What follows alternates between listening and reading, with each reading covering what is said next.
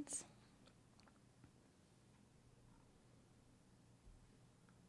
Good morning.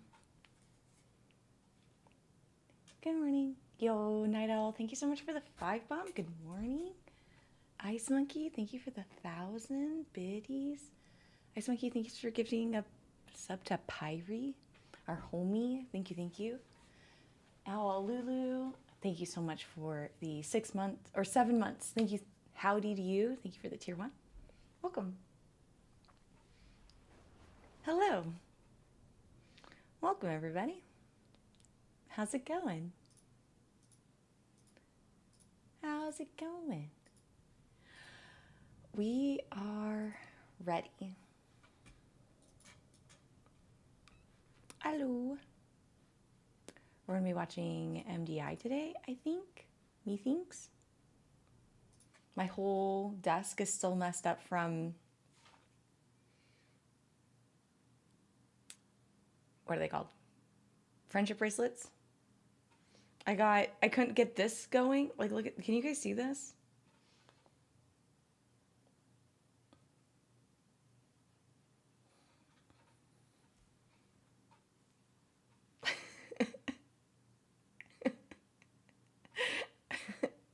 This is what I'm working with today.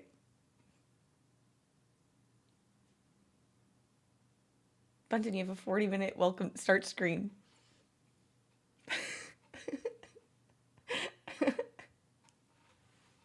Literally, I think you can see it here better. No, it doesn't work that way. There you go. Well, this is what we're working with today.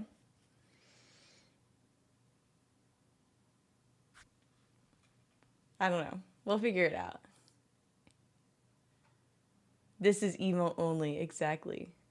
Spring loaded, exactly. You can see it literally.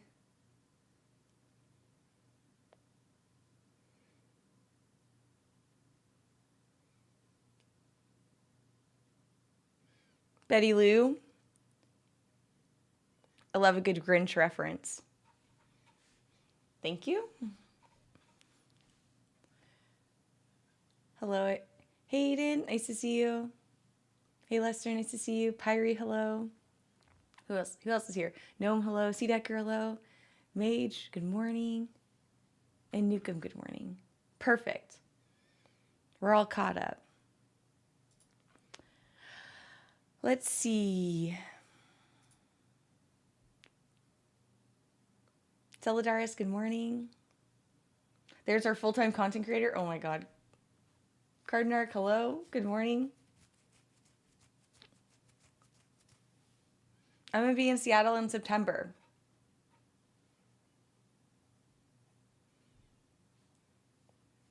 Mark your calendar.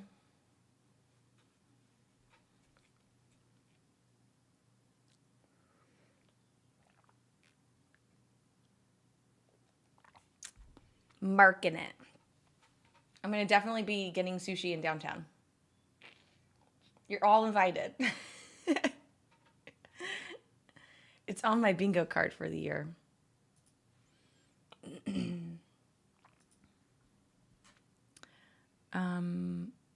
Click to unmute. Perfect.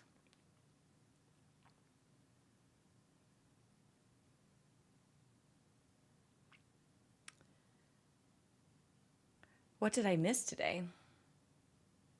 Oh, I don't have socks on. Oh my gosh. I need socks. 1 second.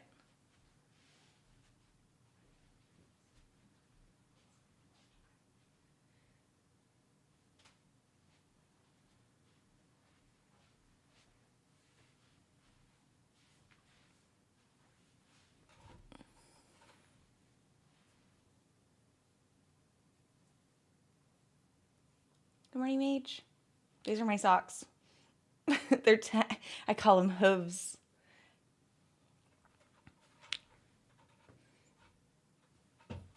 Happy Catterday? Heck yeah. We should go to a Sounders game? Dude, I have Sounders swag. I'm ready. I got a Sounders shirt. I even have a Sounders koozie. I'm ready. I can stand. Watch this form.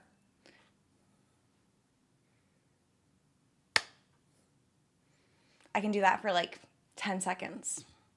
I'm ready. Let's go. You're welcome. You're welcome. You're welcome. You're welcome.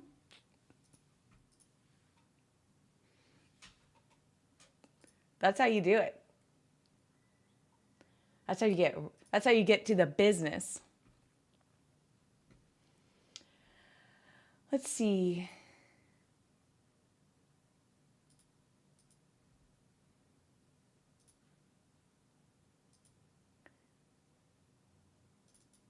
ECS section, right? What's the ECS section?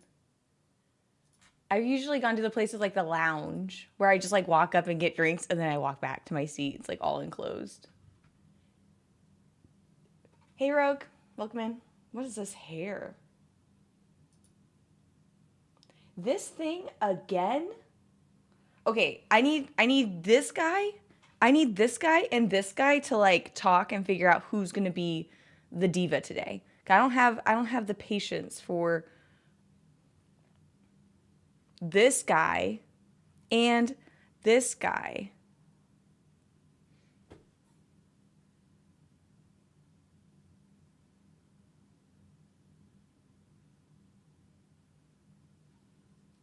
I even washed my bangs too. This is crazy. It's like still getting, just cut it off. Just shave my whole head. I feel like this guy's actually kind of cute. I'm like vibing with it. But this guy,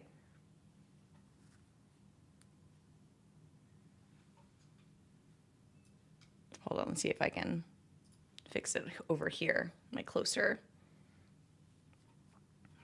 cam.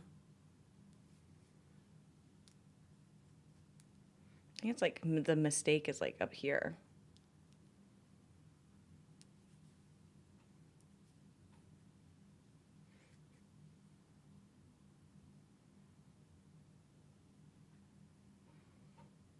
Yeah, I mean, it's still a mistake, but okay. Okay, things are coming to my TED Talk.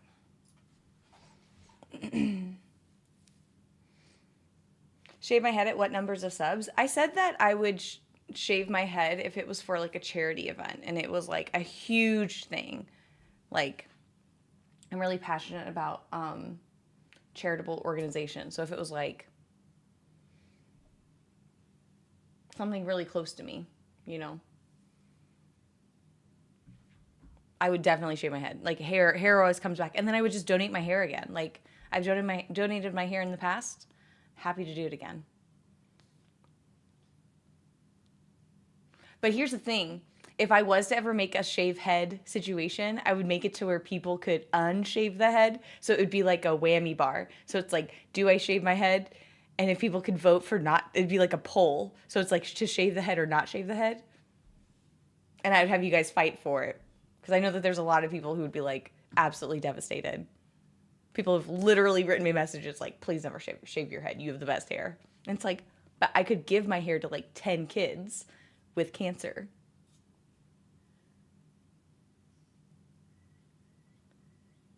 Absolutely never. But yeah, but you'd be walking down the street and somebody has my hair. Somebody asked me, they're like, oh, when you gave your hair away, like you donated your hair, do you ever think that's going to end up on a crime scene? And I'm like, oh, I've literally never thought of that before.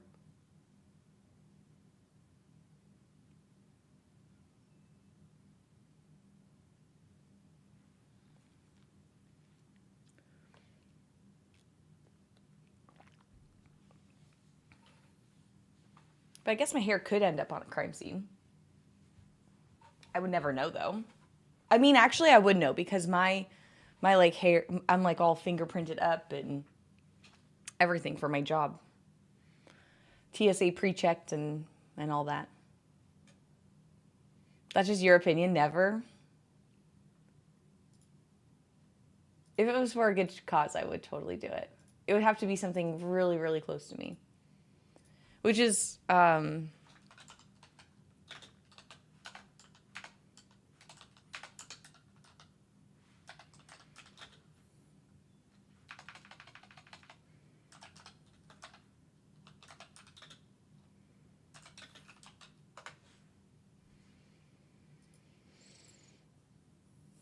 something we'll have a game, it will be a game time decision.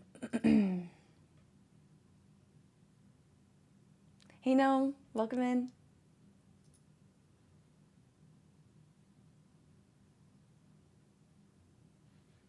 I'm doing very well. How are you today?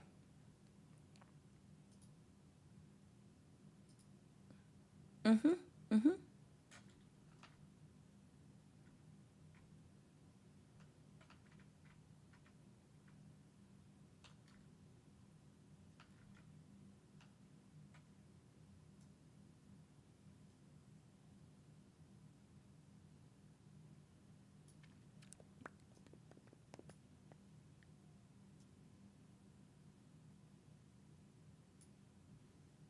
Let's see.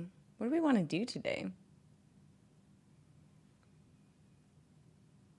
Are you trying to decide what to get into?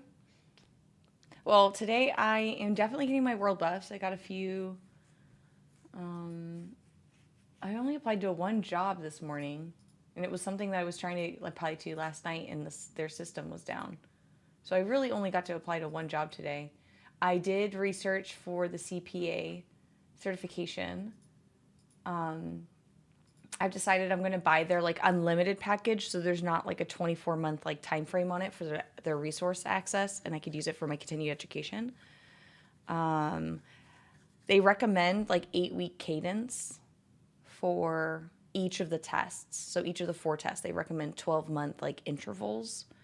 And then they said you should be studying 20 hours a week. Like that's what they recommend.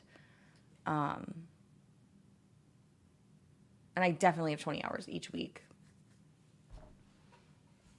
So I think I'm going to build a schedule of like when I want to stream, but we'll see. So that's all I did yesterday. How's the baseball game? Oh yeah, I went to a baseball game last night. That was a lot of fun too. You should probably put something on your resume like CPA in progress. Oh, oh, that's smart. I should do that.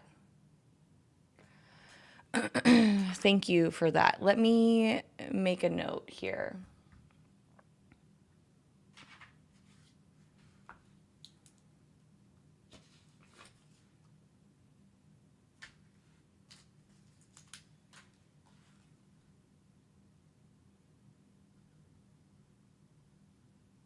Good morning, Ice Monkey, as well. Thank you for the 1,000 bits earlier. I appreciate it. Research, CPA in progress, and I need to I'm gonna be writing a stream schedule to support my CPA journey. Hey Braxis, nice to see you. Long time no talk. How are things been? Things are great. Having a great time. Just got back from my family reunion, so I'm completely exhausted, but my heart is full. Did I find a new job yet? No, but we've been applying to tons of jobs.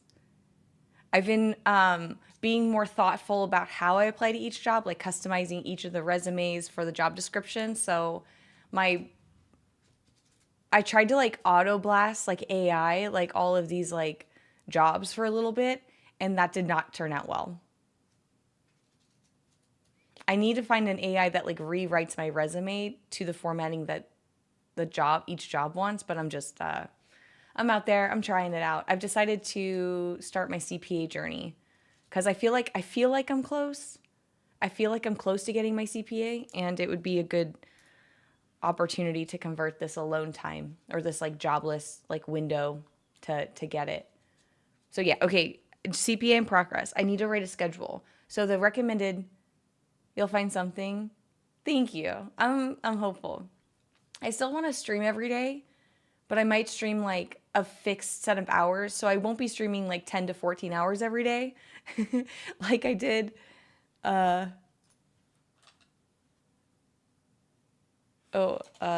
Here notes. I'm just trying to define whether or not, like yesterday, like on Wednesday, I streamed for almost 15 hours. And then the day before that, I was 7 hours, 14 hours. And then I did a short stream that was 5 hours. And yesterday I felt was a short stream and that was 6 hours. So if I write myself a schedule, I'll still stream on the weekends. I feel like weekends are still like my vibe. But if I do like a daily schedule, then I can self-discipline my CPA journey, because even ChatGPT, I took the study course guide from Becker, which was recommended yesterday, and I put it into ChatGPT and I was like, hey, given everything you know about me, because I use ChatGPT a lot, I was like, hey, what would be the recommended stuff? And they're like, you could commit a lot of time to this right now, obviously. I'm paraphrasing, but they're like, most people study 20 hours a week and take the test every 8 weeks. And there's 3 locations in Phoenix that offer testing sites.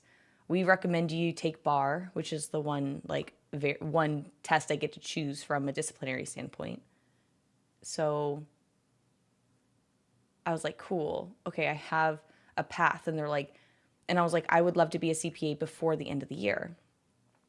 And so I have like a roadmap of like my study times that I need, you know? Yeah. But the trick is like, what time during the day do I want to stream? Do I want to stream them in the mornings for X amount of days, for X amount of hours, and then study in the afternoon? Or do I want to study in the morning with my coffee, all refreshed, and then work on streaming like later in the day? That's kind of what I'm working on. I know that's probably more than you asked for, but that's what I'm thinking. Study, then stream, routine on the weekend. That's what I'm feeling. I feel like I need to study in the morning, because then that way, like if there's like lectures or anything, I could like go on like a walk, or I could, because I'm technically like a kinesthetic learner. I thought for a long time I was an audible learner, because the last time I was in school, I was walking to and from my job. I was so poor in Seattle that I couldn't even afford the $3 bus. So I would literally walk like in downtown, just like a mile, which took like, 15, 20 minutes, and I would get to work all sweaty. But that's what I had to do to get through a degree to get my better job, right? So I learned through that time that I was a kinesthetic learner. So I think it's best to study in the morning and then stream in the afternoon. That's what I'm thinking is happening. Part of your brain, what part of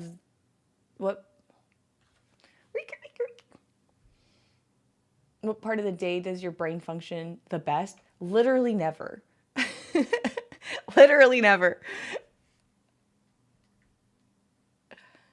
Just kidding. Okay, so I think I'm gonna start next week building like a stream schedule where I'm studying in the morning, and then you guys can ask me what I learned today, and you guys can keep me accountable to studying every day, right? So if I study in the morning, then you guys can be like, what did you learn today? And I can give you a crappy TED Talk. Or I'd be like, I have no idea. I spent 5 hours staring at a screen and I'm not really sure what I learned, but I'll have to redo it. And then you guys can learn too. Okay, I like the accountability that you guys will give me. Because I feel like, because right now I'm like usually I've been applying for jobs in the morning with my coffee and going on like walks and stuff. But if I could listen to lectures and do more like kinesthetic stuff while I'm like listening to like, or watching videos, I guess now, like that would really help me, because then I could just zone out like on a treadmill or something and just like learn, right? And that will give me my movement goals for the day. My brain like works literally never. I know, right? Ave, thank you so much for the Prime. I appreciate it. Thank you for the 2 months. Hope you're having a great weekend. Okay. And then we rot on the weekends. This is all assuming that I don't get like an amazing job offer. I'll be doing that. So streaming, yeah, maybe I'll stream in the weekends. We'll see. Who's that?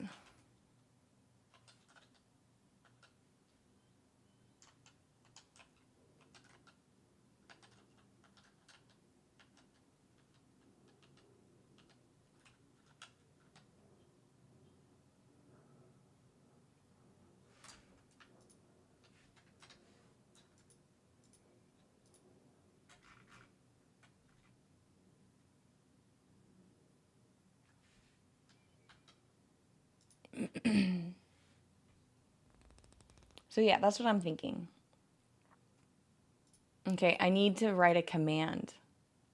Oops. Okay, I need to write a command for that. And I need to buy, so there's 3 packages of CPA studies. And I think I'm going to buy like the middle one because it's like only,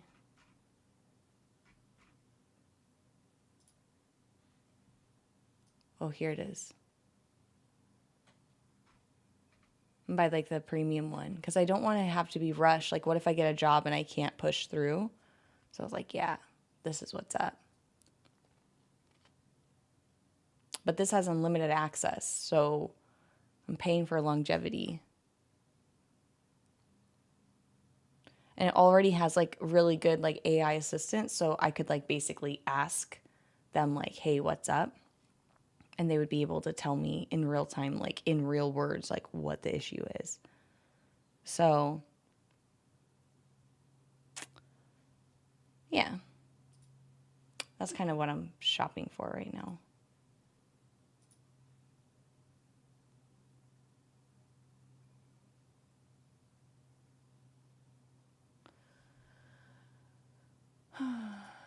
Back and stuff when you pass. Yeah, that's true. That's true. So that's where my soul searching has landed me. Obviously, I've talked people's ears off. How long does it take again to finish at all? So, yeah, so I went to ChatGPT and I was like, hey, given everything that you know about me, what would be the best, like how many hours a week should I study? How long does it take for each test? And then also, what would I need to do to be done by the end of the year? Because that was my artificial goals. Like, wouldn't it be great if 2025, like, capstoned with like I got laid off.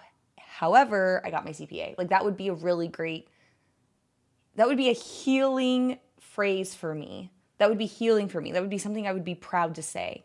So it takes like people can take up to 18 months. Like, you're allowed to do 18 months. You have to take, the only thing for CPA is that you must take all 4 of the tests within an 18-month consecutive window, right? That's the only thing that really matters. So it doesn't matter like how fast or how slow you do it, as long as you're within that window. Like, as soon as you pass your first test, that's when your 18 months begin. So I said, what would it take for me, ChatGPT, in order for me to get this done? Like, how many hours a week do I need to study? And they're like, yo, 20. You could do this in 20.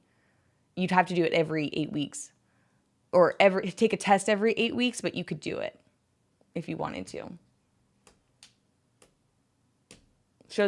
It also shows that you didn't waste your time when you were to a potential employer. That's true, Bonkers. Hey, nice to see you. Hope you're doing well.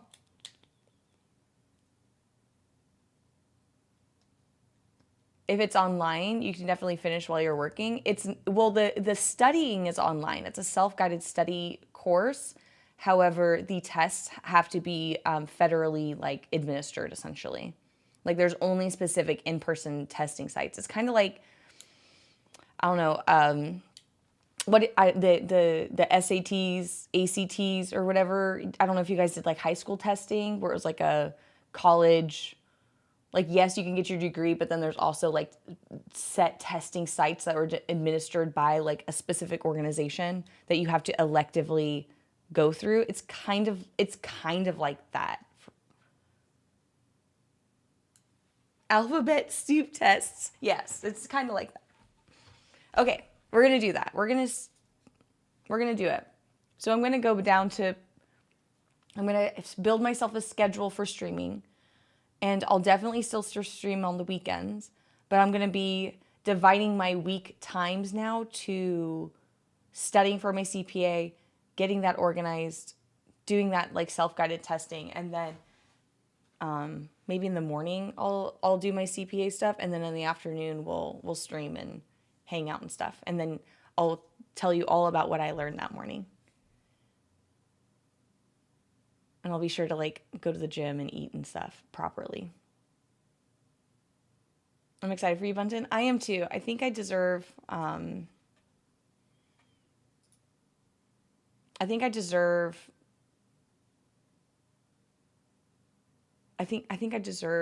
to give this to future Bunton deserves this, you know? It's something I've been talking about for a long time. When I was young, I said I wanted to be an accountant. I ended up getting a degree that was like, meh. And then years later, going back and getting my accounting degree. So it's always been something that I've wanted. And then now that I have a degree, everyone's like, oh, you have a CPA. And it's like, it would be good to say like, yes, now, you know? So even though I'm 37, I'm going to try a new thing.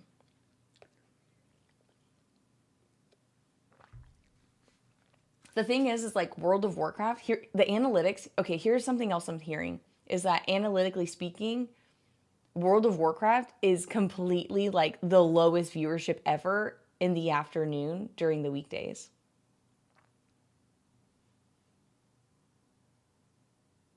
Get certified where I can. Yeah, I mean, I could do like free certifications. There's lots of free certifications online that I could do, but I feel like the CPA is like what everyone really cares about. Hey, Right Girl. Hey, nice to see you. Thank you so much for the 6 months. Welcome in. Okay, so that's what I'm going to do.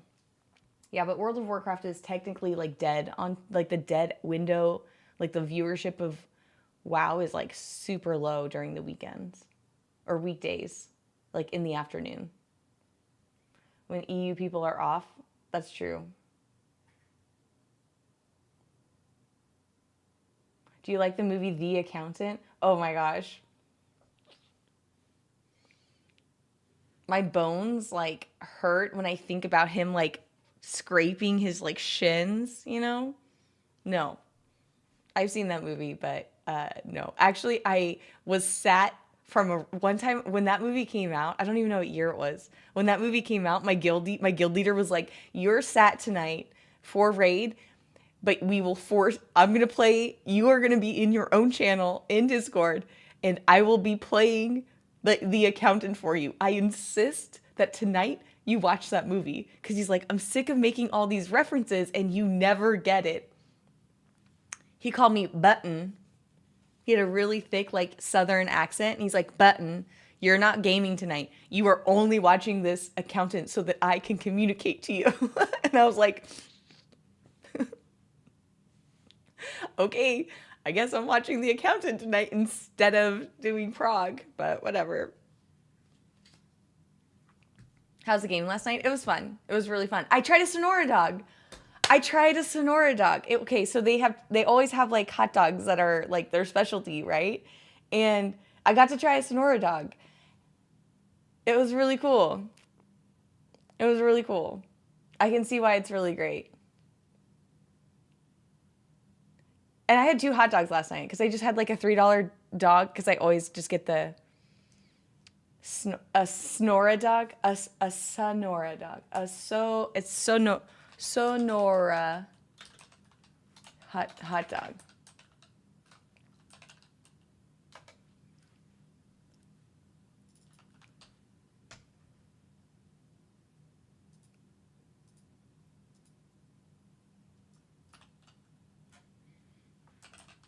Hot dog. It was this. Well, actually it didn't look like this. Hold on. It looked more like this. Like it had the jalapenos. It has beans on it. Don't know why it has beans on it. But it has all these like drippy sauce that's hot, like jalapenos and stuff. Let's see what it actually is. A Sonora dog. I wish I would just list out what's on it.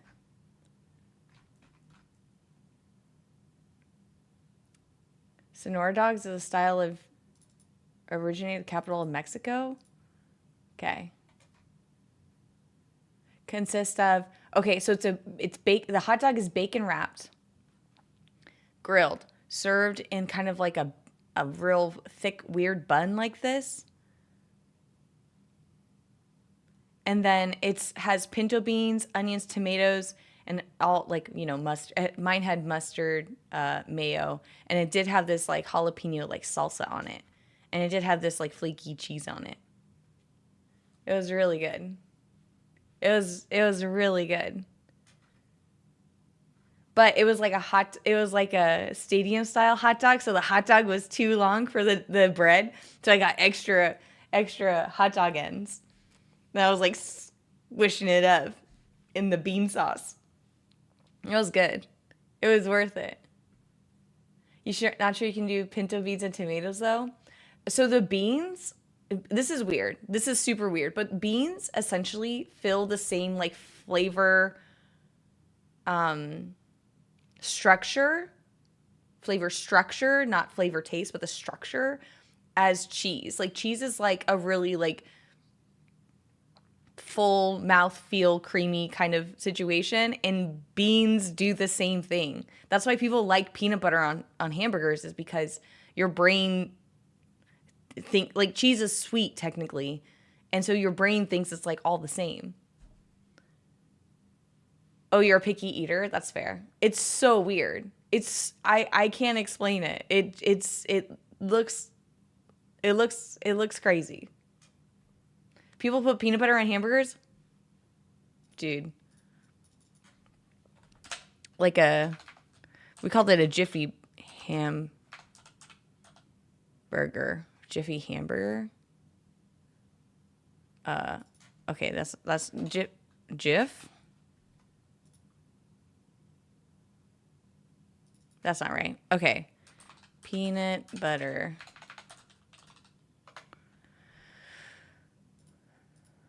Dude, it's bomb. It's literally amazing.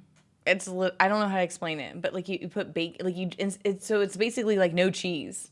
It's when you don't eat cheese. You can put creamy peanut butter on it, and it's literally amazing. Cream cheese on your burgers? Oh, cream cheese on the burgers, good. But I'm from Seattle, so I eat cream cheese on hot dogs too. Sounds really good. I know, right? Is it criminal that you're trying to explain your theory of saying that's why people put peanut butter on hamburgers? You're like, hello, police.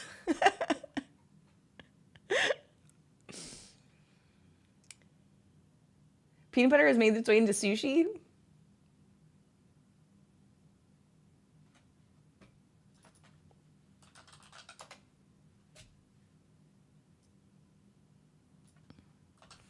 Okay, actually, not gonna lie, peanut butter. Peanut butter jelly sandwich in this shape of sushi is going to be amazing. I would mess with this. If I was at like a baby shower or like a bridal shower and this was on the table, I would live at that table. I would live there. I actually had PBs and J's in Mexico because there was like a little kid section and they would cut the crust off. I literally had a peanut butter and jelly sandwich every day for breakfast as a dessert. I would totally eat this. That's fine. 10 out of 10. In any form. But are you saying it's actually like sushi, like fish? Dude, even like cinnamon rolls, like peanut butter cinnamon, like that sounds amazing. I would live there. I live here now. I mean, I wouldn't be able to get down with like the peanut butter banana situation, but oh, you can deep fry this too because it's made that bread. Deep fried peanut. Dude, you can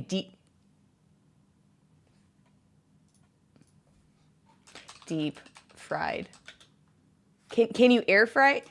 Air fry peanut butter and jelly uncrustable. Oh my god, it autofilled to uncrustables. You can air fry uncrustables?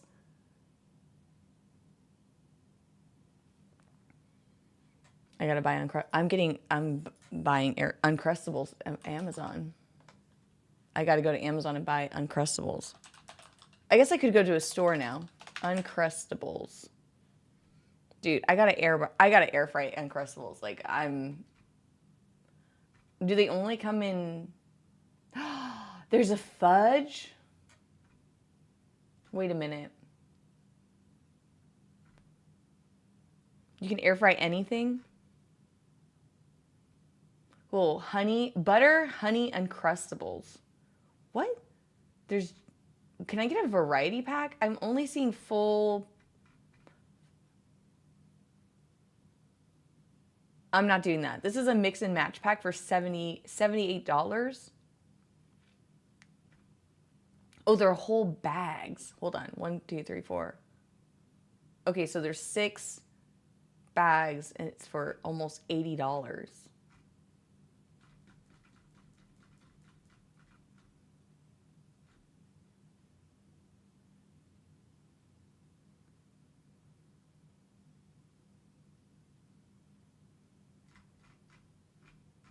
Do these cartons have 10 sandwiches each?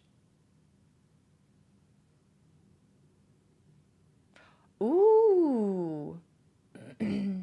Oh my gosh, you can make your own Uncrustables with like just white bread and like cookie cutters. And one of them's a dinosaur shape. That's cool. I can make homemade Uncrustables that look like dinosaurs. And then I can air fry them.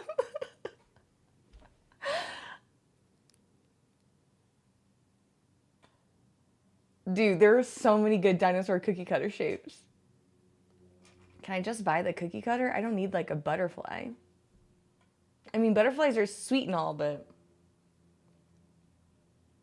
I don't want like Mickey Mouse ears and stuff. Like, I just want a big old dino.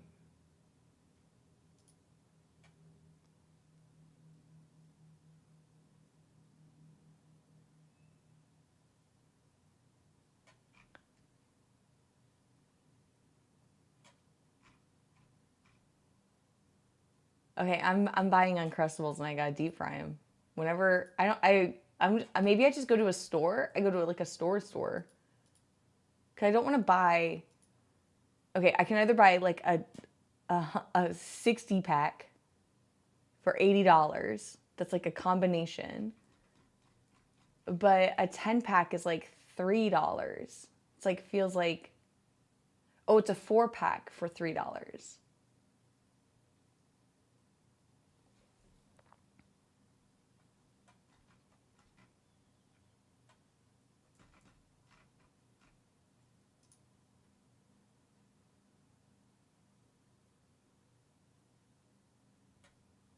Oh, this looks good. A combo pack. How many are in a pack though?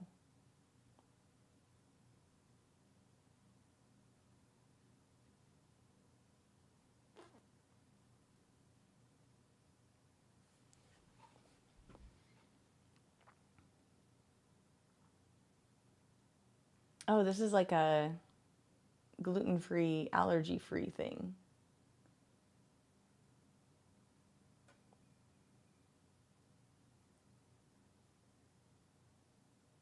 $21 calories, 8 protein. It's not great.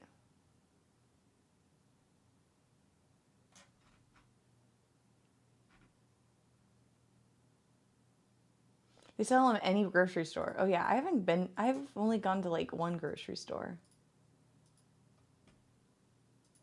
Okay, I need to stop looking at how to deep fry peanut butter and jelly sandwiches.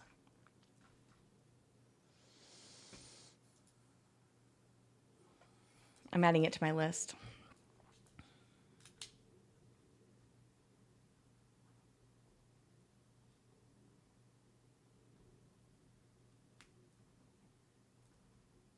Air fry. Air fry. It's worth it. I'm going to do it. I'm going to do it. It's added to the list. I'm so excited. All right. Wait, does anybody have an Uncrustable in their house right now and an air fryer for science?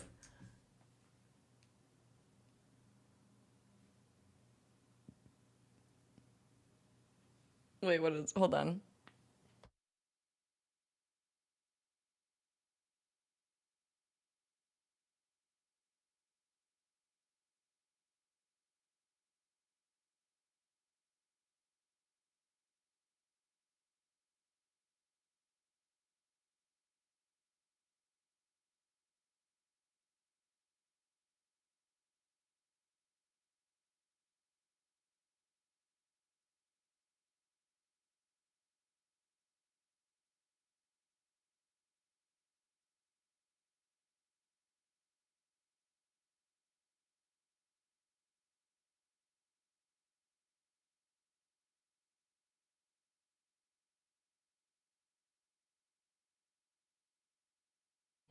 Okay.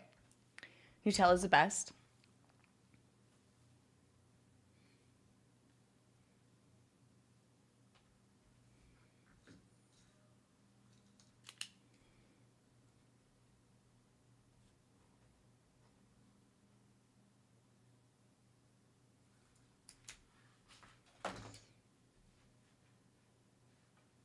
You think it's too rich? You've never had an air fryer? You don't own an air fryer and you've never had an Uncrustable. Oh my gosh. At this point, I don't want to. Oh man. Okay. Are you not like a sweet person or you're more like a salty person? Are you a salty person? I meant that in like a, what do you snack on? Are you like a non-snacker? Definitely more salty? Heck yeah.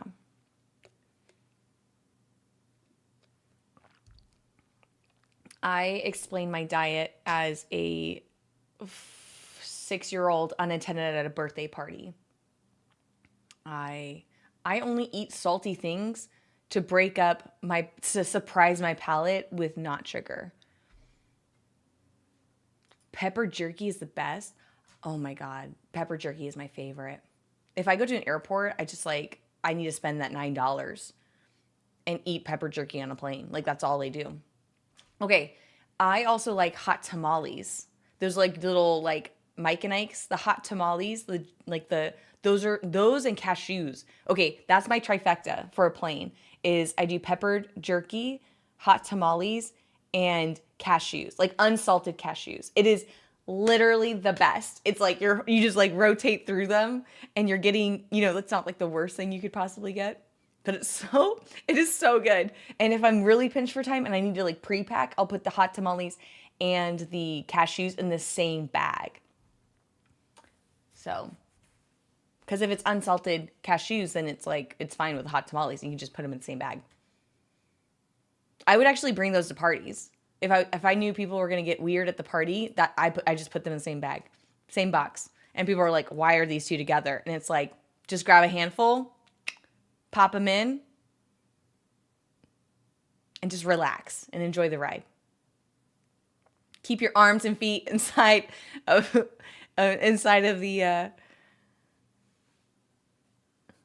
ride. They contain wax. Yeah, nothing's good for you anymore.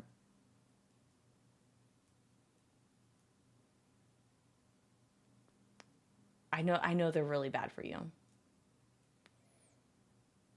I lived in a city, and so I was literally breathing fumes like every day.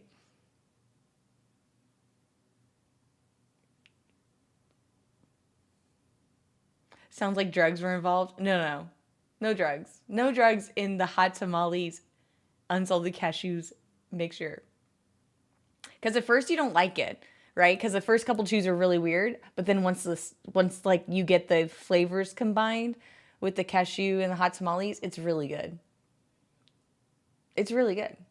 I don't make the rules.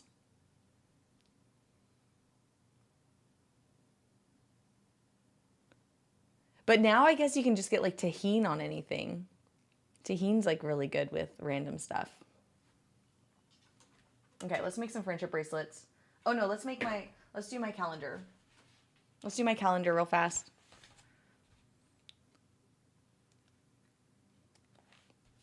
You love tahine? Me too. Oops, slam. I wonder how they make it now that red 40's phased out. Yeah, all the color dyes are terrible.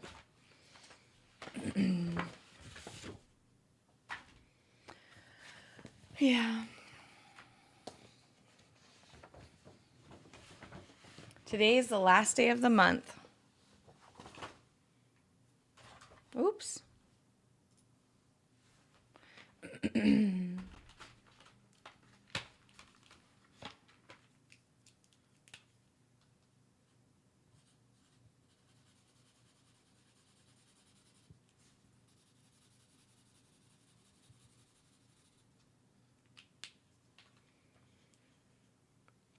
Half a year already? Almost.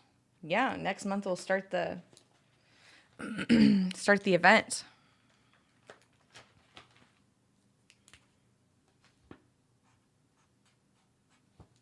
Okay.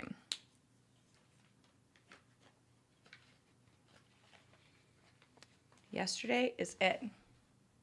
Okay. Okay. I guess I could count because I'm pretty much set for today. This is my... I guess I could do an annual count so far because I'm pretty much, you know, unless I go to the gym or work out, but... Okay.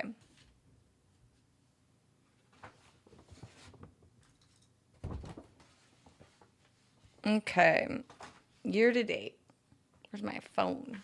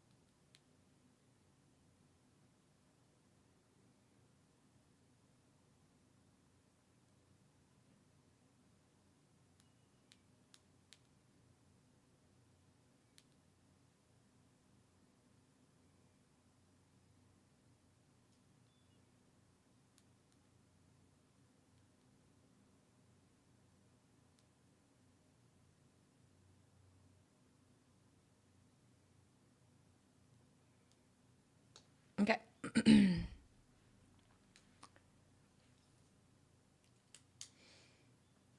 Don't forget the trading post. Oh, yeah, I should do the trading post. Okay, let's see. I drank a lot this month. I streamed a lot this month and I did a lot of bingo stuff this month. So I did 1, 2, 3, 4, 5 bingo things this month. And I had 9 last month. So my year-to-date bingo is 14. Is that right? My year-to-date bingo, 1, 2, 3, 4, 5, 6, 7, 8, 9, 10, 11, 12, 13, 14. Okay, so I have 14 year-to-date bingos. I streamed 1, 2, 3, 4, 5, 6, 7, 8, 9, 10, 11, 12, 13, 14, 15, 16, 17, 18 days.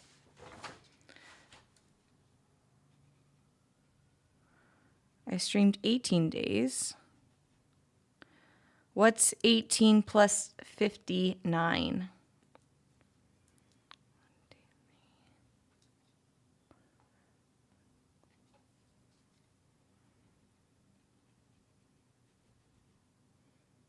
$68. Okay, what's 7 plus 62.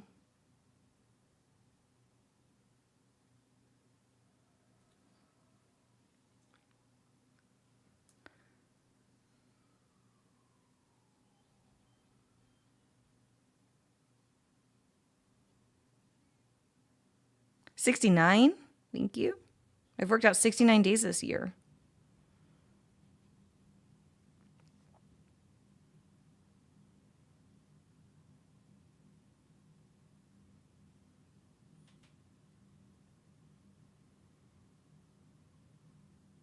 Oh, it's 77. That's okay.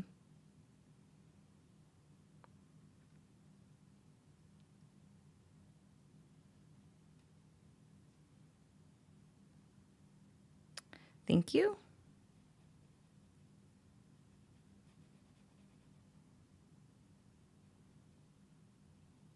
Okay, and then what is 1, 2, 3, 4, 5, 6, 7, 8, 9, 10, 11, 12, 13, 14, 15, 16, 17. What is 17 plus 40? That's 58. Never mind. 17.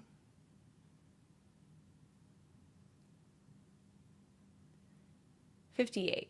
Mathing, not mathing. It's okay. Thank you. That sounds about right. Okay. So this year I have streamed the most at 77 days. I have worked out 69 days. I have had like a drink of alcohol. Like one drink is like it's done. I had no points for the day. 59, I've drank 57 days out of the year so far. And then I did 14 of my bingo cards. So that's pretty good.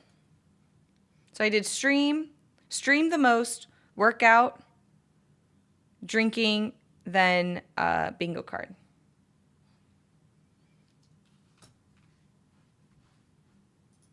How many days have been in this year so far? How many days are in 2020?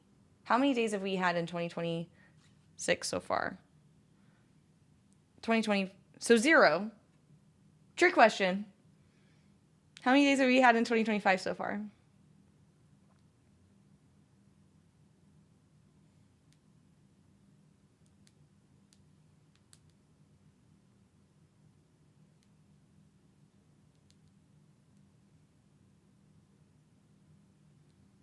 $149 days this year. Okay. So I have 149.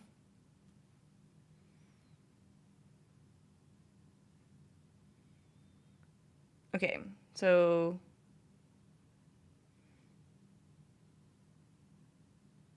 I've worked out 46% of the year. Or 46%. 46% of the year. 149.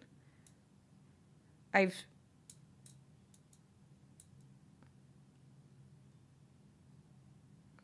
have streamed 52% of the year.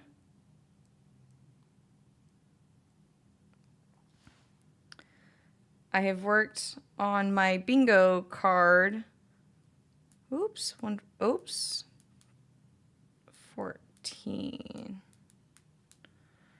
9% of the year. And then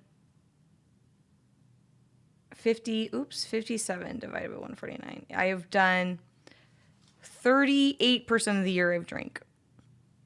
Days, I guess. That's 38. That's not great.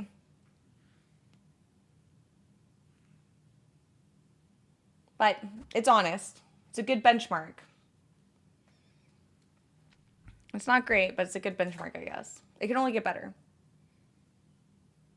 So yeah, so this is my year-to-date calendar.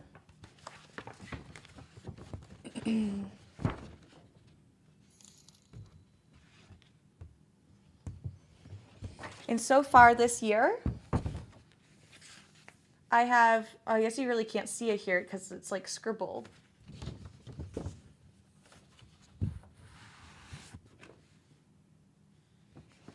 Well, pretty good. There's a big calendar. We're ready. We're capturing every day so far. Hey, Access, nice to see you. Wait, is it 151 this year? Well, my math is bad then. I was full trusting. It's okay. We'll do another calculation later on. I just wanted to give myself like a benchmarker. It's like half. I'm working out half of the days of the year, so that's not bad. My full 2021. I just asked Google. That's what I would have done. And then this is my whole year. We're ready.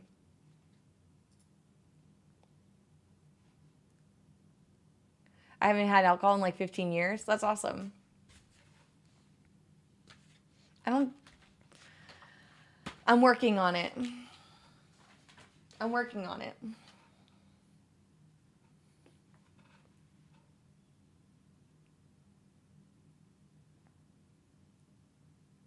Canoza, yo, thank you so much for the 3 months. I appreciate the tier 1. Thank you, thank you. Hey, Jubilio. Nice to see you. How am I doing today? Really good, thank you. Making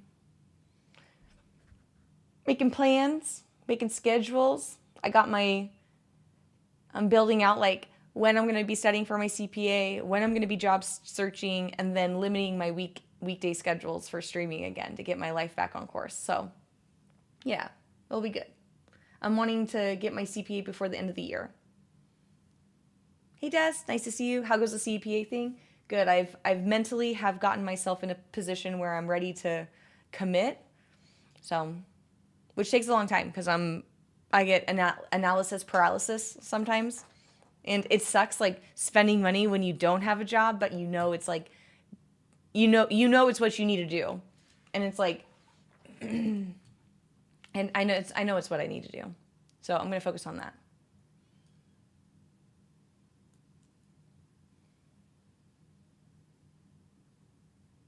Yeah. So that's what I'm going to be doing. And eventually, and then I have a roadmap of like, hey, if I don't get like a job, then I'll just like, and I can't like figure out my funding for the rest of the year, then I'll cross that bridge when I get there. But that's what I'm going to be working on. I'm still applying for jobs, so we'll see. Let me back up. The 3K is for the study guide to get my CPA before the end of the year, because it's kind of like a question and answer like study guide. Someone donate 3K. It's fine. If you'd like, obviously you guys being here means the world to me. So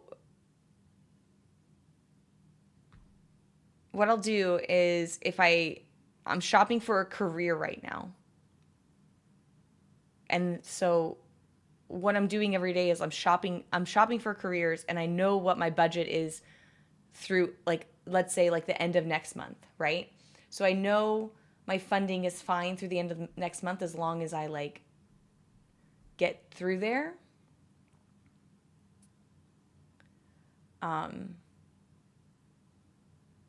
Yeah. Hey, Mr. Sister. Hey, Tavana, nice to see you. Yeah, and each test does cost money, and then also the board evaluation stuff takes stuff too. Yeah, I get that. 3K is just for the study guide. It's going to be a total of like 5K, the 5K journey. Devonna called me a boy. Yeah. Mr. Sister, that's fine. She's allowed.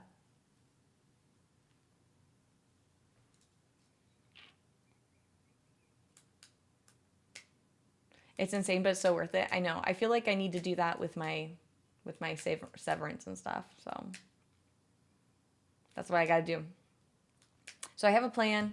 I'm going to be building towards my future, making that financial investment, and then also tailoring my stream schedule like through the week to still like get some sort of severance. Like it's not some sort of severance, some sort of like budgeting and runway. So that's what I'm going to be doing. I just need to decide. I'm going to be, I think I've leaned more to like studying in the morning and then streaming in the afternoon, so I can get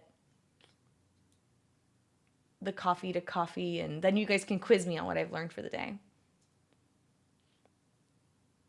You're sitting in a sauna trying to relax a little while. You have your phone in a sauna?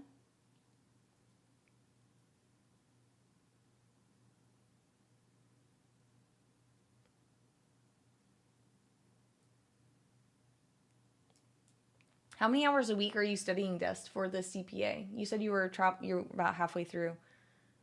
It's like a one-person sauna at your gym. Oh, heck yeah. I asked ChatGPT like how much I should study, and they're like 20 hours a week. You do 13 hours a week? Okay. I know that it's like, I know my learning style is kinesthetic, and if I can do like Audible or like watch something, that would be great.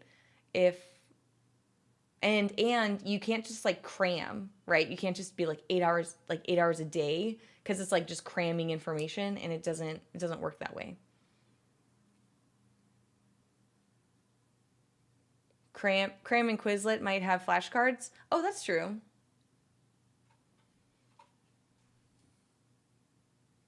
Summer courses and a part-time job. Yeah. Yeah, if I wanted to, like, so the problem is like my job search is like a career search. And I don't mind using this time to like career search, but I do have a deadline of like, if I don't get like a job, if I don't get any sort of like actual income, then I have like a point of no return, and then I like will not be streaming during the week at all, and I will just go get a job and go back into the grind. So I did get my finances in order yesterday, and I have a deadline. Like if I don't get a career before this date, then I will be locking down and shifting gears to just like make sure that I'm covered for like health insurance and stuff. So I have a deadline, and I have a preference of what I need to do. But I'm definitely going to be trying to get my CPA before the end of the year. I know that's like a really aggressive plan, but that's what I got. Okay. Enough for, are there any more questions?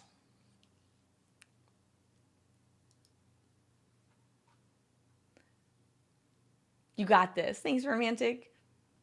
You're the best lady. Thank you, thank you. I wonder if my employer would help with the CPA, consulting your education. Maybe. I mean, it's possible, but I did make a note of what you said earlier, Ice Monkey, about putting in the CPA in progress in resumes. So I liked that piece of it. So I'm going to also do research, and we can chat off stream if you'd like. I should look it up. No, I mean, I'm the one hunting for a job. Like, I will do the research. I promise. I have it on my little notepad. I'm ready. I can do it. But if you want to, I'm obviously welcome to the help, but it's on me. I have to do this research. I have to do it. I got it. It's got to get in here. You're the same boat for a few months? Yeah, so if I could get a few of my CPA testing done, I think that would be like a good, like in good faith, like it would actually show that like I use this time, like I would be proud about how I use this time. I mean, obviously I'm proud that I get to hang out with you guys, and I need this for myself. It's my self-worth is, I have a really, Devonna can talk about this. Like I only want to like make more money so I could give more to my family. That's what I feel. Like I love going to these family reunions and going to Costco and getting food for like everybody to just stay home, and everybody to like just able to hang out and eat and feast for the week. Like I don't barbecue and I don't cook, but I'll like, like, so if like there's like 2 pallets of eggs, Devon is like, I got breakfast. And then there's people in my family who are like, I'm really good at grilling. And then there's people who are like, oh, I really love making, and we just like come together and we have this like community, but I need to stock my parents' house because they only feed themselves now. They don't feed like 20 people. So I love getting to my family reunions a day early and like throwing down like $1,000 at Costco and just like feeding the army. Just said she's a supplier. I know. I do. I love it.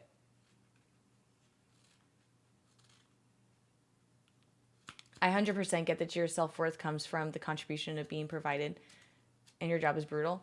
Yeah, I'm struggling right now because I couldn't like give as much as I wanted to my loved ones. Like I felt like I like only paid like my fair share of like the suite, and I don't feel great about it. And that I know that that's like something, I know it's like an unfair, like guys have to experience that all the time. That's like such a like a I don't this is a little getting a little too political, but like that's literally how guys view their self-worth. Like I'm only worthy of what I can provide. Like if I make more money, I'll get more love. Like that is my brain. And that's like super toxic masculinity, but I have it.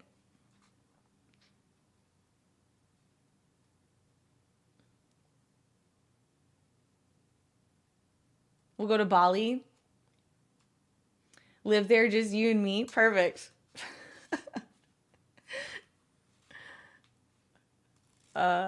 Toxic workhorse status. Yeah. Confirmed toxic. I know I have toxic masculinity. I apologize. Inward. It's like inward. It's inward. It's not great. But yeah, so it'll be good for me to focus on improving myself during this time.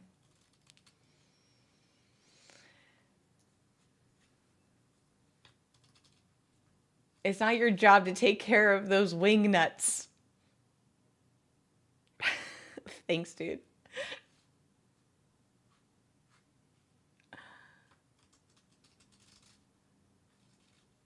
Men in parental leave. Oh, Fudu, we can't see that link. It just looks like little dots to us. You can see your own link, but we can't see it. But I'll definitely check it out. I mean, I enjoy a good Wall Street Journal article like everybody else, so I can definitely look into that.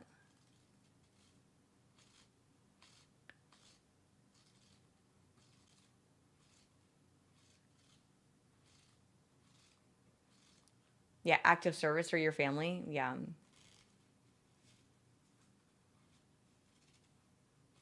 That's just something I'm working through right now.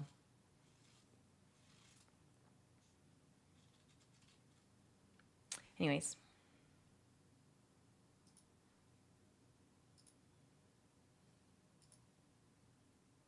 But Devonna might have some toxicity. Dude, they didn't even have words for the psychological psychological warfare that happened in our household. Not from Devonna, just in general. Not even our house, it was just the church. So saying out loud helps. So good first step. Heck yeah. I think so. I've learned a lot. I've done a lot of soul searching.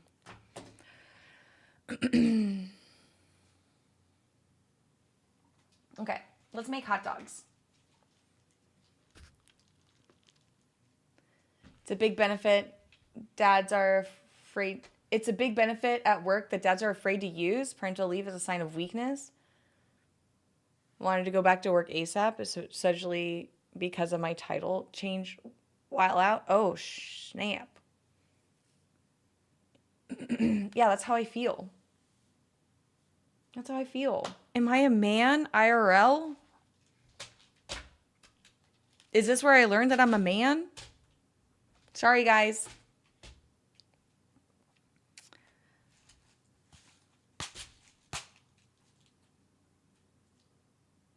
Not the dads in your office? Oh, then you have a good office, right?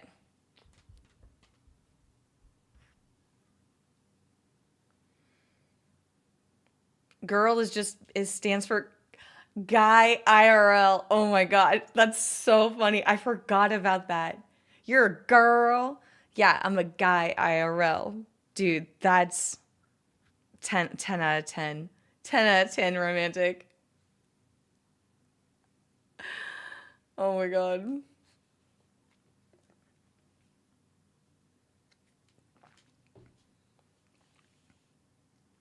Someone took parental leave after adopting babies. They betrayed him? Oh, no. I mean, babies are not self-sufficient. I don't know. I don't know who needs to hear that. She's a man, baby. Yeah.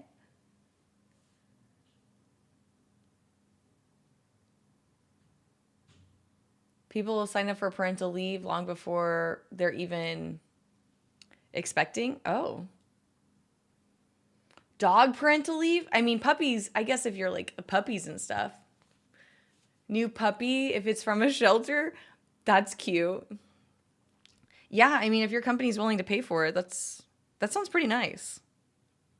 Not gonna lie, that sounds pretty nice.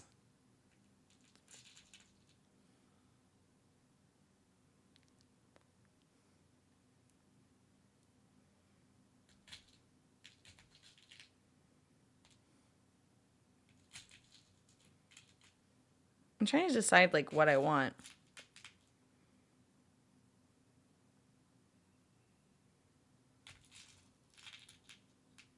Hey Otter, nice to see you.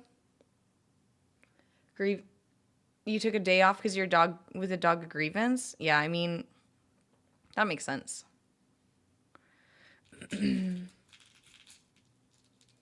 That makes sense. I think employers have been pretty understanding with animals and stuff. I mean, at the end of the day, it's kind of like a mental health day too. Like if you're obviously like upset about your dog or if something's happening, it's like you're not going to be able to produce good work. Your butt's just in the seat, you know. We're not in an industrial like workforce anymore. Like especially when you never really you can't just like leave your office and then never think about work anymore. You know, like most people don't clock in and out anymore. So it's like your mental space is super important when it comes to like jobs and stuff. For the most part, I know there's outliers and I understand that there are people who work in the industrial field, which may not be the case for everybody, but the majority of workers now are like consulting, managing machinery, or some sort of like theory. Okay. Okay.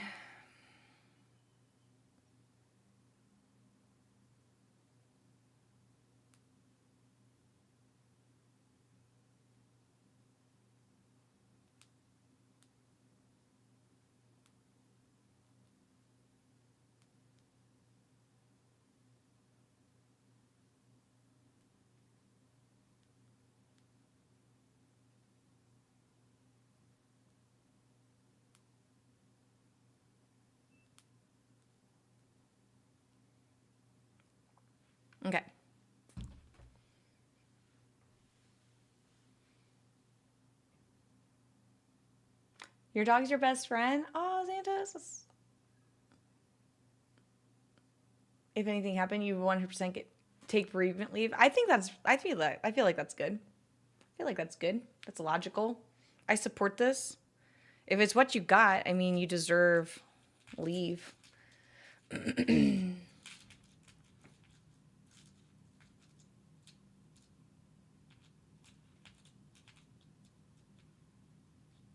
She hasn't told anybody at work? Oh, snap. Secret baby. That's cute. Aw, that's cute.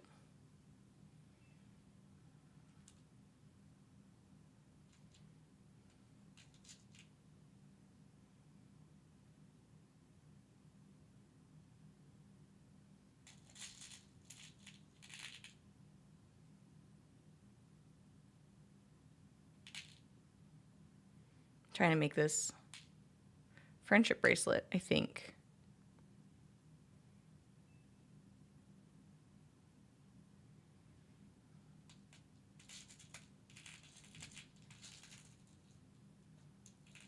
You're sworn to secrecy until the announcement? Yeah, that's cute.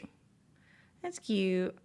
I mean, it's also kind of like a volatile time where it's not like locked in.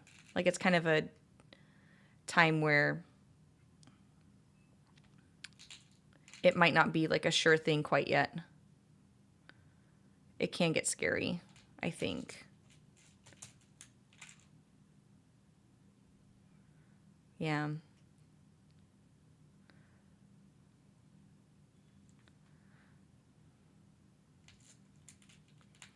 Let's see. Okay. I wish I would flash these scores again so I can look at the rankings.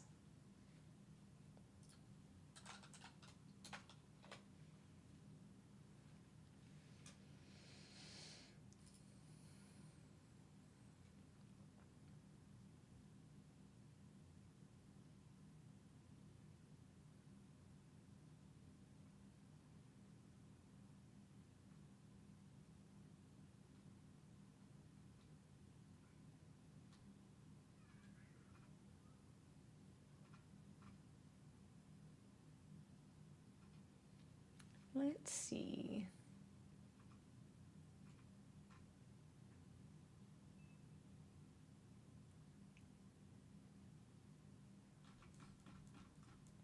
Let's look at the scoreboard for MDI.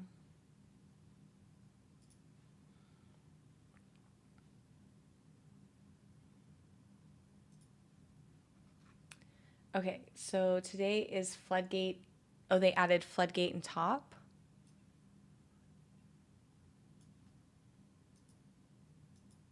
Floodgate and... is it just Floodgate and Top?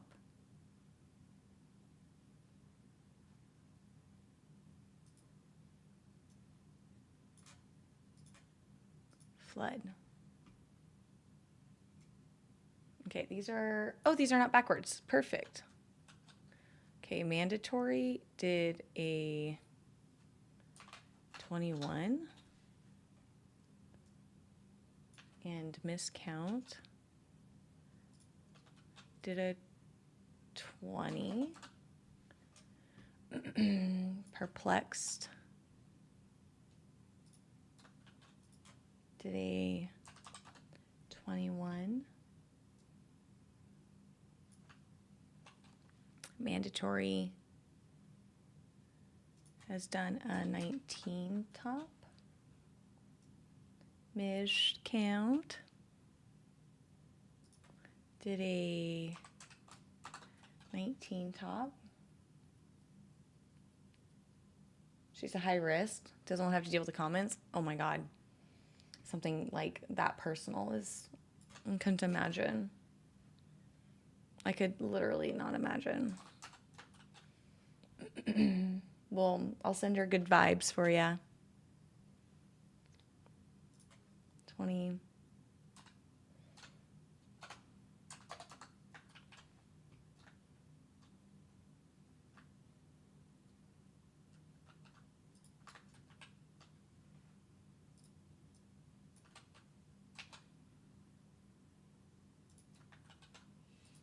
Okay.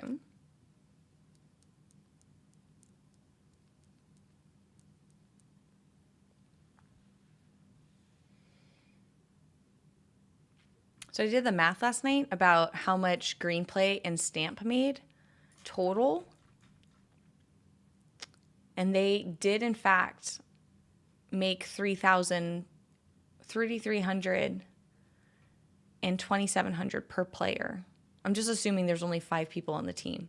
So assuming they don't have like a 6-man or some sort of like manager taking a cut, that's pretty good money.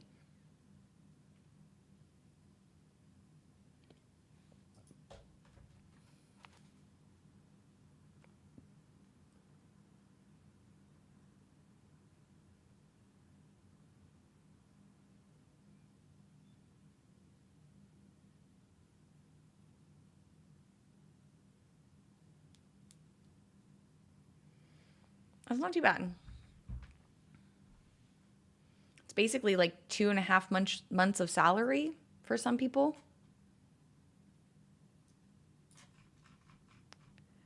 Which is not bad.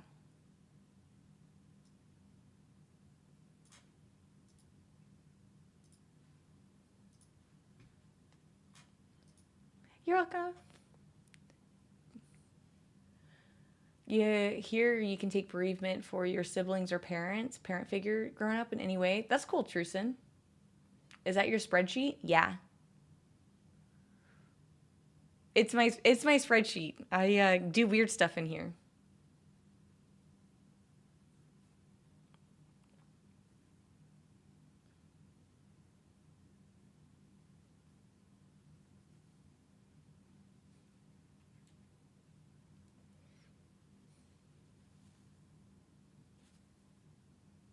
Okay.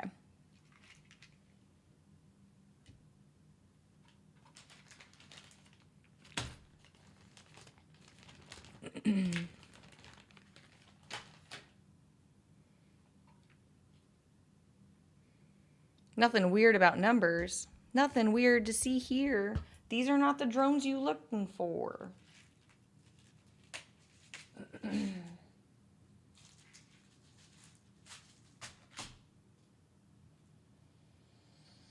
Okay, let's make hot dogs.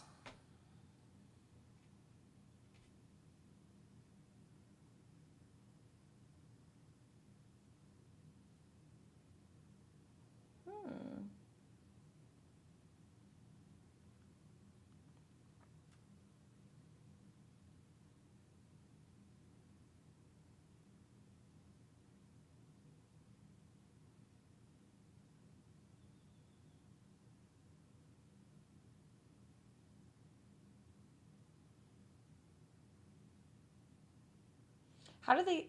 Oh, this is... Never mind. This is a different... I thought this was the first Portal Guardian, but clearly it's not.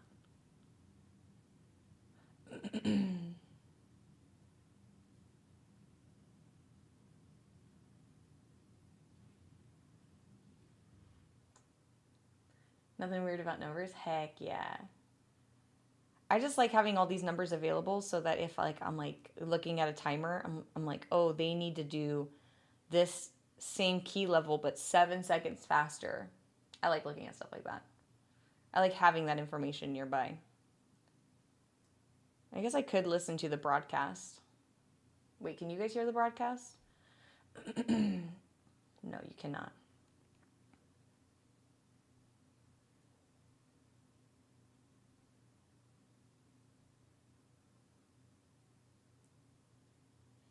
Okay, so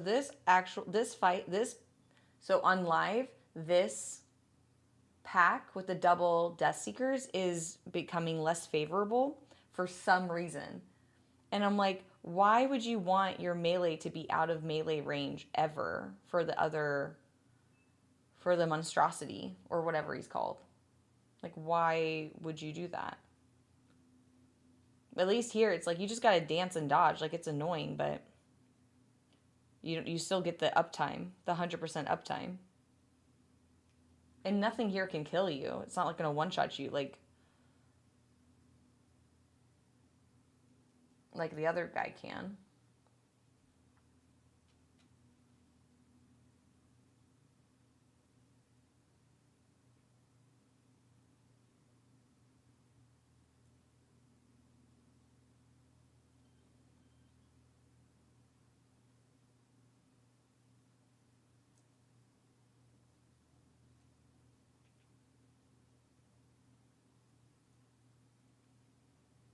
You know what I want is I want a list of like, this is something that I wish Radar would hurry up and like, I already wrote all the math for it, but I'll just say it. I want a poll, like, you know, there's like Mythic Dungeon tools and you can like see what like polls people are doing in what order. What's not being done is like the spells people are using, like the actual overall like successful, like use this poll, use this group wide cooldown, use these, don't save your cooldowns for this. Like it's a recipe, like a formula, like a puzzle that all fits together. Like obviously we all have the same resources at hand, but like when? Like I want to build a tool that's just called when. Like when do I get that this is meta, but when do I use my cooldowns? When do we plan? Like when does all this stuff happen? That's what I want to build.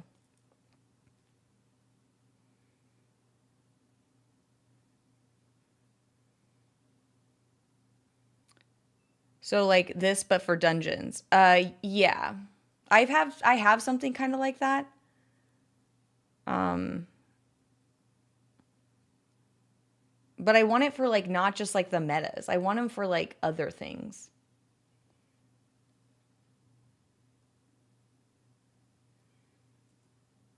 Viserios.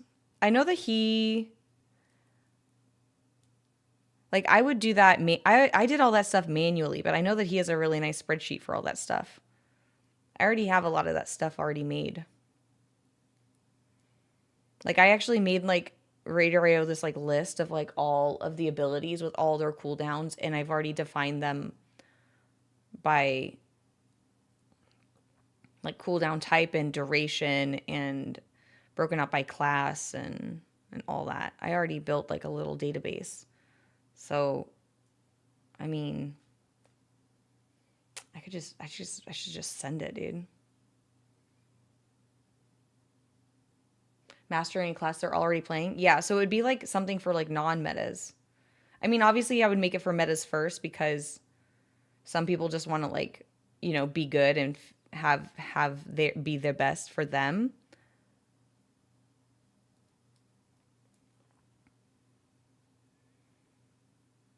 But the thing is like I'm looking for a way to like automate it. I want to get into like the API of WoW. Like how do I even do that? How do I get locked into the WoW's API? That would be ideal.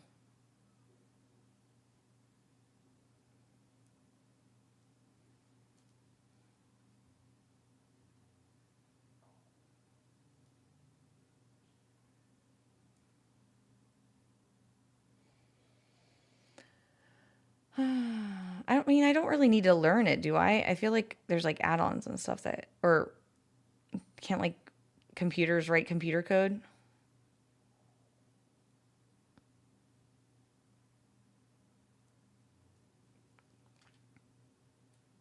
Is there a website that can just write me a website? Hakuna, do you know? Like that's what I want to do.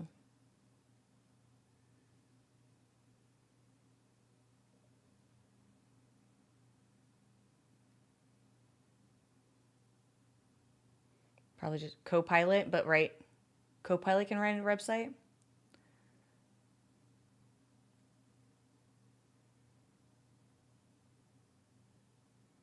Oh my gosh. It's fine.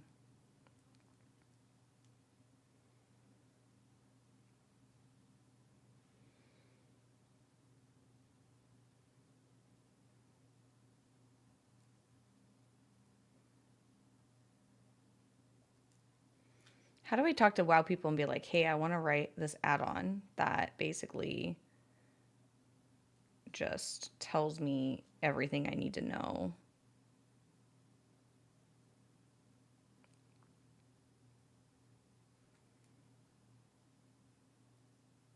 Ask Tomcat. He is pretty smart. Pretty smart.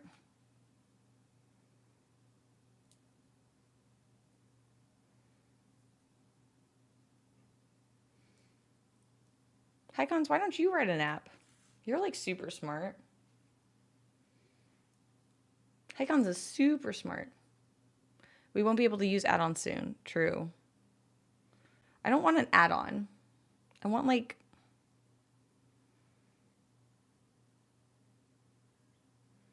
do you think all add-ons are going to be gone? Do you think all add-ons will be gone?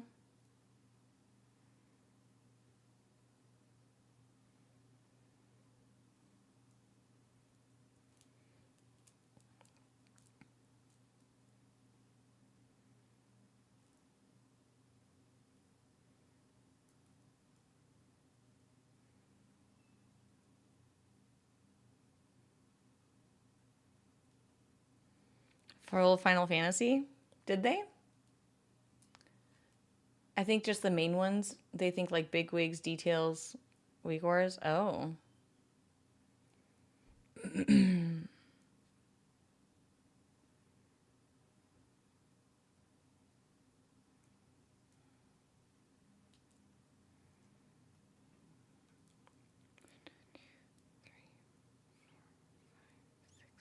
7, 8.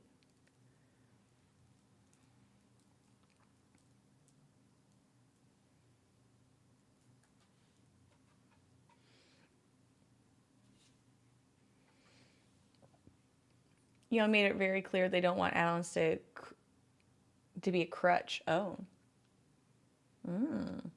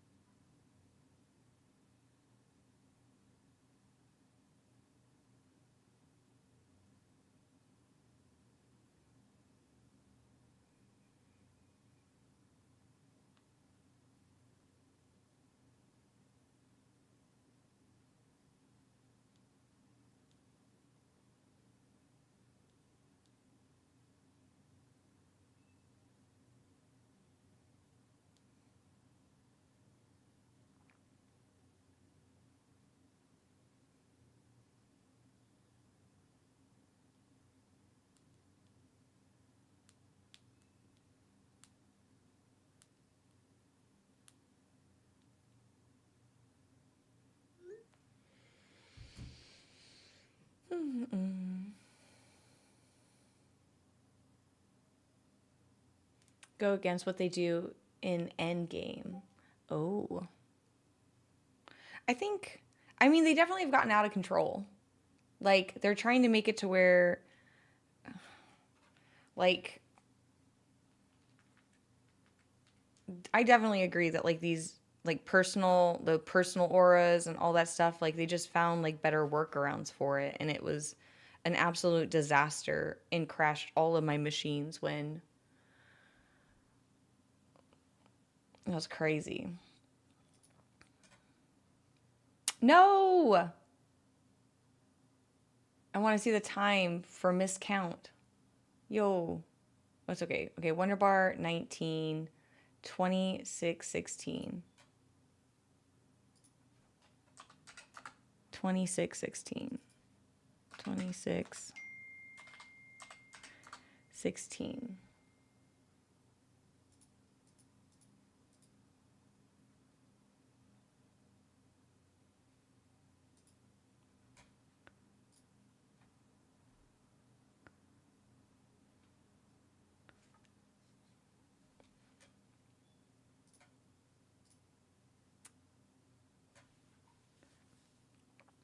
Yeah, like when we were doing like Tendril and stuff, like the private auras and or even the what was the boss with like the walls and stuff. That was like absolutely a disaster. And then you had to use like your old fashioned like mini map to like weak aura on top of it, and it was like, oh my gosh, it was like we spent a whole raid night just like working through like these crazy workarounds because that was the only recipe to success we all knew. It was crazy. So I get that's like that cripples my fun factor for sure. But you know, to each their own, I guess. I'm not playing to win. I'm playing to have fun, you know? Like I'm definitely a filthy casual.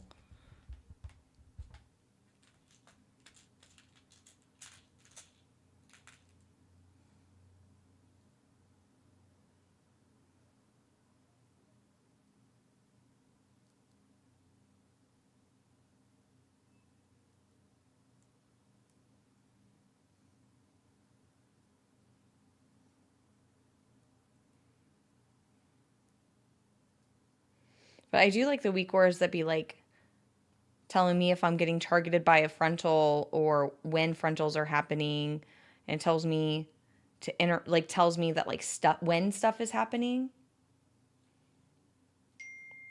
Again, here I'm talking about like the whens.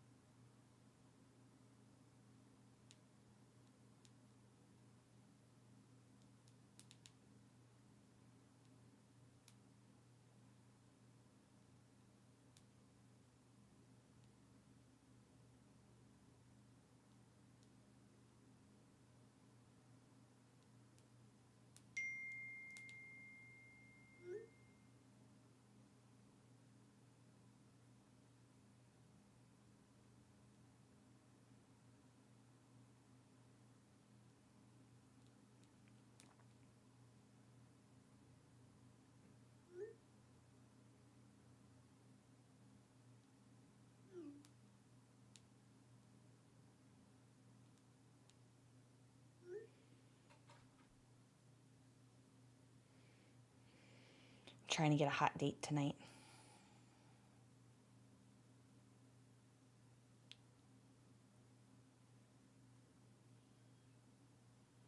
With my girlfriend. Hey, I'm a hot date. Do you want to come? I'll text you my address right now. Come over. Come over right now. I'd love to. Yes, come over. I have an extra pool floaty. It's pink. What else? And then wear something nice because I really want to go to this place that does girl dinner. It's like $30 for like a 3-course meal and 2 glasses of champagne. And it's like fries, like 1 chip with caviar on it, and then like, I don't know, something else. It's something super bougie. It's something super bougie. But it's like just girl dinner. It's just like a light happy hour, all the things. It's like, I think it's like pasta. Yeah, I think it's like pasta and fries, 1 chip with caviar on it, and 2 glasses of champagne. Yeah, it's like perfect. So now I'm trying to like,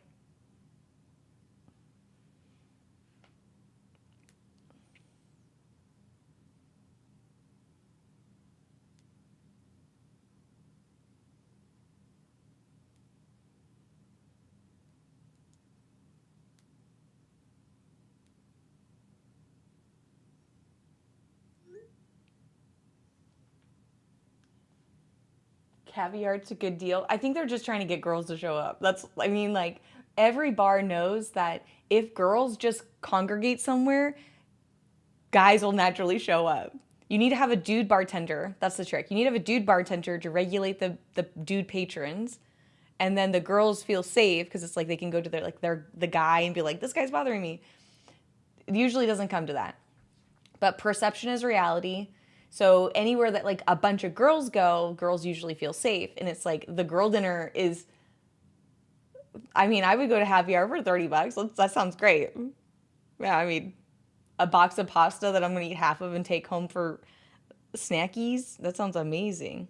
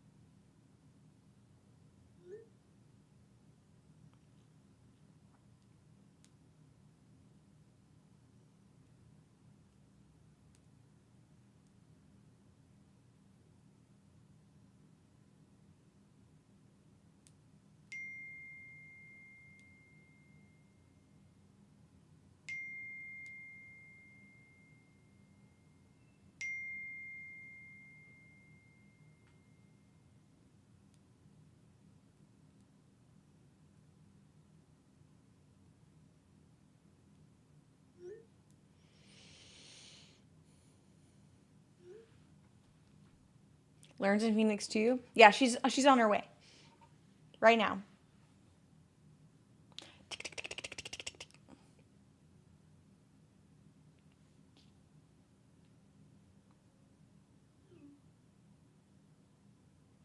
When do Blizzard do away with Hunter ammo? You're back in Classic and still having to buy ammo. It's pretty bad.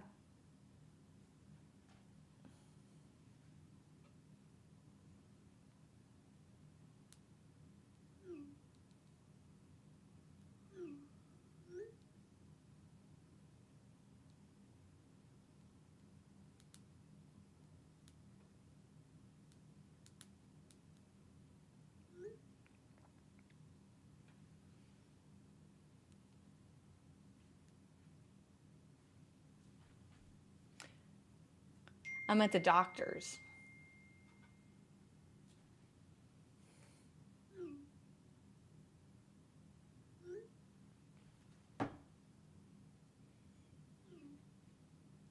You're in Cata Classic right now and you still have ammo? You played a Priest in Wrath?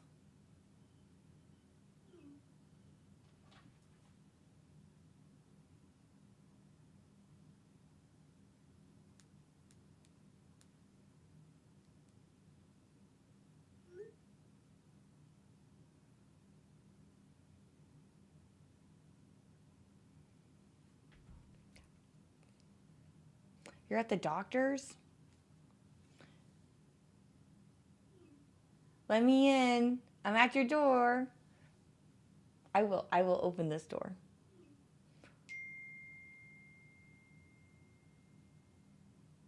Oh, you're at the door. Not the doctor's. It's unlocked. Just come on in. I'm ready.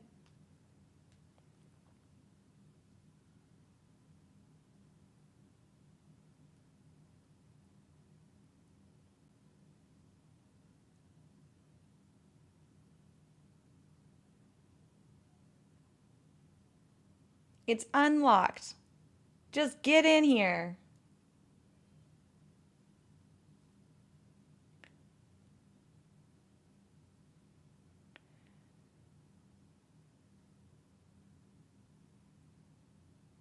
Hope you brought your bathing suit.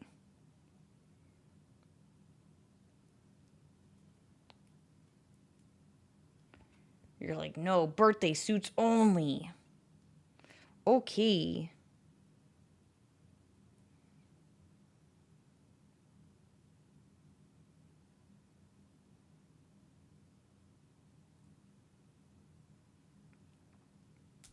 We don't need suits where we're going. We don't need suits.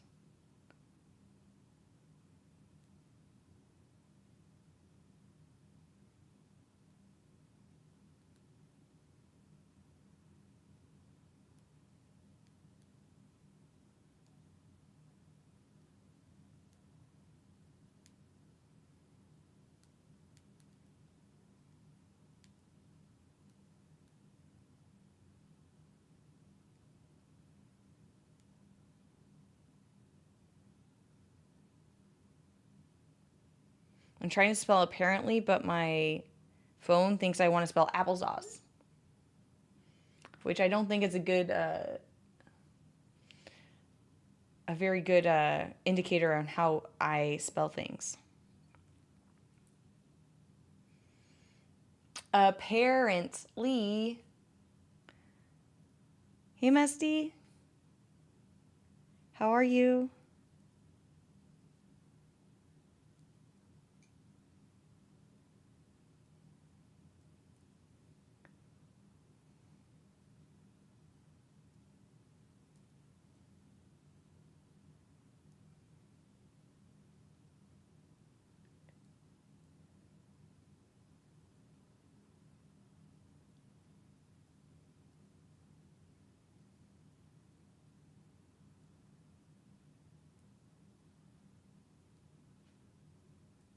In the U district? Oh, heck no.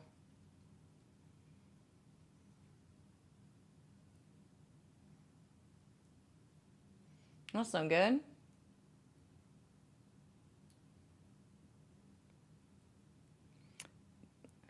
$29.12.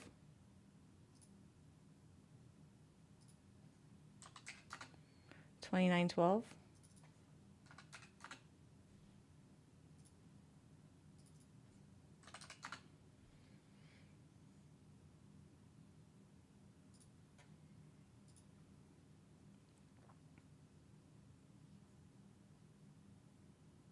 Qdoba is 5% better than Chipotle, but 20% cheaper.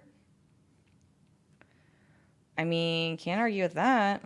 That sounds pretty good.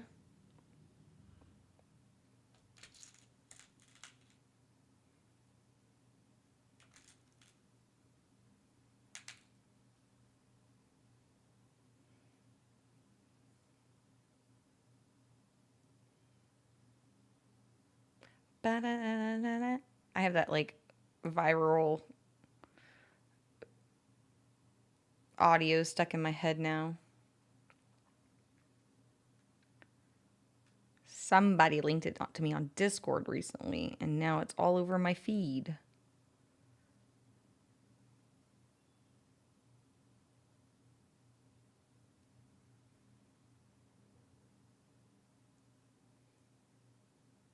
Who did that? You.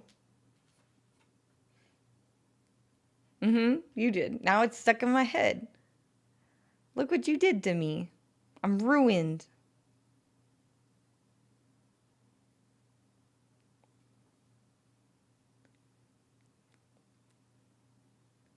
BFA meta's done. I'll never remember to finish Bumbles. Oh, yo! Congrats, Ice Monkey. You did it. Did you have fun? Did you have fun doing it?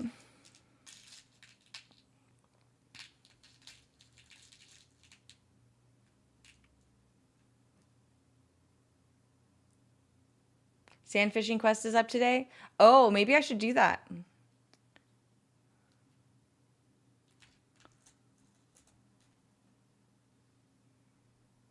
Nice. Maybe I should do that just while I have it. I only need 2 more, I think. Like 2 more. I have like 3 or 4 of them. You just need to not loot stuff, right? That's like the whole thing.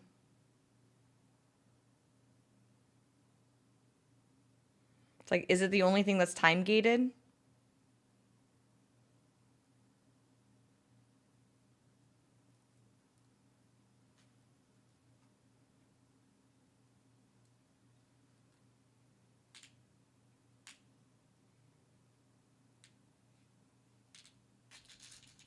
Turn off auto loot and only loot scales. That's fair. Okay.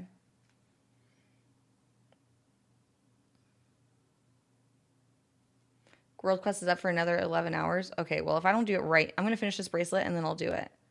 Because if I don't do it right now, then I won't remember. And then I'll just have to shop for it later. I know it's like on the list of things I want to do, but might as well just strike while the iron's hot. You know what I mean?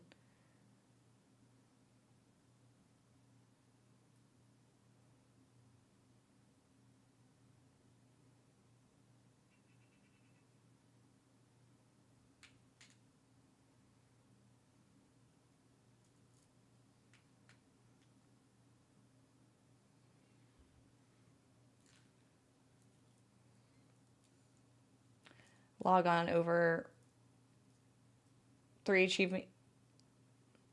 achievements away. Ooh. Nice, romantic. You'll get it in no time.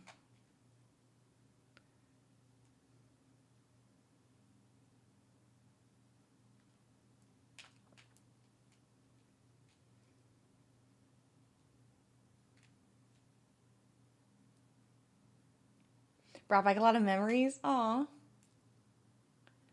Cute. Okay.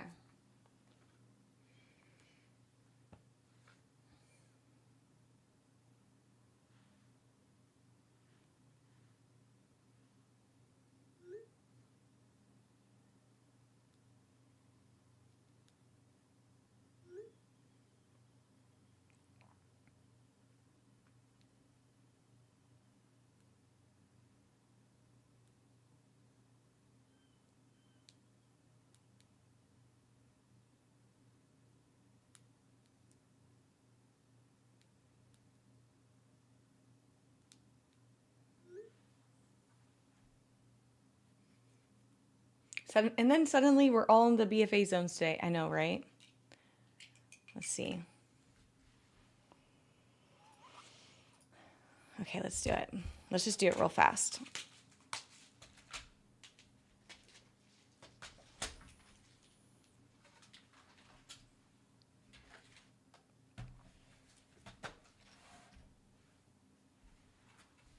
Let's go.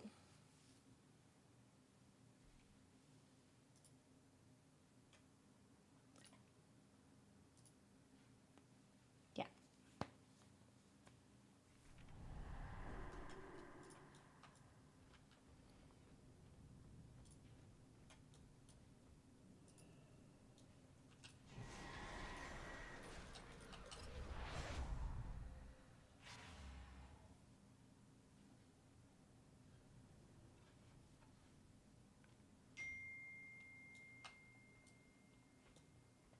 Wait, where is it? It's right here.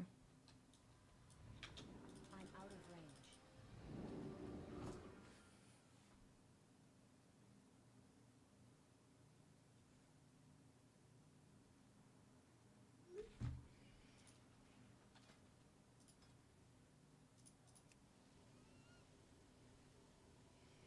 Did you get the tank and healers for your triple threat?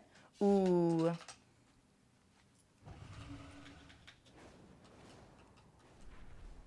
I think there's a flight like right here. They say you have the heir of the throne? I pray we chose our allies well. Where's the sands? It's right in the middle. Do you want something? May the lower bring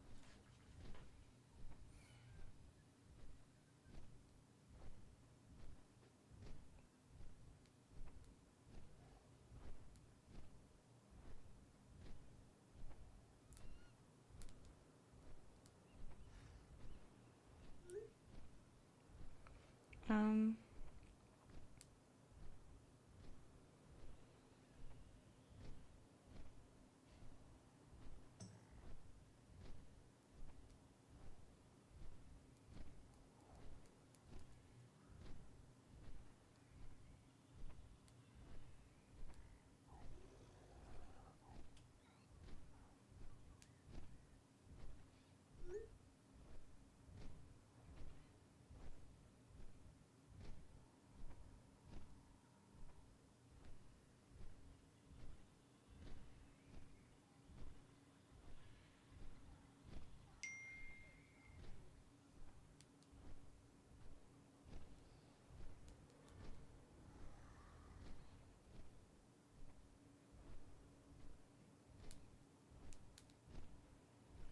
okay.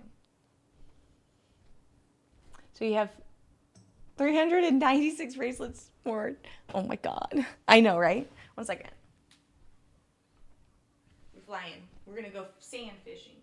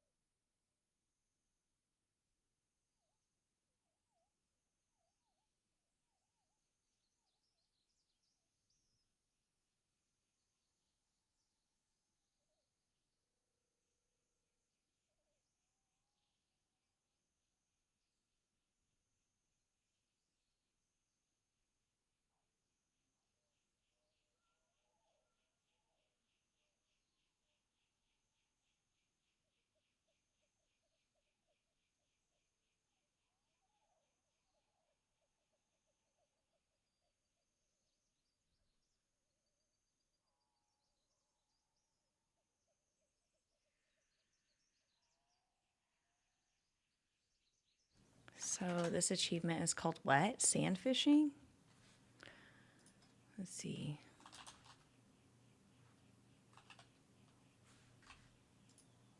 I only need a cobalt and an onyx.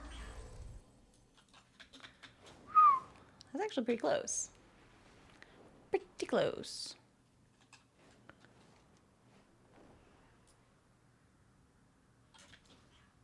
Oops. Bottomed out.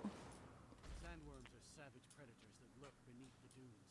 They're dangerous, but their fangs are valuable. Take my fishing pole and see what you can catch.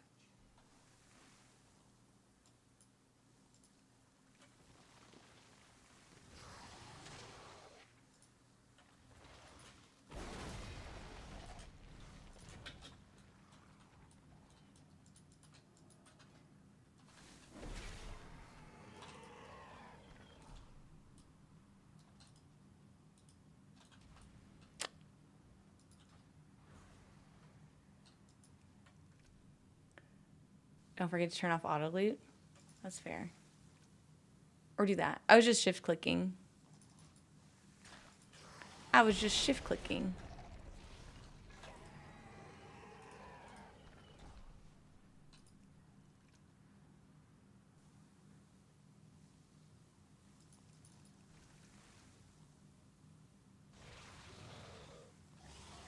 Right?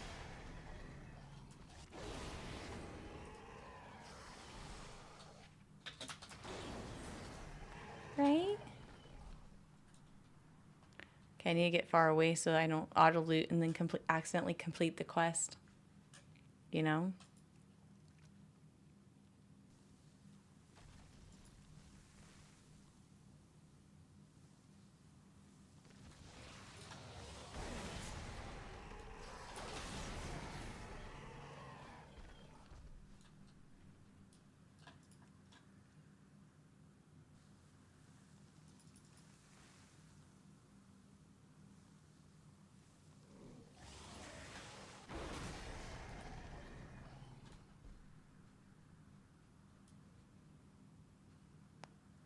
Do you think these are achievement enjoyers? Hey, Ducky. Nice to see you. Happy Friday. Saturday.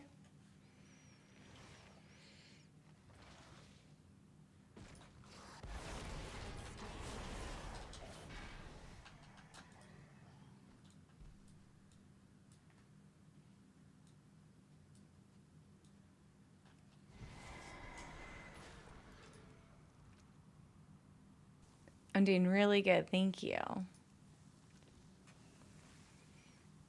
A quack hello to you too. So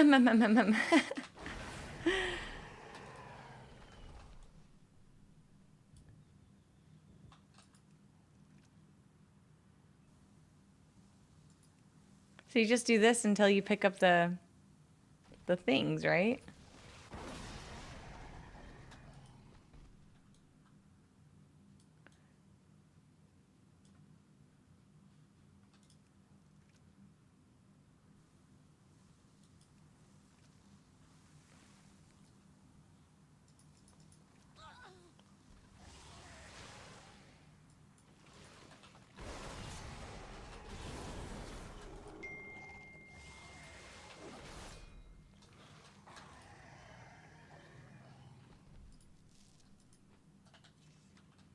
Okay, I just need a cobalt. Just one more.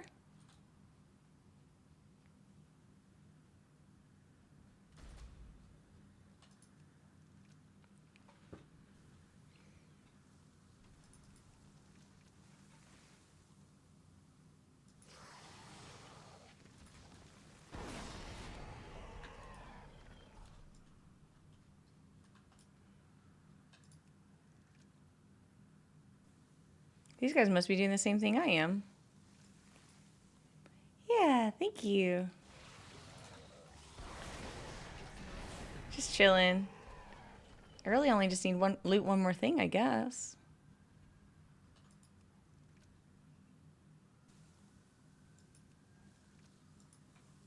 What is this? Repelling? What is this?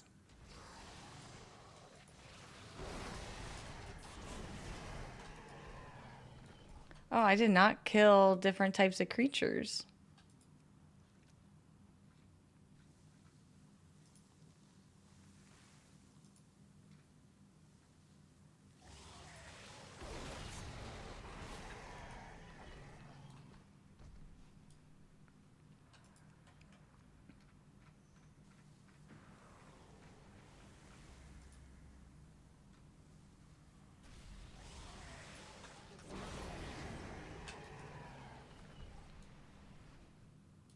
Took me an hour to get the last scale? Oh my god. Wait, junkyard. Craft junk items? Junk items? Oh, I can't get 2 casts off of it.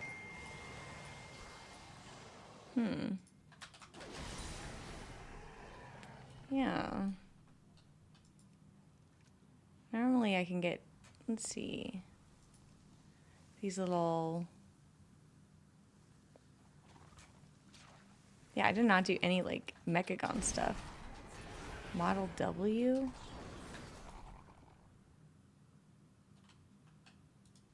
Oh no! I was multitasking.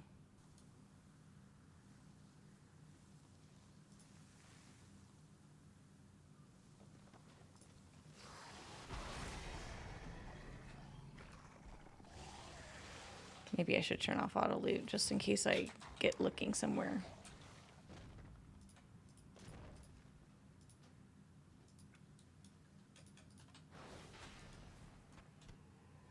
Oh my gosh. I turned off auto loot and then I did the thing. 1 second.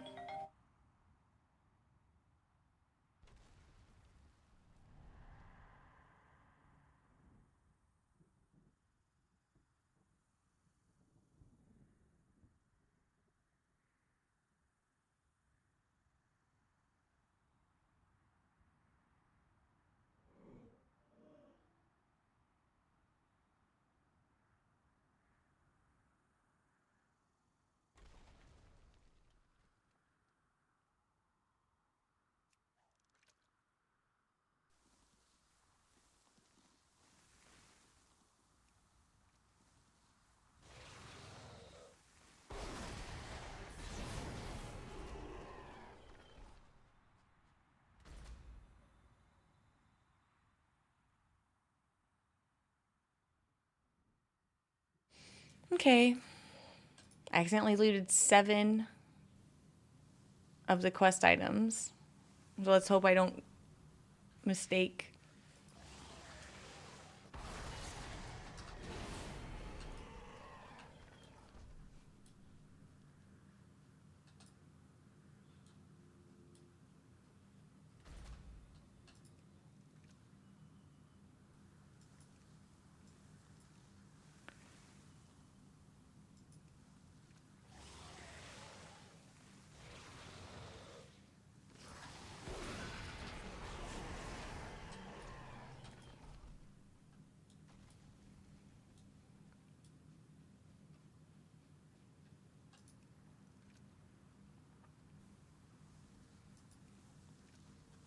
Yeah, I just need one more.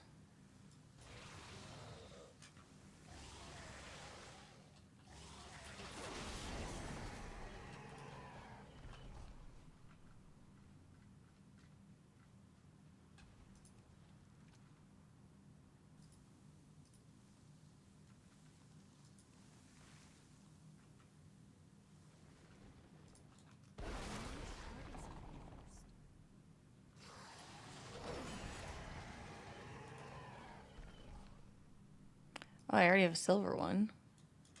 Wait, so you can get ones you already have?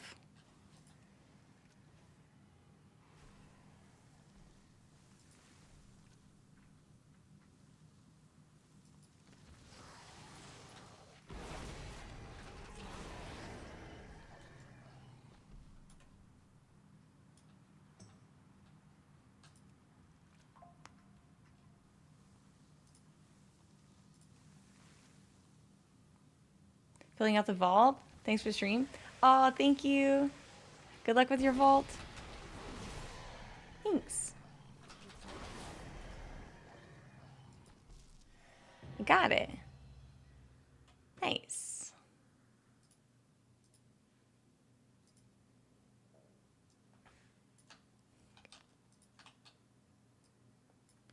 Nice.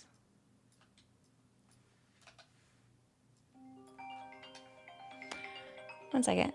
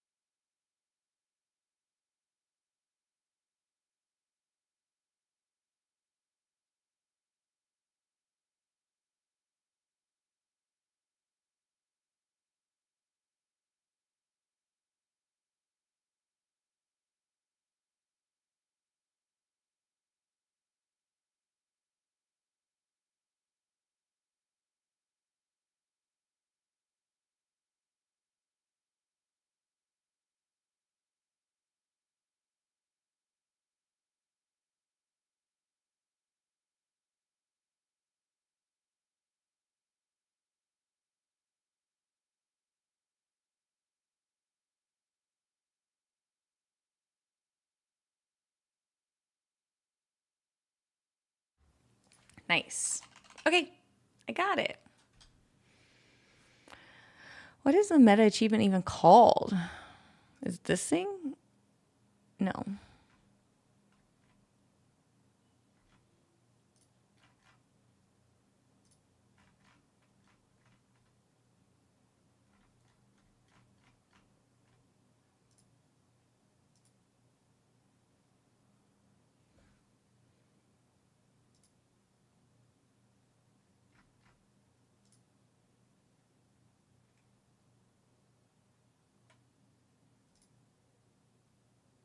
What's a boil spitter? Conduct each of the following weapons with Rocket Chief.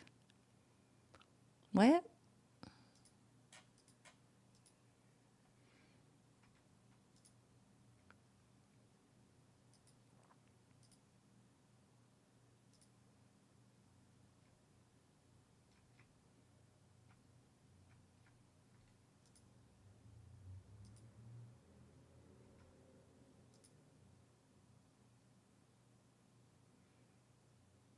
Two faithless charges.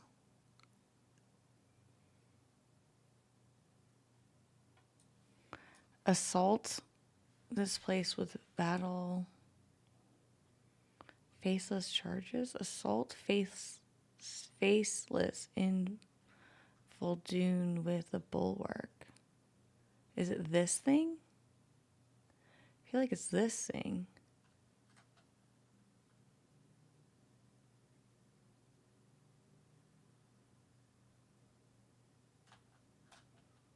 What achievement is this? Yo, sweet buff you got there. Oh. How'd I get so lucky?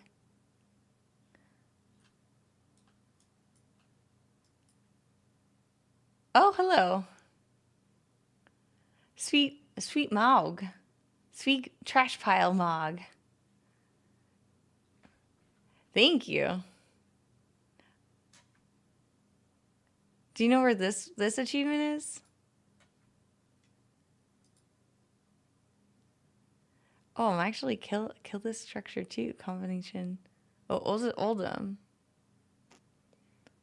Oh, I guess I just need this one. Thank you. I think I go.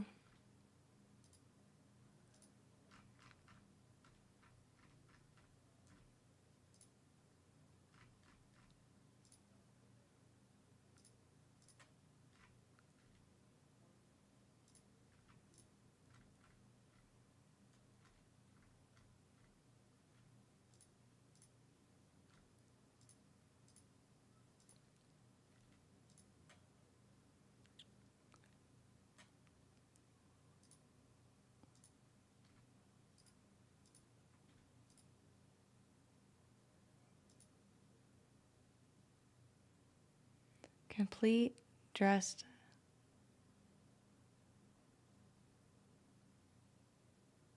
Complete the dig site while dressed like a Vulpera during the Assault World Quest. Farewell to Arms.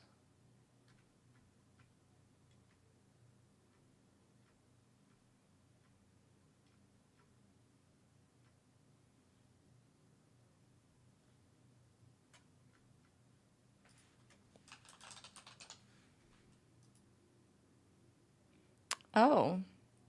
Oh, I'm actually kind of close, I feel like. Just kidding. Not close at all.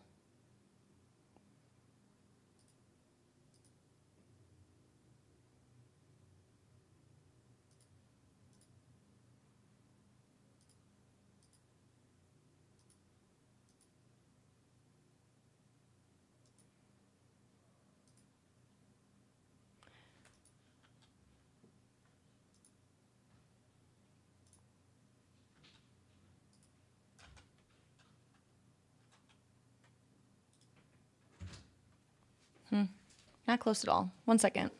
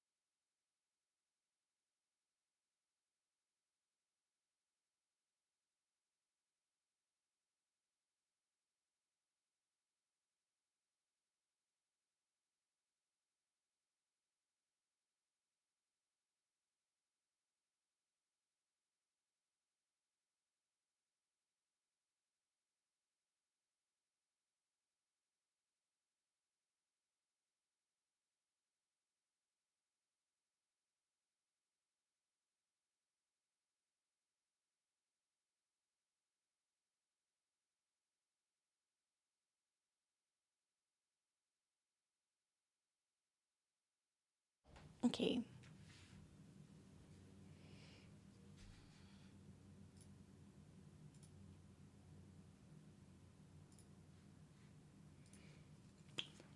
What'd I miss? It's actually pretty close.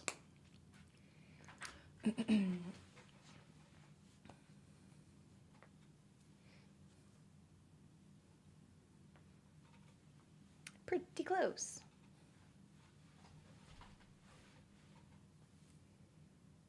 Tucked my hair into my pants. Oh my god.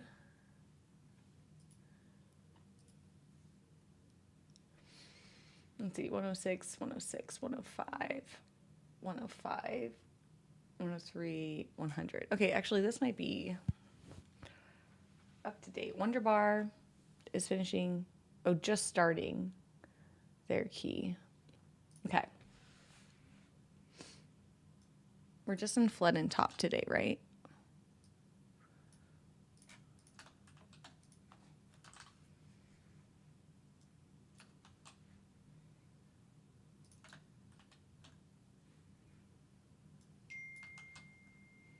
Mandatory.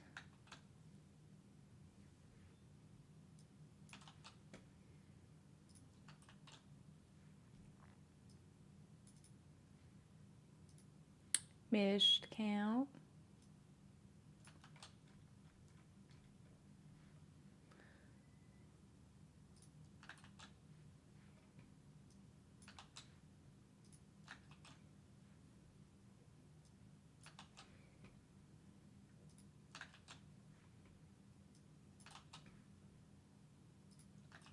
It's close, actually.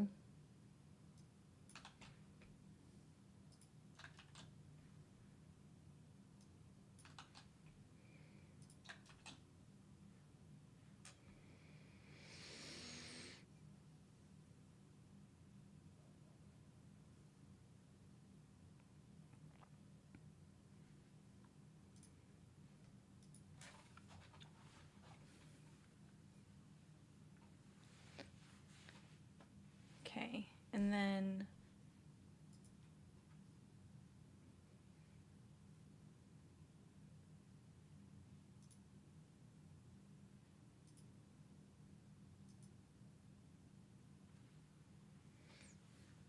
okay, I kill you.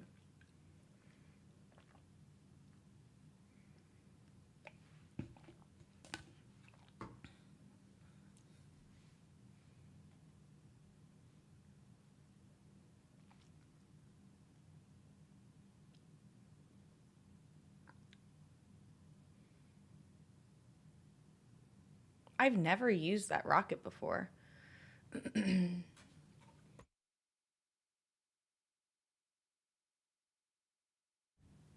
Is that rocket thing any good?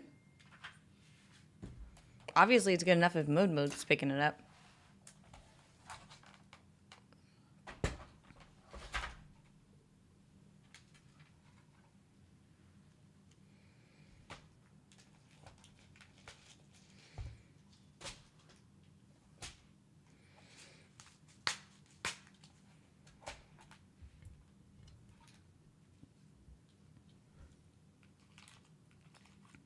Oh no, Wonder Bar. Got TP out. Oh, bone magus. Going wild.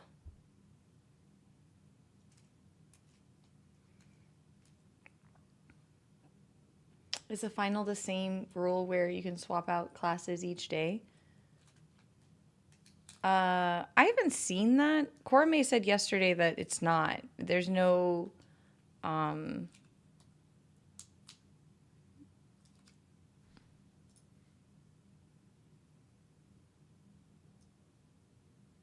specialization variety. There's no specialization variety rule. So no, they can keep the same characters all weekend. They can all play just the meta. That's what Korame said. And I trust her. So it's good. Meta all day. Exactly. And they all got an eye level boost, so...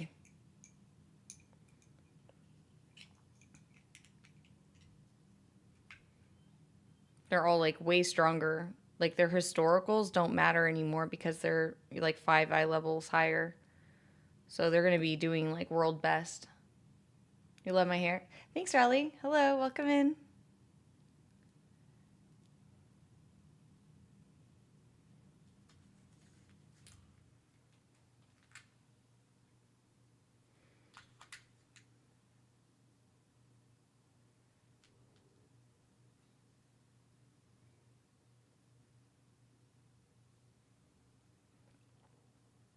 Hope you're having a good day. They're pulling it all.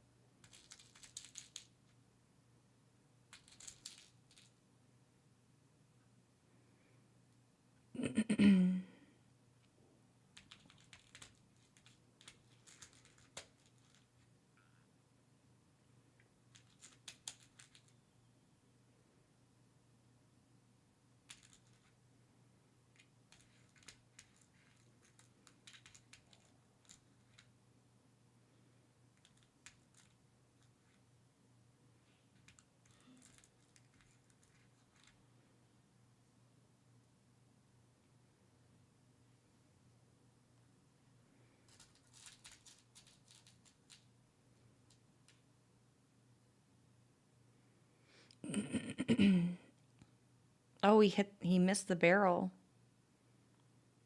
He threw his bee into a, clipped a sap puddle, so it despawned. It didn't hit a barrel.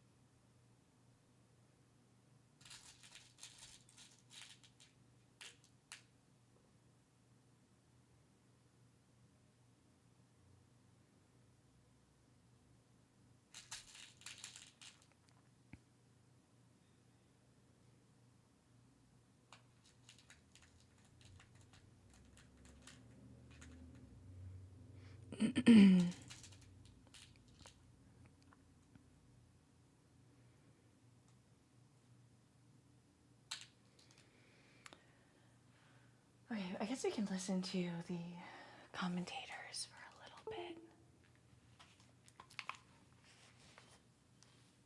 Okay. Does still manage to stay ahead of this barrel check. The Radiance ramp coming out to help keep them alive through that fluttering wing. And he has to shoot out another one of these. Here's the part where they're kind of lacking a little bit on CC, but now they're able to heal their... I think that they recognize that if they get 1 or 2 stacks of the bleed, they're just going to die to the Shredding Sting. This seems very aggressive for CC. Normally you let people get 1 stack. It's not the end of the world. But at this plan is simple. We have to CC on cooldown. Otherwise, we are going to be wiping to the dot. All right, this one we have an Arcane Surge coming out for. Stove gonna just make short work of these bees under the boss for free, while also funneling into the boss. You can see those arcane missiles coming from the side of the screen as those bees are just evaporating. Blinding Sleet's gonna stop one of those shredding sting casts. A couple of them are gonna go through though. Mode actually picking up some of those stacks here. Does have Okay. a facial available. Is gonna click it and the evangelism as well to heal up the whole group through that AoE. We have a couple more ads coming into the end of this boss fight now, just from the side of the room here. These ones just stack up a magic dot on the tank, but Skylark does still have Last Resort available if he needs it here. Probably won't need it for the rest of the dungeon. This is the last hard part Nice Nova. for the tank here. Yeah, here's the last honey marinade. We do proc our cheat death here on Skylark. This is actually a really scary part for him, but Bink Buzzby going down. He's no longer going to be tanking those Cinder Bees. It's just killing off a couple of those straggling Beelits. And honestly, Who's grunting? Eye of Kazan stack. Ugh, that guy's like I think that might be part of why they pulled it in when they did. least favorite. A little bit, but I feel like you always lose your Eye of Kazan all the way on this stupid beeline section anyways. Because after 10 seconds, those stacks are just gone. In the meantime, we do have a replay here from Any financials topics you want to discuss today? No, I talked about my plan for my CPA though. I felt like that was a good lecture for you guys. by that spirit. It's funny because this is the team that got those things added to this dungeon. If they hadn't done the Pandaren tech that they did to do the same thing they're doing right now, We're chilling. Today's Saturday. No math. claim the life of their Death Knight, force them to reset again here. What did Zyro say earlier? 25-30?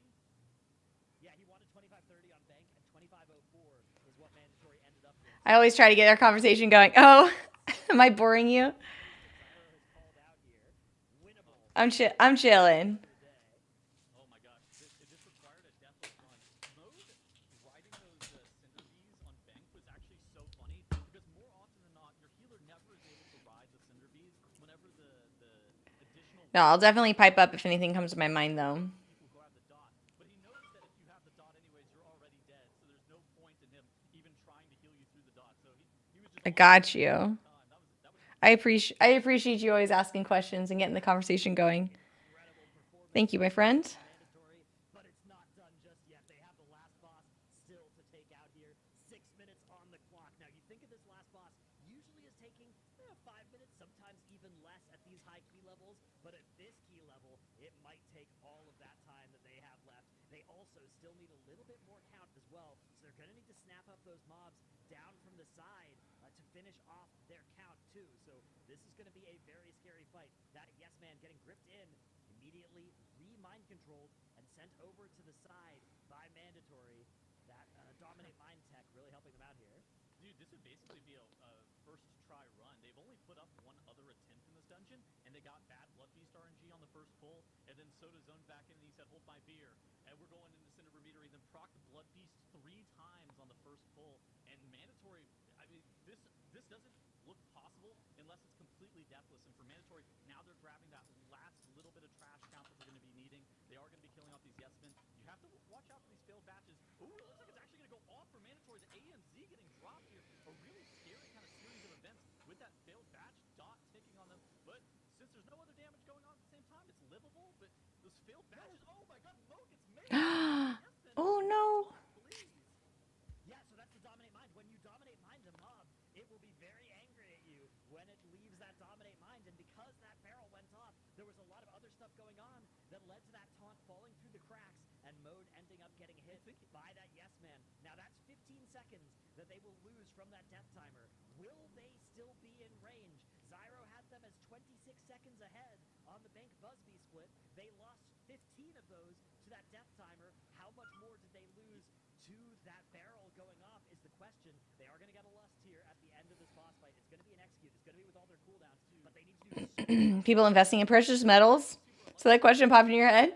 Oh man. You release a mob from Dominate Mind, you have like 700 rep for 10 seconds after it's releasing. Yeah, you need 2 taunts like you're saying, which is why I don't know. 1, 2, 3, 4, 5, 6. I don't know. kind of allows the tank to be able to regain aggro. But Mode, I think the market outweighs metals. provides for him, and so he just didn't have that I'm like 99% confident that the market outweighs metals. The BEO herself, and are they going to be able to kill this within the 4 minute and 30 second mark? I think the answer is likely yes. Like the return is just like not there. And they're going to have the bloodlust But we're young. We can be aggressive. guaranteed that that's going to be the answer here. It's going to be so close. I mean, they've had a great run up until this point, but they need to deal so much damage to actually get this boss killed before HOTDOGO. room for error has evaporated with that extra mistake from earlier. So, can they do enough damage is the question. They've done 30% in 1 minute and 40 seconds. Now, if you just extrapolate that forward, They have less. pace right now. They are going to need to accelerate, but they will have that bloodlust. They are going to get another few sets of cooldowns. Maybe, just maybe, that will be enough for them to get over the finish line here. But I actually think that if they do time this key, it is going to be by seconds or maybe milliseconds. Yeah, what's the halfway point here? 215? Yeah, it's 2:15. So So we we need to can see see if the boss. It's going to be above 50% What do you think? at that halfway 55? point. Is 55 acceptable with bloodlust coming up? So we're going to So, and at the end of this boss fight as well, you can shoot the cash cannon in the wall. You can do less healing right after you get through that last Let It Rain cast. Okay. So here we go. It's over the halfway point now at 56%. This is going to be just about at the limit of DPS here. We are going to need some very good blood beasts. We are going to need a lot of crits. And I don't know if they have this. They are going to have to just pump so much damage here and have to be so greedy with all of their globals. Even just the defensive things that they use. They can't use any defensives that cost a global.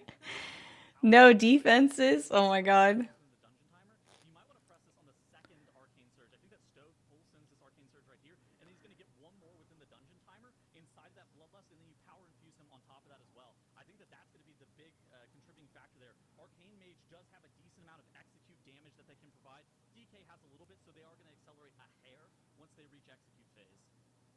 Yeah, we're under 90 seconds in the dungeon here, which means no more. They're going to hold this Unholy Assault and just save it for the Lust as well. So Unholy Assault, Dark Transformation, one charge of Incarn, and also an Arcane Surge will all line up with that Power Infusion and the Bloodlust. But we are basically on one more press of most of these cooldowns. That mini touch, the Magi Burn, just exploding right now for Stove, and then he'll be able to maybe shifting power and accelerate back towards that. But we have to hit that Lust now in 15 seconds.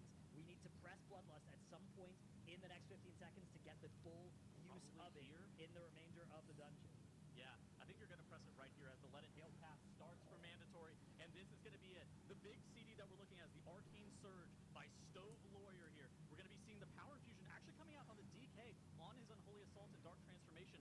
Not even going to be pressed on this Mage, but this Mage is going to have enough haste just by that Bloodlust alone, and that's going to be the big cooldown that you're going to be seeing getting pressed here in around 2 seconds. He needs 15 seconds to be able to do his maximum amount of damage from this big burn, and you're going to see Skylark moving Goldie Baron bottom and starting to tank into the wall. No more damage needs to be tanked. We are going to get burning ricochets on players, and so Mode is dropping the PS on himself. He's going to be making sure to heal up Soda, who has that dot from that circle. 7 seconds. 6%. Dranos, are they going to be able to do this? No, I think they're just a little bit behind here by milliseconds. It's the They're death. going to miss this timer. It's deleted by that one death at the end of this run. Mandatory, heartbreakingly, almost one-shot this dungeon, and they end up being a few seconds on the wrong side here. And as soon as defeat is known, Mode is going to stop healing here and let it end in this Let It Hail cast. Heartbreaker for Mandatory. They were just away here, but that goes to show just how hard these keys are. They need Metals are usually a hedge against inflation, markets, uncertainty. Gold's risen so fast by metals. ETF gold in general has fees attached that can add up. Yeah, I never was like in a conservative space where I'm like, oh cool, I'm gonna buy gold. I mean, my investment options are diverse. However, they're, because I'm a little bit on the younger side, I'm fine with a little bit of like risk. So But I also hate the PI on the DK there. I feel like the Mage has to be the better Power Infusion on pure single target like that. really crazy for becomes over 100K. Yeah, I think in July it's supposed to have another like adjustment. So it's gonna definitely bubble up and then it's gonna start growing again. I think July is when it's due to like shift the cap. Folks that do gain some execute damage, Arcane does Do you have any Bitcoin? but You can't just garbage single target. Even if it's like a little bit, wouldn't people want to like invest in like a Bitcoin? in single targets. So, because you don't care about who's doing the most overall, you care about who's gaining the most from the power infusion. Where do you go? I mean, do you just run this back if you're mandatory? Yeah, I think if you're manager. Well, so the problem is you've maybe proved that it has to be perfect to actually do that Cinder Brew. So maybe you think, okay, we actually have a minute to give in a different dungeon. You never even heard about Bitcoin until Classic WoW came out? Oh. Maybe there's some dragon riding glyphs that Mode hasn't picked up that he wants to grab here on the tournament realm. Is it a break? I have to suspect it's on a break since it's just lying around Eldorn. That could be. That's a nice mount choice as well. The black dragon there. Oh, is that the? Oh, that's not the Feldrake. Oh no, you're right. There's the Black Dragon as well. There is a thought process here of, okay, you want to go again, but if you are mandatory, you might be having flashbacks. People are talking about it in Baron's chats. Oh. Where they were forced to hearth out of a Noku defensive after they They're like 20K now? Yeah. because they needed to take their breaks before the last hour of the day started. We are 38 minutes from the last hour of the day, so any team that hasn't taken their breaks yet probably should do that after the next key that they do. Probably should. And I mean, you two are kind of touching on it, but oh my gosh, that was so heartbreaking. I'm like watching chat just like lose it. We're losing it in our production channels too. Oh man, they were so close. But you two were kind of talking about it a little bit, but I just thought maybe we'd get solidified a little bit.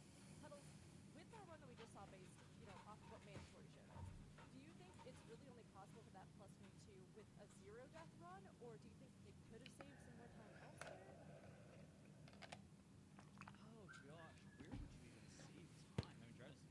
I mean, I didn't feel like they actually lost time in many places. We saw their IPA split. I thought their IPA split was fine.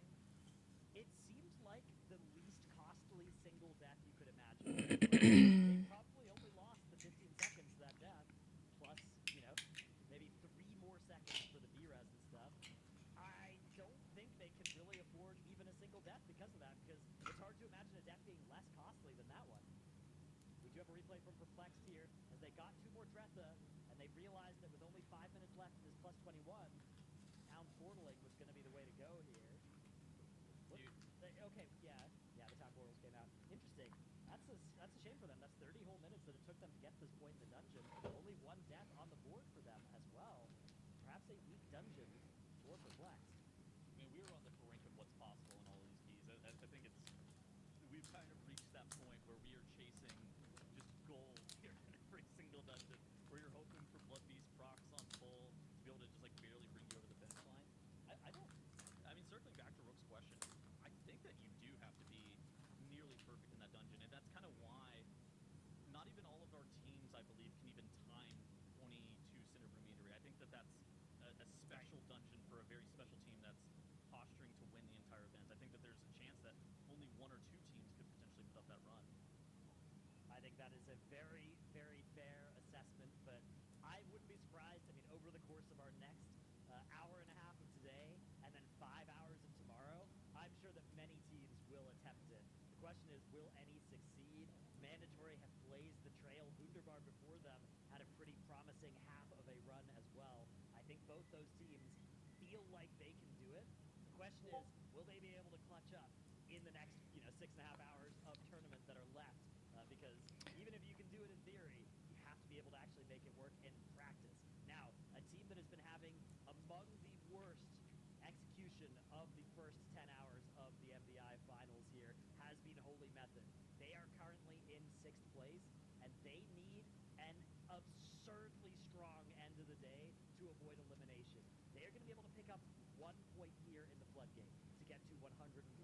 At the very least, they need to get to 105, which means they need to do 22 Motherload and then 2 other keys in the next 90 minutes after they time the floodgate that they're in right now to stave off elimination.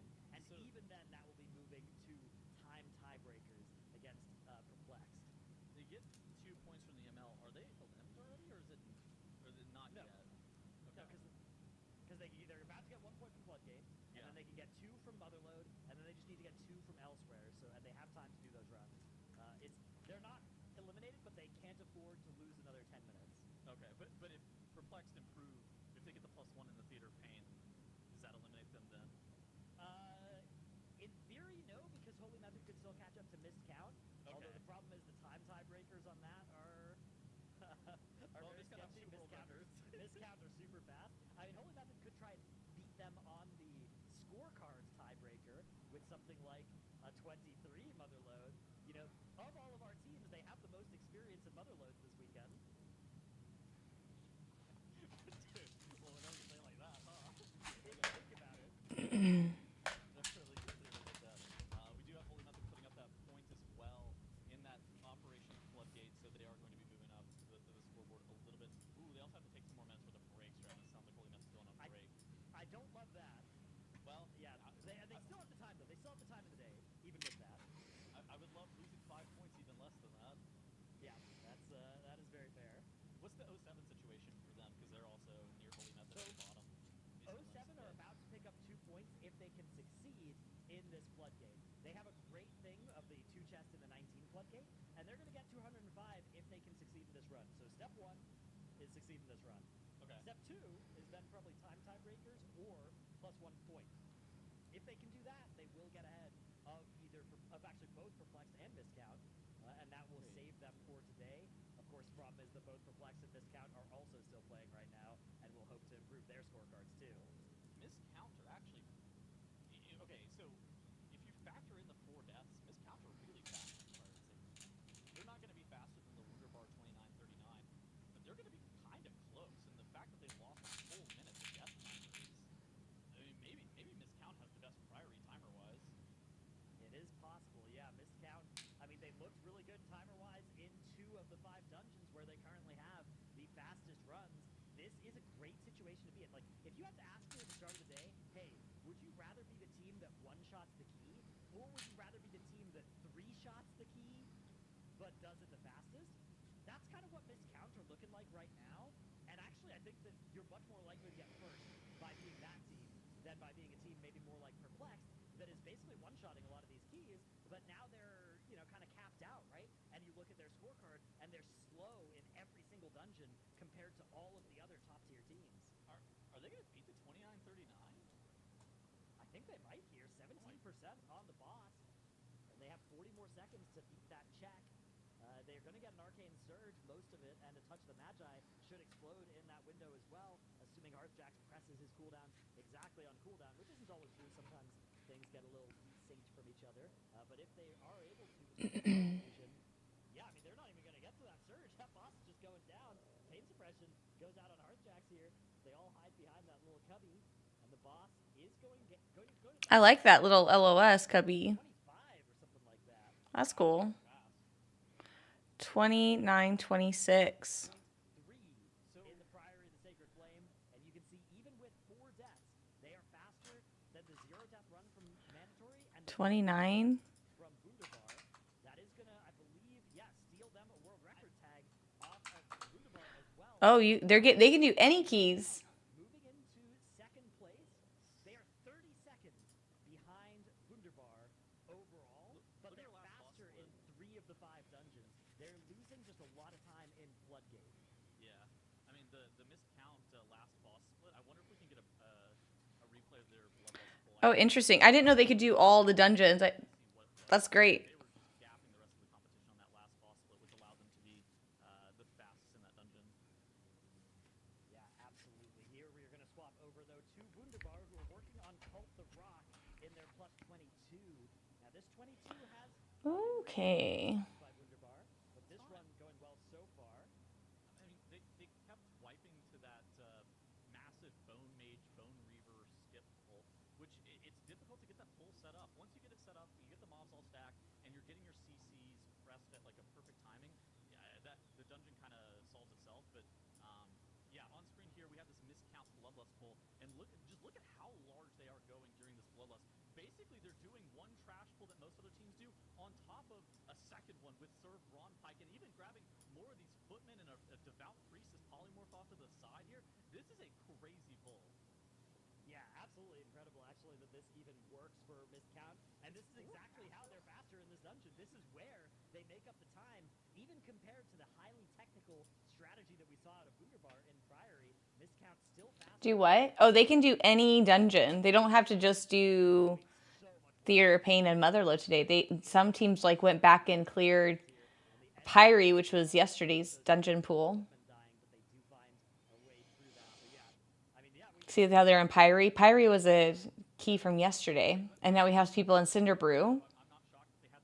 So I was just like, oh, I should keep an eye out on those scores as well. That's all. If you have a depth of the purification beam, who cares if it's at the very end of the poll anyways? Yes. Exactly.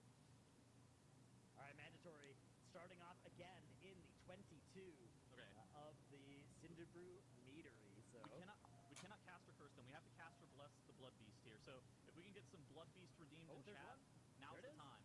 Oh my god, It's yeah, look at auto-attacking. him. Look at him. He's getting after it. Yeah, there we go. Up at 18-21. Hey, Corin. Nice to see you. Oh my god. Welcome in. Here. Verb is doing insane damage. I'm not shocked that Miscount immediately go for this 22 Cinder Brew meadery though. Like right after doing that 21 Priory, they got the triple world record tag on the right side of the screen. This would be a massive exclamation point for them.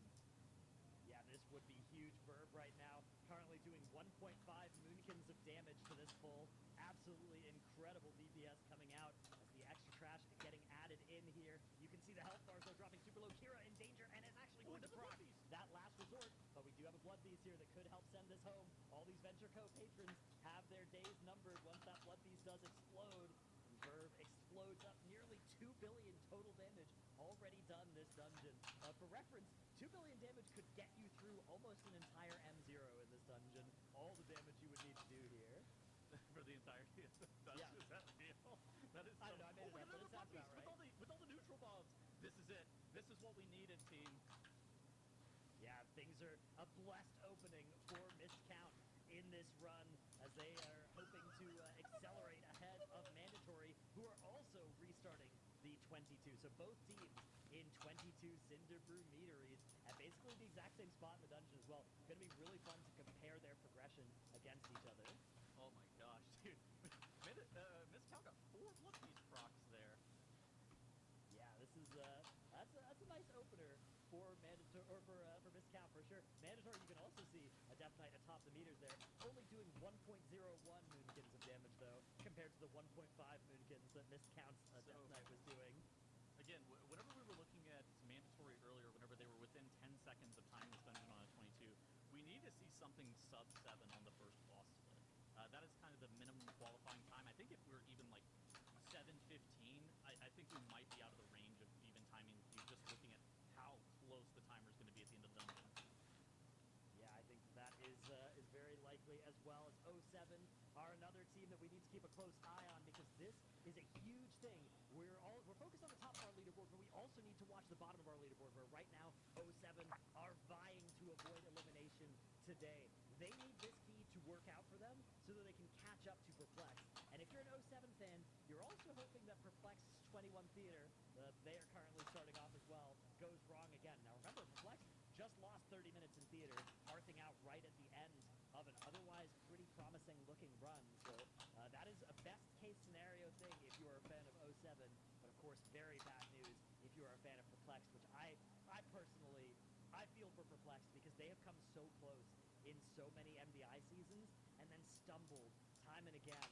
And this is really the season where they've had the most promising start to a global finals, but they need to secure that Theater of Pain, move up to 106 points, and join that tie. That would be a 4-way tie with all of the best teams in the world at the top of our leaderboard. I mean, I believe in them. They had probably the best day one so far. They were a little bit slower in some of the dungeons, kind of like you shouted it out. But at the same time, being able to put up those keys with the highest level of consistency, that's what really allows you to separate yourself from the remainder of the pack, is if you're able to have really good consistency. We saw it in Dragonflight Season 4, where teams took a really long time to put up that Azure Vault at that max level key, and if Perplex was able to come through and then be able to do something like that, where they like one-shot that key, where the other teams end up taking 2 or 3 hours, that could allow them to kind of squeak by some of the teams that were maybe a little bit faster than them because they have more time to rerun for time tiebreakers.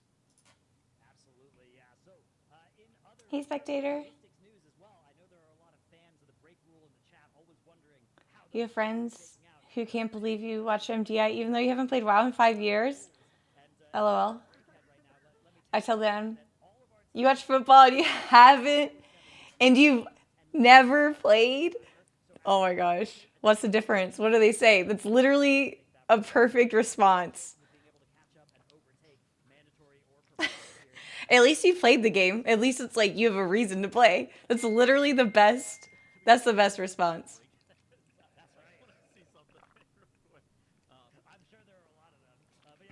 At least you don't dress up like you're people who are going to play. Oh, like sports fans? Yeah, like you're just going to get plucked off the sideline and thrown in the game. Oh my god. That's so true. People wearing jerseys like they're going to be like called up. I'm going to do that. I'm going to wear a jersey to the game. If we're around that 7-minute mark, we can actually continue to see this run through, and that's kind of the important break point. I think it's difficult to assess like how much time that realistically lost until you're able to kind of meet some of those checkpoints of like killing that boss. Does Wunderbar lust here? So, Wunderbar, if they hit this lust, anytime in the next 3 minutes, they're going to get 2 more lusts this dungeon. So maybe they'll do it on pull on Gore Chop. 34-minute dungeon, yeah. They pull Gore Chop real quick here. On the other hand, I'm not sure they pull it with it before. So you need to hit lust by 23 roughly in the dungeon. Are they going to pull Gore Chop by 23? I feel like it's going to be extremely close because they basically skip straight to Gore Chop after this. Yeah. Okay, so That's so funny. That's a perfect response. okay, so they're going to press this. I think that this makes sense. If you can actually skip some of the PvP events, that's a huge time save because getting sent down and not having players actively being able to hit the boss, that is a larger time loss than the potential time that you would gain by maybe skipping a few additional ads on something like Gore Chop. Those ads end up killing themselves off. It's not like the end of the world. And I think if you can actually skip one of the duels, it's huge. But it looks like Wunderbar's still going to get one more duel, but probably not 2 more within that timer. I don't know, but I do know a lot of people who wear their Echo Method gear while watching. Teams go through Rock as the first boss. Oh, wait. Are Wunderbar Oy vey. kill Zap before the duel even happens with that lust? Yeah, it looks like it probably is going to work out. A team that's not going to work out for it is Count who are hearthing out. But yeah, there is Wunderbar getting Was so funny. Zab split in there, having used that lust as well, which takes that pressure off of them to actually get to Gore Chop by that 23-minute. You watched Race for World first in your American flag Speedo? Oh my god. That's hilarious. 650. All right, so we're down 1 second. Winnable. We just Worth. These gods have taken 1 second from us, but they may give it in this section. A few blood these procs, and we will gain that second back. Ooh, Wunderbar experience I mean, if you're not wearing your American section. flag Speedo during Race for World first, or how do we know if you're not? How do we even know if you're enjoying yourself? Executes successfully. Working for Wunderbar as well. It's definitely a cool one as they skip past all that trash. Scarlet going to go down for mandatory. That's going to be a reset, a town portal moment for mandatory. Same with Discount who are resetting that dungeon. But let's take a look at Holy Method now, who have reset. No, okay, yeah, they put up the 2 chests, right? So they're at the start of this, and they're off their break now, is why they're at the start of a dungeon. Yeah. So we need to see them. How the heck can a man wear a Speedo? We need to see them put up the 21 in that. Thankfully, you could test this out yourself. They have a long way. You can 100% go to a store and get yourself a Speedo. Cannot make any mistakes here. Yeah, exactly. This is a long shot. I feel like this is something you need to do for science. 407. A lot rest on how things go. Gotta have big thighs and almost abs. You can afford like 20 of these resets, and it doesn't cost you all that much. But we have Perplex working on Zap They're not gender specific. I know. I wear Speedos all the time. them for the next 3 minutes in this theater. So not a perfect start to this dungeon, but definitely. What did I just click into? We're saying, I mean, you gotta be, are you even enjoying watching sports or esports if you're not dressed like you're gonna join the team on the field? You gotta wear your jerseys or your American flag Speedos.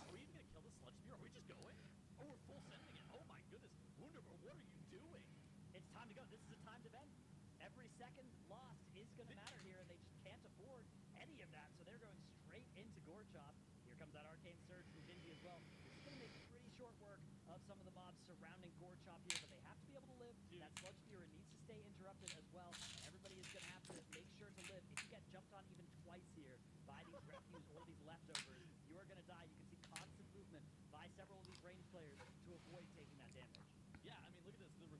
The refuse mobs, the sludge spears, and the leftovers from the boss all do just an insane amount of damage on your player. It's also physical damage. These cloth-wearing mages and priests are incredibly scared. If they get left on by multiple of the mobs at the exact same time, they will just die basically from 100 to 0 by 2 ticks of damage. So doing a great job of making sure that they're continuing to move over and over again. How much of a time save was a pull like that? Chat's wearing Speedos. I'm in. Yeah, everyone, next Race for World First, you have to wear a Speedo of whatever team you are cheering for. I mean, are you even a fan? Are you even a fan? Playing it like this, it requires you to lose a little bit of damage to the boss because having to run around like a maniac the entire time, there's probably some time lost there, but I think that probably saves you 45 seconds at least, minimum. This is huge for Wunderbar. What do we need for the final section of this dungeon? I'm thinking it's like 6 minutes, maybe 6:30 at this key level. A little bit longer than 6:30 of killing War Chop between now and engaging Mordretha. Yeah, I love that time as well, but I don't think that it's going to be afforded to Wunderbar here. They are going to be really tight up against this timer, even with this run being as fast. Going commando was so last year. I mean, you're not really committed to a team if you're going commando. And it's normally cool with the Rock and killing Mordretha. But How would we know what team you're voting for and they're taking trash into if you were commando? That's why the Speedo is so important, so that there's like a visual cue of what team you're rooting for. shocked if it was just a hair slower because of the key level that they're on. Now I don't know if I'm team Liquid. You need a Speedo? I mean, how do we know? How would we know? In this plus 21. This is huge for 07. This will bring them to 105 points, and we will get to see their time tiebreaker situation against Perplexed. And then if 07 wants to catch up with the rest of the field, they will need to do that 21 priory that they've been avoiding. They had a chance to do it as their last dungeon of the day yesterday, and they opted to improve timer in the 21 metery instead. We'll see how that decision happens for them at the end of the day today, because we are nearing the last hour of the day. For anybody who is unfamiliar of our rules as well, you get to finish any key that you start by the end of the day, which is in an hour and 15 minutes. So trying to find something good to do with that overtime key is a big deal. We do see Miscount resetting once again up there in the top right in their Cinder Brew. But Wunderbar, 6 minutes and 28 seconds left in the dungeon. Gore Chop, oh no, Shinji goes down to that leaping trash. As I mentioned, even just one of those basically one-shotting him, constantly on the move. And leftovers now, 5 of them out as well. And I think Wunderbar's timer situation here might just be over. I think their timer's toast. Again, I think that you needed at least 5:30. I was hoping for a little bit longer, considering that this key level, the raw amount of damage that you have to just deal to the boss is so incredibly high.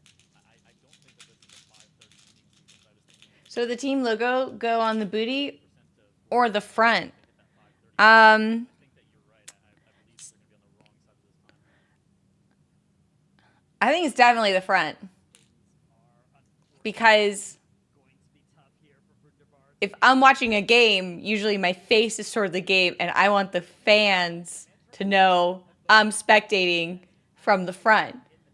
You know, I don't watch the game with my back. Hopefully it's not something that they'll be chasing for the next 10 attempts, wiping at the very start. You know what I mean? I think so. I think it's definitely on the front. I have been told that Ironic has something that he would like to say, and also he is coming on the desk alongside Nagura now, so I guess we'll let him say it, but Petals and Gratos, thanks so much. We will see you later. All right. Definitely the front. This theater, yes, it looks scary, but it's winnable. But we did the timer that we put up in the 21 theater of pain. They were able to kill Mordretha in 3:15. Just pattern it all over like polka dots. Ooh, I do like polka dots. Considering the RP will have already been started and the boss is spawning here, we are right on the cusp of what is possible. I think that's good. Wunderbar does this insanely fast strategy that allows them to I've made 1, 2, 3, 4, 5, 6, 7, 8, 9 friendship bracelets this week. They just have 15 seconds more than they had in the 21 to kill this boss. They can still RNG a little bit of extra crits, maybe an extra blood beast. So if you in chat are a love watcher and you want to see Wunderbar time this 22 Theater of Pain here, yet another world's first added to their repertoire, proc those blood beasts in the chat for them right now. They're gonna need them. I think they can do it as well. The boss's HP just melting from the initial damage that went through from Gingy with their Arcane Surge and PI as well. With an extra funnel that they did snap up while Now was doing that. That's just incredible. We will have Bloodlust coming up in just a moment. And if they save it for Execute, and they're gonna get that extra trash in at the end to get some extra funnel again, I think they got it. This boss is actually Just 4,000 more to go.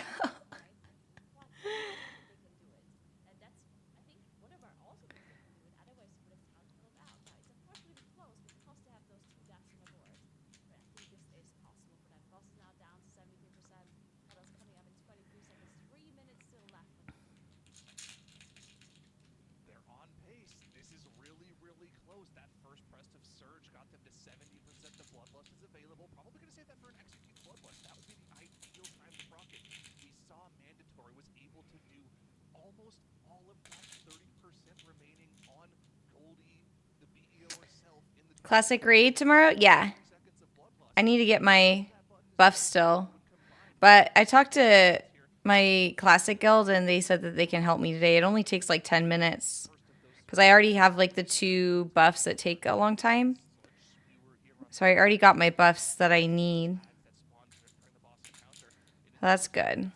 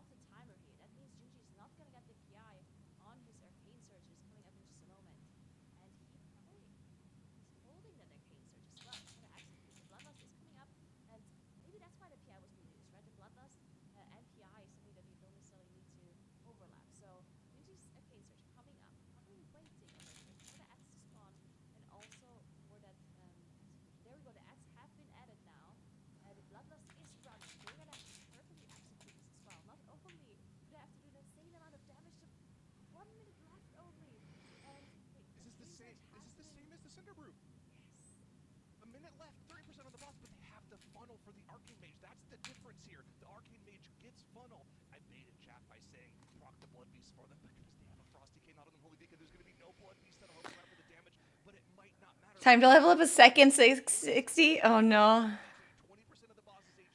Yo, Wimpy is so low.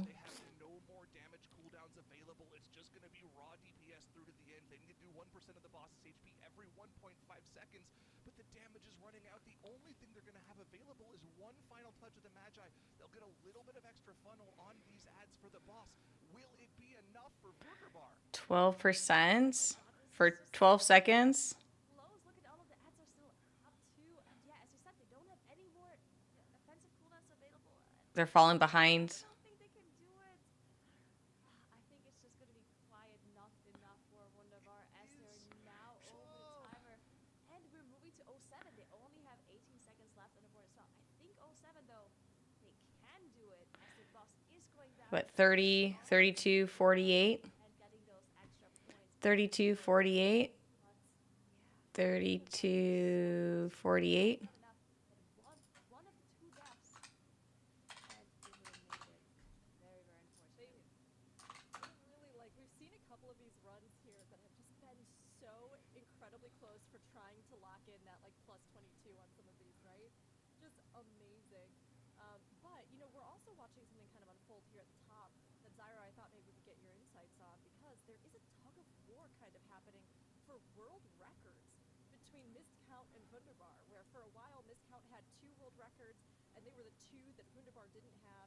And Miscount, of course, just getting that plus 21 priory from Wunderbar kind of landed them now swinging it back to. I don't know if I'm going to level another 60. Probably not. Do you think they're going to try to claim those back? Probably not.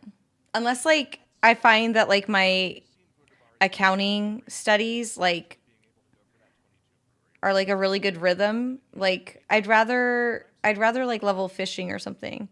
I have leveled fishing while getting a degree before.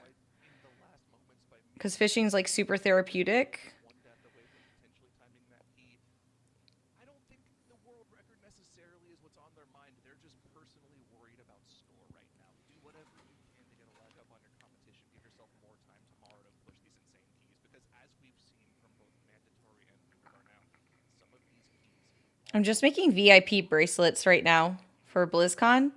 I like handing out VIP and mod bracelets to my chat.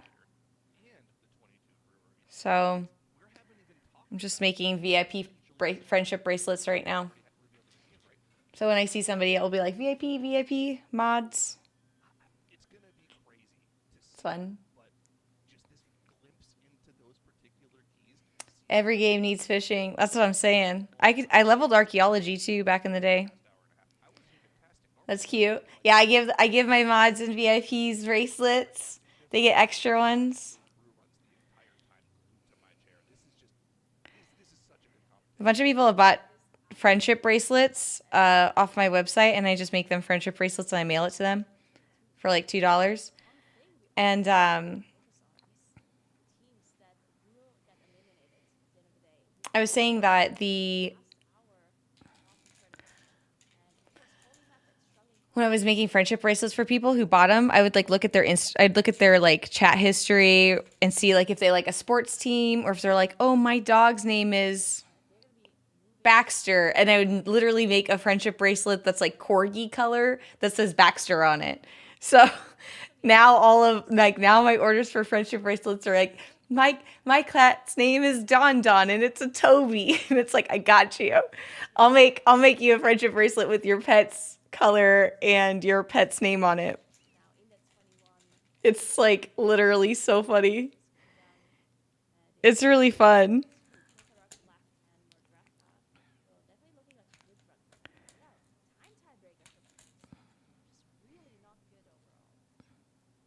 Yeah. So it's like, yes, my friendship bracelets take a while for me to like fulfill, and I apologize. And I think it's totally worth it because But they're looking great today. The problem is this 21 theater has eluded them. They're able to get this done. I think it's worth it. It's worth the wait. Even though it brings me no joy making friendship bracelets that are like Seahawks colors or something. I'll do it. Somebody's like, oh, Dallas Cowboys. I'll do it. I did it for $2. Really, my cat's name is Don. Oh no, Mage can back me up. It's awesome. That's so funny. I sent that off. I sent him off. That's so funny. Like, you and a few other people did it. That's so funny. Yeah, Mage definitely. Thanks for outing yourself. I had a great time. I was like, this is adorable Tabby. That's so stinking cute.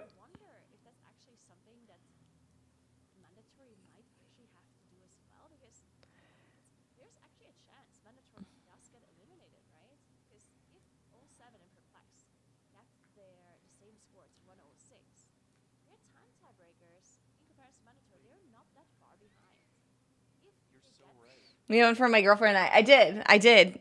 Have they arrived yet? I don't think they're there yet. I think I mailed them like last week. It's probably not even there yet. I did. I made 2. It was Don and Don't tell me. 07 and Perplexed actually have better timers, which they actually do have in several of those highest time keys. It could be lights out for mandatory today. Never mind, I forget. What was the other one? About that, if they have another attempt, You have 2 tabbies. little over time that they don't time, they might have to go back and improve their timer in one of their keys. What would even be their best option for an improved timer in their key? Their theater is pretty slow. Their priory is also pretty slow too. It would probably have to be the theater, right? Because that is by far the most behind they are in their keys. Jess. Proposition if you're a man. That's right. Jesse. That's right. That's right. You know, be a lot easier for them to just get the Today or Tuesday, the other one's Jesse. Nice. for them. Nice. So is always nice, but as we move into the final hour of the day, that's something that's probably in the back of their minds. The pressure is certainly on here. Definitely is. And one thing that I want to talk about too is, like, we've been talking about this 23 mother load, but I'm not sure how doable the 23 mother load is, because if those teams do those 22 theater flames and 22 metery, Yeah, should be there, getting there any day now. if the 23 mother load was really like similar to those other 22 keys, then wouldn't they all go for the 23 just because you would immediately win the tiebreaker? I wonder if the 23 mother load might just not be on the table. Or it might be even harder than the 22 TOP and the 22 meter. You know, I don't know if there's any teams that can do it. It is these teams. I didn't expect to see anywhere near close attempts in the first couple of attempts at the 22 theater and Cinderbrew. We almost had both of them timed on near first attempts. For mandatory, while it technically wasn't their first attempt at the Cinderbrew, their first attempt, quote unquote, was like a wipe to the first bowl where they didn't proc bonus life enough. Their second attempt was the one that went all the way to the final boss, and they ended up failing the key by like 20 seconds. That key is doable. It just has to be literally perfect. It wouldn't surprise me if mother load is the same on 23. It just has to be done perfectly with 0 deaths. But these teams have shown they're capable of doing that. And remember, even today, even if they don't get it done today, tomorrow they're going to have even more time to attempt those keys, because we're only adding one more key tomorrow. So they're going to probably be able to push up that key, whatever it is, extremely quick tomorrow, and then they'll have the entire day ahead of them to push for insane keys like this Cinderbrew, like this Theater Fame, and hopefully the 23 mother load. Yeah, I'm gonna be so excited to see them attempt that one, as we're really looking at Holy Method as they're trying to claw their way back into the top 4. Because of course the 2 bottom teams are going to be eliminated at the end of the day. For Holy Method though, it's going to be so difficult. They are missing out 4 points to even meet up with Perplex in 07. That might not be good enough if Perplex in 07 do get their keys done that they're currently in. And Perplex is actually looking pretty good as they're currently in their 21 TOP. They try to rock, then there's only going to be more draft outs and trash left. And the timer is looking good. They do have 2 deaths on the board, so they do have to watch out a little bit to not have any further mistakes. But still strong in 07, currently still on their break. I think it was the last team that still had break, but they should be back pretty soon as well. Yeah, and we'll see them they're pretty much forced to go for that priory, right? That's the one key remaining that they have that's not the same level as our top 3 teams on the 106 mark. So that's something they were struggling with yesterday, and we'll see if they're able to get it done today.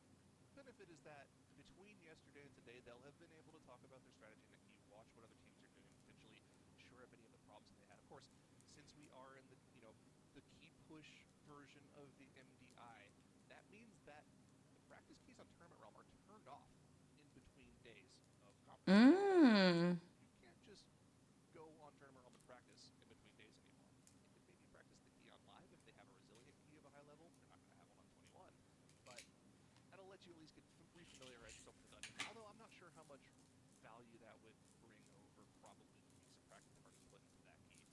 Again, the final factor here is just in the last hour of the day, you have to clutch up and get this key done if you want to make it through this thing. Clutch up. Them to come up with strategies as the tournament is going on. Obviously, they can theorize, and I'm sure they're doing that, right? I'm sure outside of the tournament time, they are sitting there talking about struts, looking at what the other teams have been doing, rethinking their routes, and going through MBTs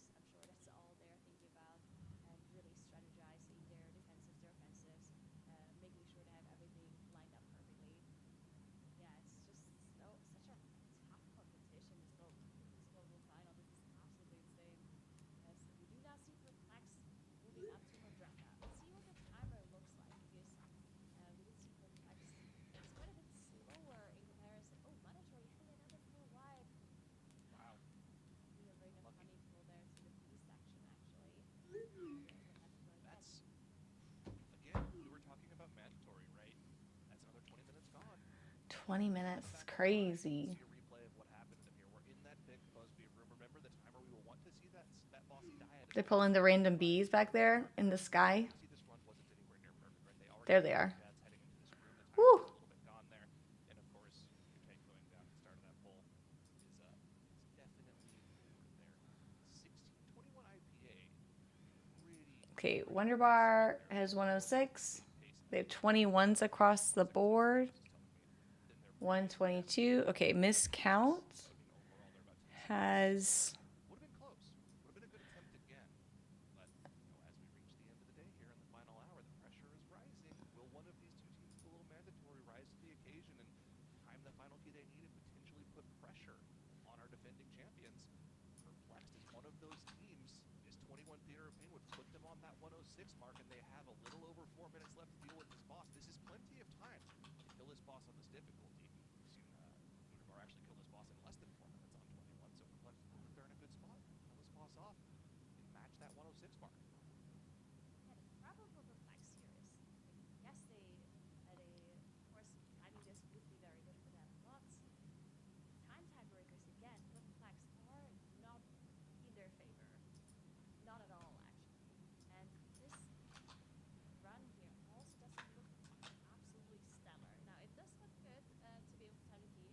With the 2 deaths on the board, also not really quite as fast as some of the other teams. So we're going to have to take a look at the time tiebreaker once they do finish this boss. In the meantime, 07 is now back, and they're attempting that 21 firing. So Miscount and Wonder Bar are 31 seconds apart, Important when it comes to that but Mandatory is 4 minutes behind. 6th or 5th seed per day.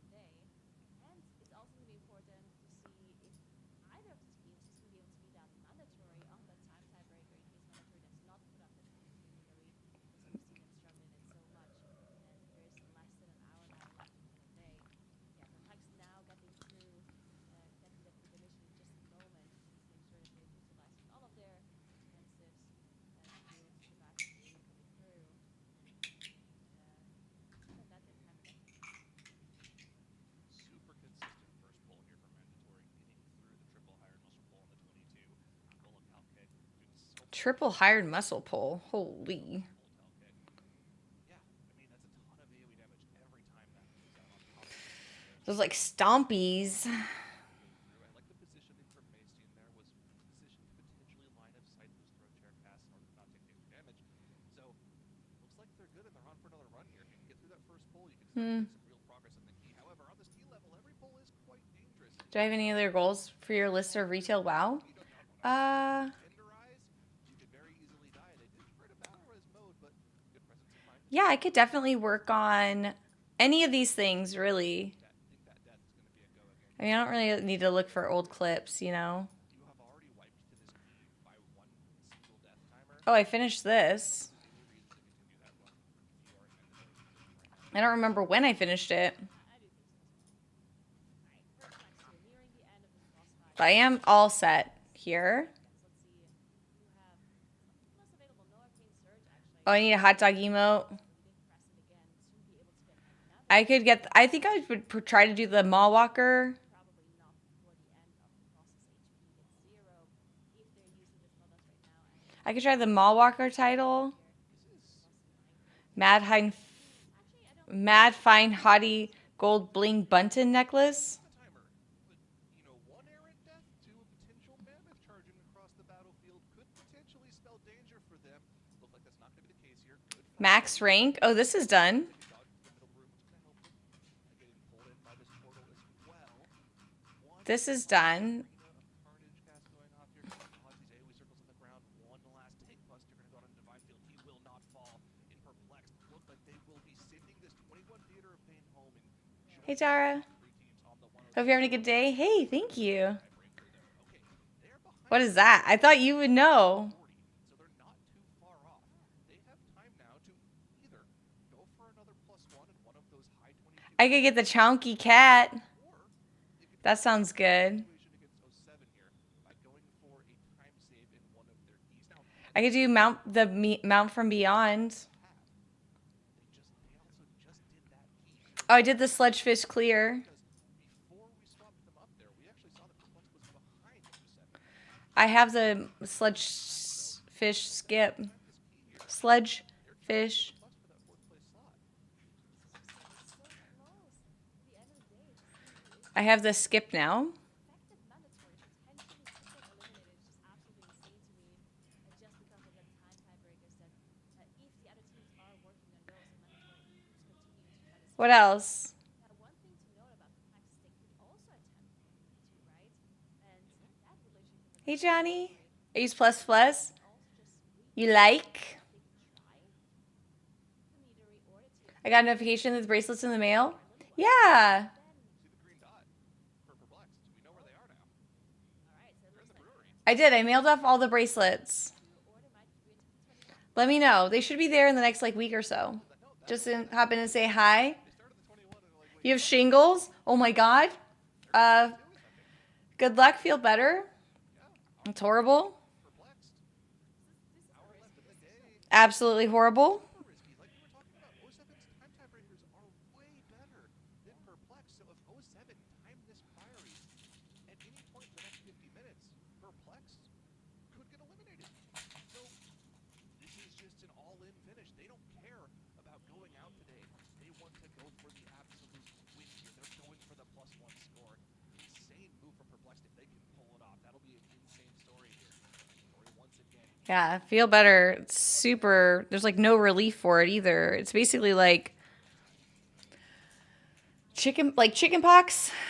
If people don't know what shingles are, it's like just kind of something like the really, really low chance everyone can get it.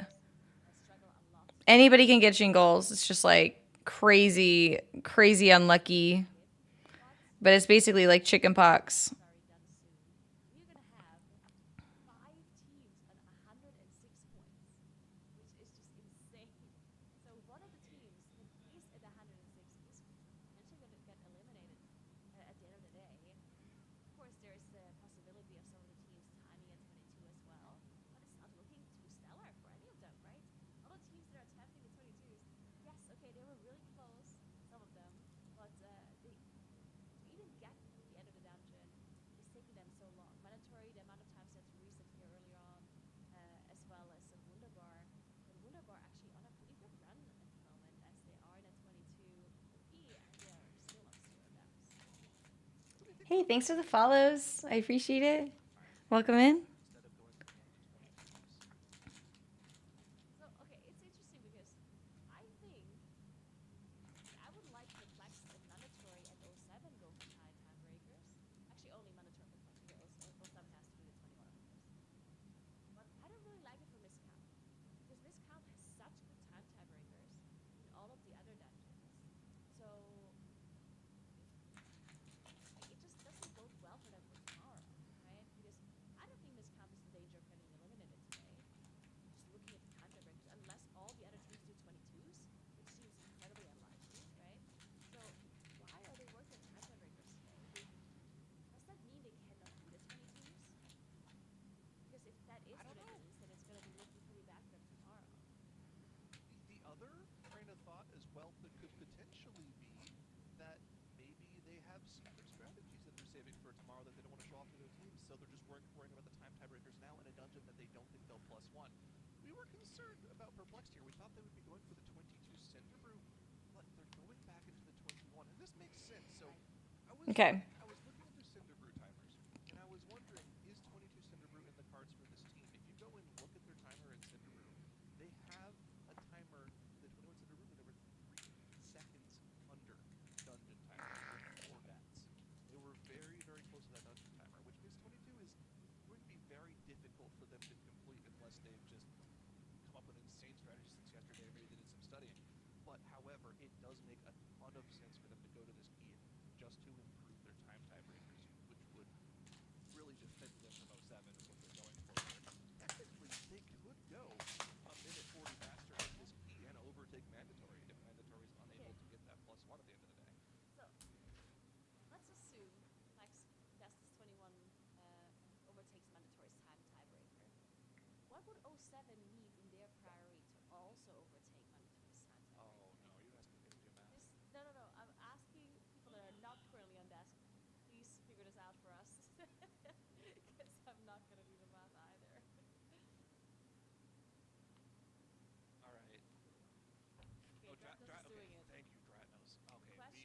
savior. Okay, the question is, if Perplex manages to shave off like more than 120 of this 21 brewery, they will be overtaking Mandatory. So how fast does O7 have to be in their 21 Priory to also overtake Mandatory's time tiebreaker, to then put Mandatory in 5th overall position? That, I think it's a lot. He's working on it. He'll get back to us when he did the math, and we will trust his math implicitly because he is Mathnos after all. But the consequences of 1 minute and 33 seconds. are massive. It's a huge shift in prize pool, finishing 5th, 6th versus potentially finishing 4th. I'm going to say 133. For your teams, so these teams not only playing for placement, but playing for a ton of prize money. Should I say it? Also something that we don't talk about often enough. I think the prize money is also just incredibly important. That is something that these teams also have to realize too, especially since we are getting to those key levels where all of a sudden you might not be able to go any higher and everything just counts, and any just second here and there counts and could mean that you're in a higher seed compared to the other. 28. Miscount though, they are still working. They have to do it in 28 minutes, 50 seconds.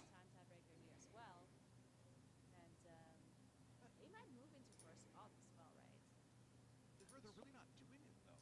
Looking at the times from their previous dungeon, Come on, Dratnos, hurry up. 1 death, which they currently have. Here were their boss splits in their first 21 times Operation Floodgate. Oh, thank you, Crush. That's perfect. Their first boss split, 529. They're not that much faster here. Second I'm going to boss say it. 1738. I did it a long time ago. Scout 1730 on the demolition duo, so 8 seconds faster. Swamp Phase 2303 last time around. This time around they were 2250. So they've saved way. It's not about, here's the thing. The question is not what's the difference between the two key level. The question was, it's not this difference. That wasn't the question. It's not what was the brew between this group and this group. It's what does it take for them to overtake the entire ranking of mandatory, meaning they have to take up the additional delta of all the other keys combined with the time differential. So it'd be 1 minute and 33 seconds. This is 07 to overtake mandatory, they would have to time the 21 Priory, of course, and they would have to time it at around 29:30, which is doable looking at the other 21 Priories. I mean, it's all theoretical. Looking at miscounted Wunderbar's timers, you would have to be matching those times. Ooh. Yeah, it would be tough for 07. But If they time, so you're assuming they're timing it with the same amount. repeat another dungeon and get a better time. Hmm. At the end of the day, another key. So I do think the possibility of 07 Maybe. Hey, Rogue. Thanks for the lurk. I appreciate it. if mandatory, of course, does not time this fucking two, which they have the chance of doing. So since they have been here for quite a while now. Let's talk about this Wunderbar run, though, really quick, because we just saw they're in the final section of the dungeon here, in this core chop section, heading for this massive pull on top of the gas bag here. The timers in this run are fantastic compared to the previous run. Remember, they were less than 15 seconds behind on the previous run. They had 2 deaths. Wunderbar's timers are so much faster this time around. This Sav split is about 25 seconds faster than their previous attempt at the 22 Theater of Pain. So they have given themselves, if they're able to do the rest of the dungeon at the same speed they did in the previous attempt, they're about 40 seconds overall faster, including death timers. This is a timed game for Wunderbar. They just have to make 0 mistakes on a plus 22 gore chop that they also pull extra trash on top of. It's not just butchers and horrors. They pull this sludge spewer in as well. Miscount is 2 minutes faster. Wunderbar have pulled the trash, and yes, they are gearing up to go into gore chop. I don't think it's a 4 minute delta, like they said. I disagree to that. Because the 4 minute delta is between Perplex and Wunderbar, not between 07 to mandatory. This number is to Wunderbar. Defenses to survive as a hazer just also coming up. Nature's Vigil's running as well by clicks to help out Whippy as he's trying Not to pump everyone. 07 to mandatory. Gingy just getting all of these leftovers He's in to the jump on Matrix. him. He's dodging everything. Taunting everyone Ooh, that's my else is making sure they're staying That's what I think. That's okay. This is why they get paid the big bucks, and I'm over here making friendship bracelets. He has to make sure that he's mating all of these gums, which is just crazy. Really nicely done by Junji so far. Super, super clean. They've gotten through the most of the difficulty of that trash. Every single leap from the Disgusting Rev used so much damage to the players they leap on. You cannot afford to get hit by any two of those abilities. You will get killed from 100 to 0 full. But Rudabar on fantastic pace in that key. Can they be the first of our teams to break through to that 107 mark? If anyone can do it, it is them. They have been incredibly fast this week. And in the meantime, going from the top of the leaderboard to the bottom, our teams at the bottom are incredibly scared of getting eliminated. 07 needs this 21 prior to potentially compete with Perplexed and maybe even Mandatory. Miscount trying to work on that key as well to potentially put them into the lead, but they need to kill that boss so incredibly quickly. Can 07 get through a 21 Captain Valkyrie? This pull is incredibly dangerous. These Warlings jumping around on players, adding bleeds to an encounter where the only bleed you normally have to worry about is on your tank, who's taking so much damage over the course of this encounter from the bleeds the boss puts on him. The pot shots as well from these sharpshooters, if any of them overlap with a savage mauling, could instantly take a player out from 100 to 0. There is so much coordination required on a pull of this magnitude. Yeah, absolutely insane. I am going to be checking out the 21 priority splits that we've seen from Miscount and from Wunderbar, just to get a little bit of a comparison for 07, be able to see if they would be able to meet that timer that we talked about. Wonder why they night elf there.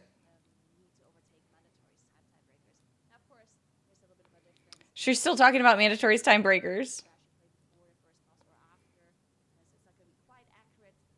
Still going to be interesting to see. As Miscount now about to finish off East of Gigasap, and we've been talking about Miscount, right? Miscount has so many world records, so many time tiebreakers that they're winning here, and yeah, like it seems to be their strategy, right, to go for those time tiebreakers, but unfortunately, if the other teams that are currently working on those 22s are getting those 22s done, then all the time tiebreakers in the world are not going to help Miscount because they're just going to be behind the score.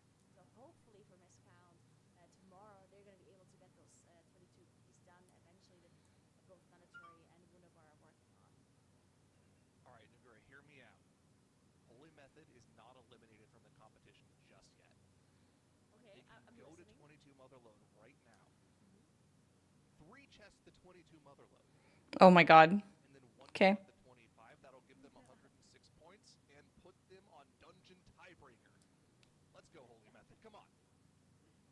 Alright, this seems to be No, but in all the way seriousness. to victory. Miscount. This is No. what they're going for. They're going for a time tiebreak increase in this dungeon. The timer to beat here is 31:29.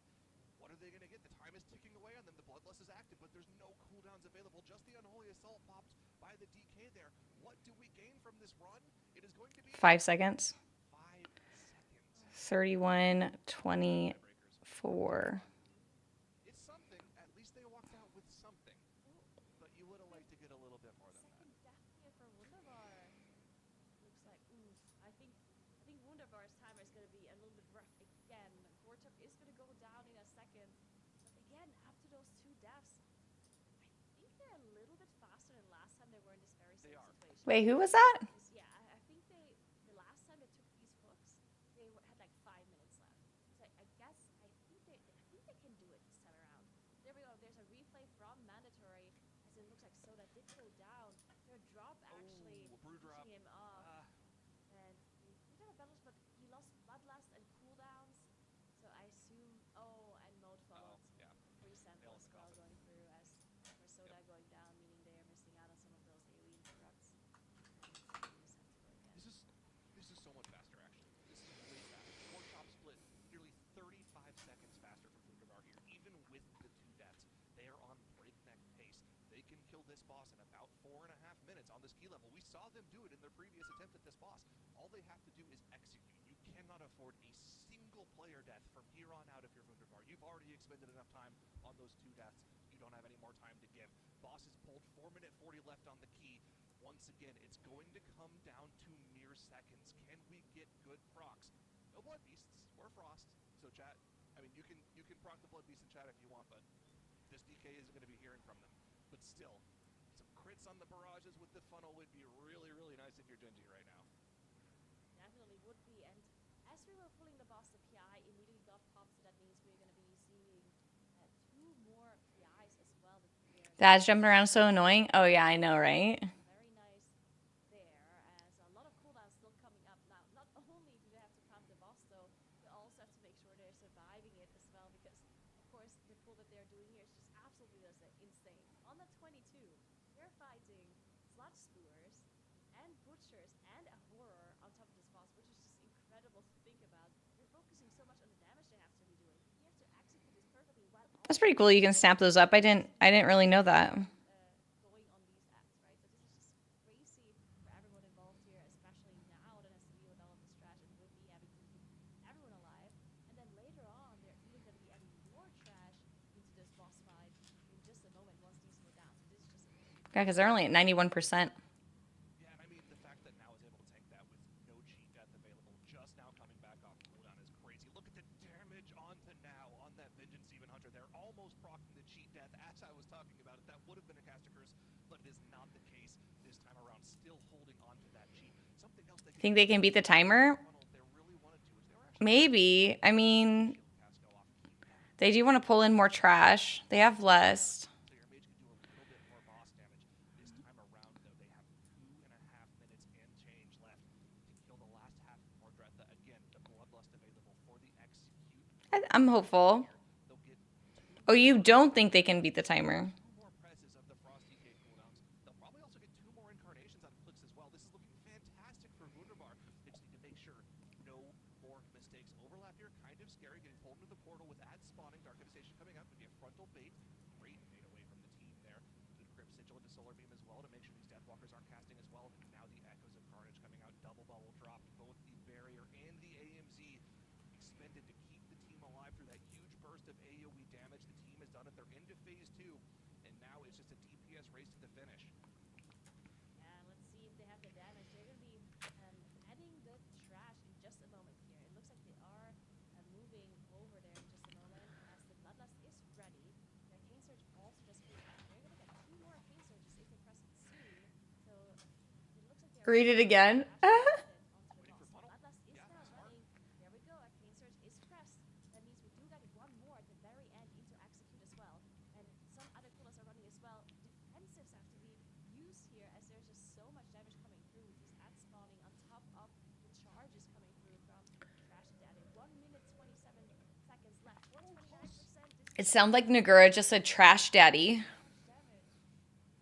High dodge there on one final mammoth there at the same time as the Dark Devastation. That was my nickname in high school. Who's still holding onto the cheat death, who still has that metamorphosis available, might even opt to use it just for maybe a tiny bit of extra damage at the end so the team can kill the boss off, reaching that 1 minute mark. Like you said, we will get 1 final Arcane Surge, dodging the mammoths as they charge across the battlefield. Can Wunderbar do it this time around? They have the time.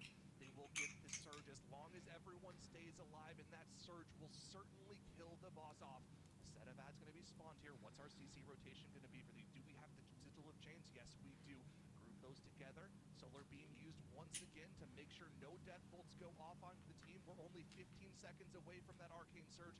The boss is already in the city. They have 30 seconds. One last Dark Devastation goes off. Team gets pulled through to the portal, but Whippy is keeping everyone alive on only a sliver of mana left. Gingy is at the surge. 20 seconds left on the key. It's all on the Arcane Mage. Wow, they got it. Barrage is coming out. Have Wunderbar finally done it? Is the world first 22 Theater of Pain in the bag? 33-47. Have done it, and they are first team of the tournament on 107 points. 33. Unbelievable. What was that? 33, 27, 47? 22 Theater Pain with 2 deaths on the board. Just an absolutely insane strategy that they're running here. And look at Wunderbar, baiting everyone into doing that Cinder Brew yesterday while they attempted it very in the day. But jokes on the other teams. The one key that is actually getting time first is the 22 Theater of Pain. So we'll see if the other teams can follow through with that as well. But yeah, the 22 Cinder Brew, we do know it's possible. Looking at how close mandatory was to time that. Is Wunderbar now also going to step into that metery and attempt it as well? We're going to see in just a moment as mandatory, unfortunately, still having to reset it over and over and over. They are now Okay, Wonderbar has a 21. now also attempting the 22. This able to do the 22s. So mother, they've been working those time their trials. mother load is here. Their brew is They are now finally stacking 30, and 52. some resets early on in the Their course. That is obviously Pyre is 20, just to see 22, very, very rough here to start. 47. Definitely That's doing it. well for Miscount. I think that is definitely capable. Miscount. You can stack a bunch of AoE cooldowns to lift the first barrages of volatile kegs, but when that third barrage comes out and the third cast of throw chairs come out, you can see, look at the health bars on this team. Even through the uppies, the team is just getting destroyed by that AoE damage from those kegs. Wunderbar, whoa, we're not going to the 22 brewery. We're going to 23 Motherload. They're not happy with just they're not happy with just one key that nobody else has done. They're going for a second key that nobody else has done. They've already practiced the brewery. They know they can do that one. Let's get some attempts in on the 23 Motherload. Oh man, Wunderbar. Some of these players, man. This team isn't the Echo team that won a billion times, but they have players from that team, and it seems like they have the mentality that team had. They sense blood. They want to slam the door on the other teams. If they can even get close to this 23 Motherload, man, oh, that is an omen for our other teams that they're on notice. This team is they're out for blood here. And this is incredible. We're gonna have to take a look at Wunderbar in just a moment. But first, I do want to talk about our elimination teams again, right? I think at this point, Holy Method is not gonna be able to get up to the points to be able to stay in the competition. But there's a second Okay, team. mother load here. We only have half an hour left of the day. 07 is currently working on 21 prior with 0 deaths. They're currently working on Baron Brown Pipe. If 07 manages to do this key in around like 29:30, which we know is possible, looking at the other teams that have done the 21, then they would be overtaking mandatory time tiebreakers. And Perplex is currently also working on getting better time tiebreakers, which would mean that there is a possibility that mandatory would be eliminated, or Perplex, or 07. I think for Wunderbar, they're obviously kind of in that first spot. They have their 107 points. They're not going to get eliminated, right? So they're safe. Pyre. Also safe, just because And then the incredibly brew. likely that mandatory Perplex and 07 all do a 22 to overtake them in score. And in time tiebreakers, Miscount is just looking very, very, very solid, right? So I think the 3 teams outside of Holy Method that are potentially getting eliminated today is mandatory Perplex or 07, and it's going to be really close. Yeah, this is incredible. I mean, oh my gosh. I was mentioning earlier that Wunderbar could try to sweep that world record push back on the competition since they've been tug-of-warring it, and it looks like they actually are. They don't just care about the points. They care about the glory. So I love to see it. But we are going to be saying goodbye to Niagara, at least for the end of the day. We'll see you back tomorrow.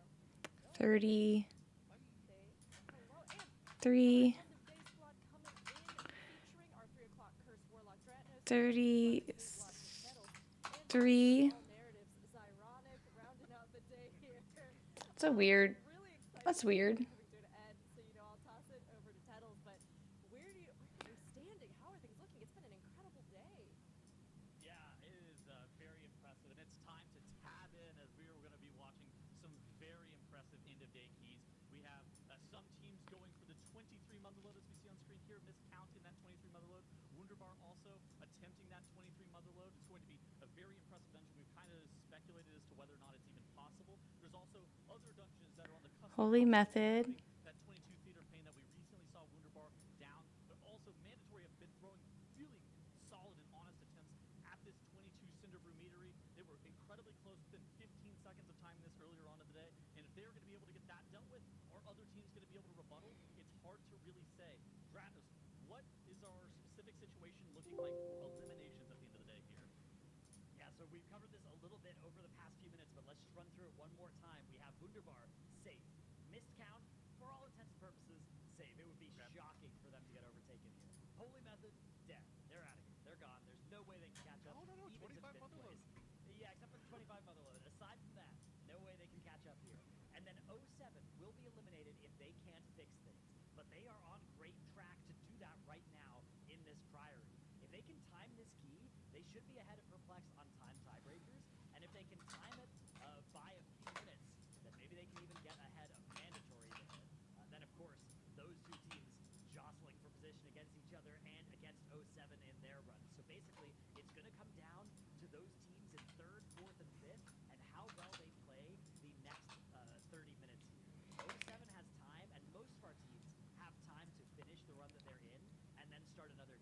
Okay, so this is how I'm doing the math, and this is how I do quick math. Not that it's the best for everybody, but this is the total points, total time, and then this is like their overall. I don't even really need this. Like how much time they have to play with, right? For the purposes of winning the competition, it's It will make sense tomorrow when we get Rookery or Workshop or Dark Flame Glyph. like throwing the proverbial gauntlet down, right? They've gotten that +1 score. Here, these, I'm going to just delete these for now, right? Mental fortitude heading into the final day. Okay. Being on the same So the total score, total time and keys. This is because Wonder Bar is always like the yardstick. I have what is the current time of this team against Wonder Bar, right? And then this way I'll be able, every team is against the yardstick, which is Wonder Bar. And then like, let's say I want to compare in between the 3 time differentials, then I can do we'll see just how difficult this key actually turns out to be. how much less time Echo or Wonder Bar is to this key. But then I'd be like, what's the difference between Perplex and Mandatory? It means that Perplex and Mandatory would need to, there's a 1 minute delta between the two of them, and then I can add it to this time. So like, let's say they were like, oh, what does Perplex and Mandatory need to time their time whatever for brew? I can be like, boom. They need to do that key in 31:17 minutes. And that's like the math for me. In order to 31 minutes, 16 seconds to beat the differential timing. That's how I blend the numbers. Let me ask you a question, Tettles. So we're talking about nuclear level tank damage taken. So I'm not going to be doing the math between like miscount, mandatory, and perplex. I'm just going to just like just draw a straight line. In my mind, it's a straight line. I guess I'm not 100% guaranteeing that, but just because the timers were fairly lenient in the key level lower, the 22s, that you did have a lot of time, but I think you have to the boss. Your tank just has to play absolutely out of their mind. Makes sense to me. Of course, we're talking about the top end of the scoreboard here, but still focused on eliminations for the end of the day. Like Dragnos was talking about, unfortunately, Holy Method just didn't have the greatest day today, and they needed to have a perfect day today after their day 1 in order to potentially make it through to Sunday. They're for sure going to be eliminated at this point, but we're still trying to figure out who our second team is that's going to be going home today. 07 with a time in this 21 Priory could easily overtake Perplexed on time tiebreakers, but they're running out of time in this Priory here, only now engaging Sir Braunpike with just over 6 minutes left in the key. This is going to be scary. Yeah, I think that they're playing to barely time this key, which it's going to have interesting implications for our timers for sure. We'll just have to check once they actually finish. Interesting implications for our timers for sure. Mandatory, all potentially at the bottom of that 106-point threshold here. But yeah, that's going to be something to keep track of for sure. Miscount should be safe from that, but they are, of course, in that 23 Motherload alongside Wunderbar. Wunderbar having wiped and now reset as that trash bowl after the first boss, even at 6:28 on the first boss split. Like you said, Tettles, a great split, but the timer may be less of the issue than just surviving everything in that dungeon. Meanwhile, it's Perplexed in the IPA room, able to get into boss combat here at 12 minutes. Should be on pace for a pretty good split here on IPA. 0 deaths so far. This is quite a difficult boss, though. Where's Mandatory sitting right now? Because they were on like a IPA room full whenever we caught up from them last. Oh wow, they're looking great on the timer too. So the last time that they killed IPA off, they had 16:44. We know that was a depleted key by around 5 to 10-ish seconds. Who knew when we were growing up you'd make tons of money playing video games? I know, we're so lucky to be living with the internet. Death later on, but ideally we play it perfect from here on out. This is a commit call, right? You have to kill the boss here. We need like a 16:30 timer, so we're not going to kill these burn drops at all. We just need to kill the boss. Mini burn being used by Stove there. Boss is still pretty healthy. 8% on this key level is still well over 100 million HP that they have to chew through. They can do 8. They can do 8%. Are enraged, however, are going to be killed off by the residual AoE from the Boomkin. 16:30, not the best timer. We saw them have around a 16:20 in their previous attempt, but with the 1 death, could be okay. They still have a Pyromaniac alive, though. Are we just going to mind control this and bring him with us? Yeah, Yeah, we're we're gonna gonna keep our eye on Zan stacks. Here's a replay That's though true, of yeah. the Wunderbar White on this Azurite Extractor pull, double Azurite Extractor even, and you can see they're trying. Tell me to go outside so I would go out and bring my Game Boy. That's what's up. In the circle, that was just the raid damage. You turned out just fine. And then Clicks taken out by a grease gun there, and after that the call was made to Town Portal out of there. 7 minutes. You turned out just fine. They already though are in the front. Our parents did our best. So we have Mandatory working to try and put this 22 Cinderbrew on the board. I like their position in this tournament. I think that this 22 is very much in range for them. The thing that I'm curious about is why they didn't reset at the first death, given that it was so early in this dungeon, and given that they depleted by a few seconds with a 1-death run earlier today. We can afford one more death worth of time loss and still time this key. I think right now if we're mandatory. Obviously you want I think we're on the cusp of basically needing them to play perfect from here on out, but I think that they can afford one very, very minor mistake and still just looking at this timer. I don't know, just the last time they were in here, it was on the wrong side of the timer by such a small amount with only the 1 death. That was the first time they ran it though, right? That you would assume that Yeah. the subsequent runs of this dungeon you get your globals a little bit better, you kind of get into the swing of things a little bit better as well. Since you've seen the dungeon, you've ran it back to back, you kind of know what to expect a little bit more. I'm going to revise my statement from before the first time we saw them on the 22 Cinderbrew meter and get close. I said 25-30 on Big Fuzzy. They were really, really close, but they also had a death. I think 25 flat to 25-30 is kind of the range they want to be in. Low end, they have tons of time even with a death. Yeah. 25-30, you're kind of scared. It's going to be really close. They lost a lot of time on Bank because of how they have to play to low, where they have to do this perfect CC chain with the Cinder Bees to make sure that none of the teams swarmed off to one players. That is, again, it's very safe, but you lose a lot of damage by just committing all of those globals to making sure that you're CCing over and over again.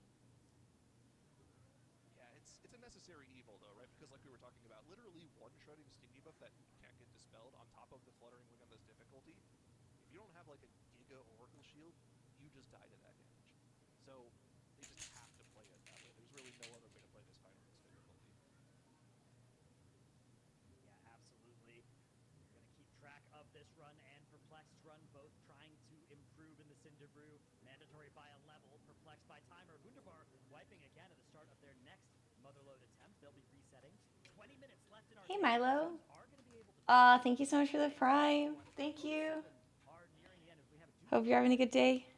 Actually, this is not a replay. This is a miscount on the trash pull. But look at their coin-operated crowd pummeler split compared to Wunderbar here. They're almost a minute slower on that coin-operated crowd pummeler split than Wunderbar were. I think with a pretty similar path through the start of the dungeon as well. Is this normal? When did double extractor become normal? Why are Wunderbar and Miscount both doing this? China finals. Yeah. China finals, they start doing it, and then now Green player, right? Yeah. This Green player, okay. Green player, yeah. Are going to go down. Having had that cheat death procced, unable to survive that huge damage of this pull, and that's just what happens in this plus 23 Keystone. But this is a good use at the end of the day. These teams will have some time to Are attempt 07 these. timing this? Or 07 depleting? That's a good question. Yeah, 07. Oh, wow. Nearing the very end of this, they are on time. They're going to be too slow to gain a huge amount of time tiebreaker equity, though. I'm a little bit worried that they may still be behind Perplexed after all is said and done here with this run. We'll have to see in just a moment once the clock. Go, Royben, go. Avoid having any deaths. They should be good to actually Royben on time fumes, this actually. Yeah, They Pain's lived the blinding light with used. no mana. Okay, they're fine. They're fine. Where does this put them on the 31, Do they move up past Perplexed? 31.53. They are 32 seconds slower than Perplexed is the bad news. Here's a replay, though, from Perplexed after they finished off IPA. And unfortunately, a Hobgoblin got pulled here. That's not good at all. The Hobgoblins are very bad, and it looks like the call was made potentially to just reset this thing at this point. That's such a tough thing to have happen, because things were going pretty well for Perplexed on improving their time here. But yeah, Perplexed, the good news for them is that 07 were slow enough in that Priory to not claim the time tiebreaker, which means that by 32 seconds, if the day ends like this, 07 will be the eliminated team. So they face a choice now. Which dungeon do they think they can pick up 32 seconds in, or do they think they can go for +1 point? Let me tell you, Going from This is my 32. points is almost impossible here. Wunderbar are the only team to have done it, and a lot have tried over the past few hours. There is no easy key left. The easy keys were 5 key levels ago. These are all so incredibly difficult. It looks like 07 maybe will be trying to find those 30 seconds in a Motherload 22. Maybe they'll try the 23, but my guess is they're gonna put in the 22 here and just go for a timer improvement. What is their time in the 22 Motherload? Oh, it's very slow. It's 32:34, about a minute and a half slower than every other team. That's where they're going to be able to make up time. So if they do go for a faster 22 Motherload, that is 100% the correct play to try to qualify through to tomorrow. Okay. Yeah, Perplexed are keeping this run going, but they're going for a time improvement run as well. Now, their Cinder Brew was very slow. It was a 32:57. Maybe they can still improve with this, but with these 3 deaths, they're not going to improve by that much. They need a minute and 39 seconds, so they need a 31:20 to actually be able to get faster than mandatory. Otherwise, they're just trying to expand their lead over 07 on timers. But 07, I think, have a lot of easy time that they can pick up in the Motherload. 07, if they can get down to a 32 flat, will overtake Perplexed. And if they can get down to a 30-30, which would be tying missed counts fastest 22 Motherload, so very hard feat. But if they could do that, they would actually overtake mandatory as well. So all of our teams very much still in contention here for all the different slots on our leaderboard going into tomorrow. This is extremely high stakes as well, because not only are the teams playing for who's going to get to play tomorrow, there's a lot of money on the line as well. Just to put it into perspective, I believe the difference between making it to tomorrow and not here is 5 figures of US dollars. This is a crazy amount of money. Oh, wow. Playing for a lot of money here. Remember the timer we're looking for at the end of Bench Busby with the deaths that they have. It is. It's close to 25 flat. 25:30. if you get disqualified today, you get $15,000 as a group, $3,000 per person.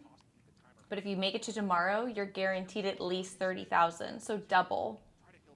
So if you said again, if you get disqualified today, your team gets 15,000, you get 3,000. And tomorrow, even just qualifying, you get double. I think this boss dies in a minute. Like, I don't think it's going to be under the 25-minute mark. But I think that we were... in the last run. So, yeah, in the last run, they had 25:04. Yeah, so let's say today you get disqualified, and you got second place in your group, you would personally get $4,200. If you got first place in your group and you got disqualified today, you'd make $600 more at $4,800 personally. They snagged the additional speed lifts with that arcane surge. Now we just Stokes just going to commit his mini burn here, and that's going to be able to take down the bank. And Yeah. We're going to be sub 25 minutes, Zyro. We're going to be 20 some odd seconds, maybe around 15 seconds under where we were last time. We know that they were about 10 seconds over with a death that happened in the final boss area. So I think that mandatory are in position to be able to win this. We got the Demon Hunter Jutsus coming in for Skylark here, getting ready to pull those yes men already, and starting up the Aya Kazan stacks, making sure that he's able to do as much damage as possible.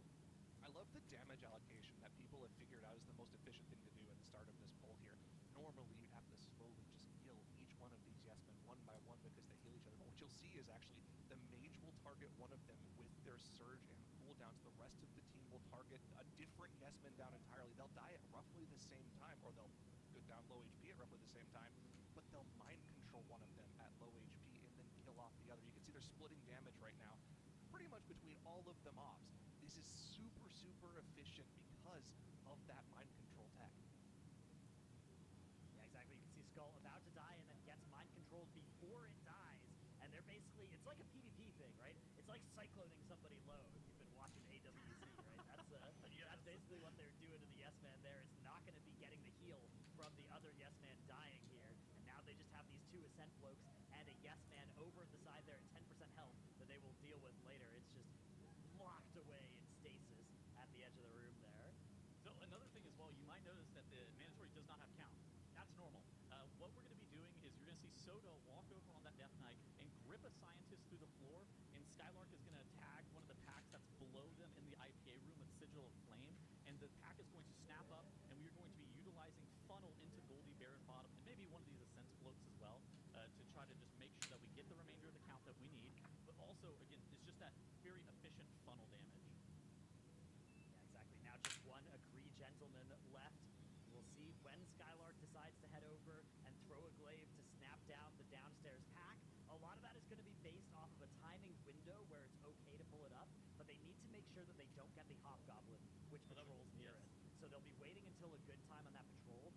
Basically starting now, they're going to be looking over there, and they're going to run over once that Hobgoblin is far away and throw that glaive, bring that pack upstairs. I've never seen the snap before. That's pretty cool. Yeah, and notably as well, whenever they did the start of the boss last time, Mode ended up mind controlling, I believe it was one of the Pyromaniacs as well. Look at the But Ursals. it ended up walking over and meleeing him, which caused a problem. Oh, that Hobgoblin's patrolling away. So now is a great time for Mandatory to look to grab this trash pack. And you see it already starting to snap here. That Yesman, once it goes down, is going to start Goldie Baron bottom. They put the Ursals down You do have to wait a couple of seconds for the pack to finish. to kind of control when the to kind of slow the We have 5 minutes and 10 seconds to kill the boss, and Mandatory are in a great position. it's like a threat management tool for when the mind control ends. Because when the mind control ends, that mob's gonna be pissed at the priest. So while the tank's trying to snap, it's like, oh, it's okay, mind control's dropping. We'll just put our homie on ice. You know what I mean? I think they got clapped last time they were here. There's Ira is talking about it now. This is a lot of damage. I mean, this You've forgotten these dungeons? You haven't done them in weeks? explosive brew going down from that scientist. They need to make sure to kill off that film batch, and they get it right on time. They drop the AMC and that power word barrier. But I was talking about the amount of damage that's taken on this fight. A lot of it actually comes out from the dot that gets placed on the players that you can utilize to clear the barrel. It is dispellable, and Mode has access to things like mass dispel. He also can dispel 1 player per time. And you really need to make sure that you're rotating your AMS on that. And we have access to 2 dwarf racials, which removes the stacks of that debuff. So utilizing those kind of things and making sure that nobody's sitting with that dot on them for an extended period of time is a huge deal here. Yeah, big healing through a 2-stack, but once they can get this taken care of, they should be safe for a little while. Soda unfortunately had to AMS to survive there for a little while, so it's not actually going to cover that dispel.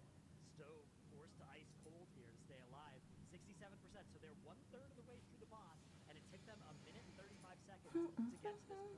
If we extrapolate this forward, they are on pace to time this key, and they'll actually have 20 or 30 seconds, plus Bloodlust is coming over the horizon to save the day as well. That is going to accelerate their damage at the end of this fight. That's going to allow them to run up the scoreboard and maybe help them catch up on the time tiebreaker, which they're currently at a quite large disadvantage on time tiebreakers when compared to Wunderbar, but also when compared to miscount. And if you want to win the MDI, you're either going to have to do higher level keys than everybody else, or you need to actually have some of these fastest runs, not just the same key level runs as everybody else. So the 235 on the damage meter, that's going to be the halfway point of this boss encounter, and Goldie Baron bottom has already gone past 50% of their HP. Dranos talked about earlier, they're going to be accelerating once that Bloodlust is pressed, and Mandatory are in a great position, assuming that no mistakes happen here, to be looking to time this key, and I think they're going to be 30 seconds under. They're so fast. Last time around, they were behind the timer. We were talking about, oh, well, they spent 2.5 minutes getting the first half down. They only have 2 minutes for the second half, but they're going to get the execute Bloodlust. It's going to be so good, and it almost was there, but this time around, they're so far ahead of that. More time left to deal with the second half than they used on the first half. Stove absolutely popping off with that initial burst of funnel on the boss. They'll get 2 more presses of their cooldowns if they need to within the dungeon timer, but I don't even think they'll need the next press. The Bloodlust will be up in 20 seconds. Does Soda sit on this Unholy Assault? He does. He actually only uses the Dark Transformation here, so they'll probably send this Bloodlust with his next transformation with that Unholy Assault. Okay? I mean, the Arcane Surge is also going to be up in 50 seconds for the Law. The Stove Lawyer going to be able to bring us home. All of this execute damage is insane for this composition, and we also have the cash cannons. In theory, if the boss was low enough, we could be aiming those cash cannons into the corner. It looks like Mandatory are going to be playing this a little bit safe, making sure that they're killing off those explosive barrels to make sure there's no way that we can possibly wipe to that hail. Yeah, they're playing in the corner over here and making sure to not shoot any of the fire in that area as well. And then stacking up under boss into these group defensive cooldowns. We've got another barrier that's ready right now. That's going to help them get through the end here. There's a And loss. here comes Lust as well. This is a strong offensive and defensive Lust. We don't have Arcane Surge just yet, but it'll be inside that Lust in 10 seconds. Macy hitting that Nature's Vigil as well. Helping heal, helping Mode do even more damage because he knows he doesn't have to do as much healing. And at this point, they can just aim these cash cannons away from these barrels if they want to. Looks like they're going to keep playing it safe, making sure that just in case something happens, they are not going to have that dreaded 4-stack to deal with in the intermission here. The boss now sub 10%. The Lust is still rolling. Pain suppression and power infusion on Stove here, giving him the full power to just stand there and turret into the boss. 3% now, and with the boss going down, Mandatory make it to 107 points, tying up Wunderbar and showing a 32-24. they can go start one more key at the end of the day as well. 32-24. Where do they go? Where do we get to see 3 teams in the bubble mode potentially? Follow the green dot? The options are 23 Motherload or 22 TOP, depending on how comfortable you feel in either of those dungeons. I think both are fairly reasonable timer-wise, but they are heavy chase keys. These are the 5% runs where you don't, there's no one-shotting. We're out of the territory where you're able to one-shot a dungeon. You are now in the, I'm hoping that maybe my team can clutch up one time.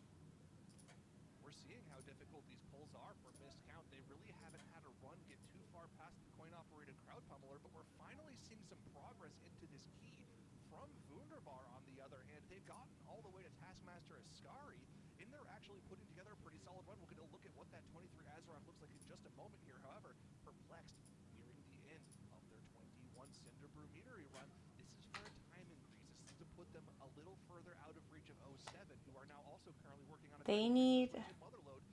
They're 2 minutes behind Wunderbar. So which key do we think that they could do 2 minutes in? Meanwhile, if you look at that leaderboard, that green dot for Mandatory indicating they are heading into the Motherload as well. So we may have them attempting the 23 also, or maybe going for a timer cleanup. But I think the 23, after that run that they just put up in the Cinder Brew, will make the most sense. But here's the question.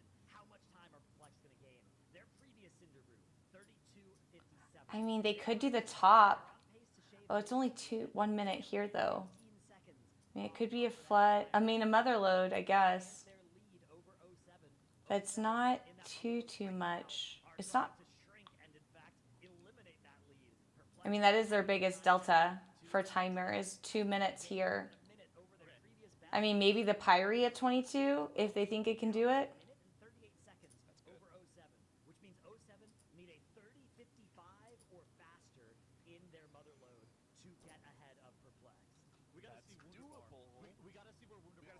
It's 30 seconds. This boss is a behemoth, and they've actually made it to the boss. They made it to their bloodlust. This is a huge deal. So these Earth Ragers, this damage check on this encounter is insane. The heal check on this encounter is also insane. It's to the point where some of the teams that I was talking to prior to the tournament didn't think that 23 Motherload was going to be doable. But Yeah, maybe. decided that 23 If no one dies in Pyre, it's real dangerous. You'll notice that Clix is not pressing Starfall at all. He needs to use all of his astral power to do as much damage to these infused Earth Ragers as possible. If that ad is alive, pulsing any AoE damage when the boss... You have done key since Dragonflight? ...team will not live that cast. This time around, they're good to go. But this Thought this skill was going to work out to have people run with them. Didn't happen. Oh, no. Non-stop difficulty throughout the encounter. Just looking for another group at the moment. Yo, JS Watts. That's how I am too. I just like got a vibe, you know? It's the same problem, but if you can get through this boss, if you can conquer this wall, the timer should be there for the key. This pushes the Arcane Surge. This infused Earth Rager shouldn't be nearly as difficult for them to kill. You can see it getting absolutely blasted by the Arcane Mage cooldowns. Should be well dead before the Quake. Now, something that they actually have to watch out for, I think that there's some tech that they might be looking to utilize here in a couple seconds. If that Earth Rager that you see that is not empowered gets CC'd whenever the Azeroth is trying to empower the Earth Ragers, they can actually force the empowerment onto that low health Earth Rager, giving them a little bit of easier damage check. Now, they don't go for that. They're actually just going to empower that high health Earth Rager and all in on that. They do have the power infusion. They have some of the DKCDs. Whippy's starting to go pretty here, and Azeroth is at 45% HP. Well, they're going to get some execute damage, but that is pretty scary. They do have the innervates to fall back on as well, but that's a limited resource as well. So we'll see if the mana bar is going to stay in line with with the boss's health HP here.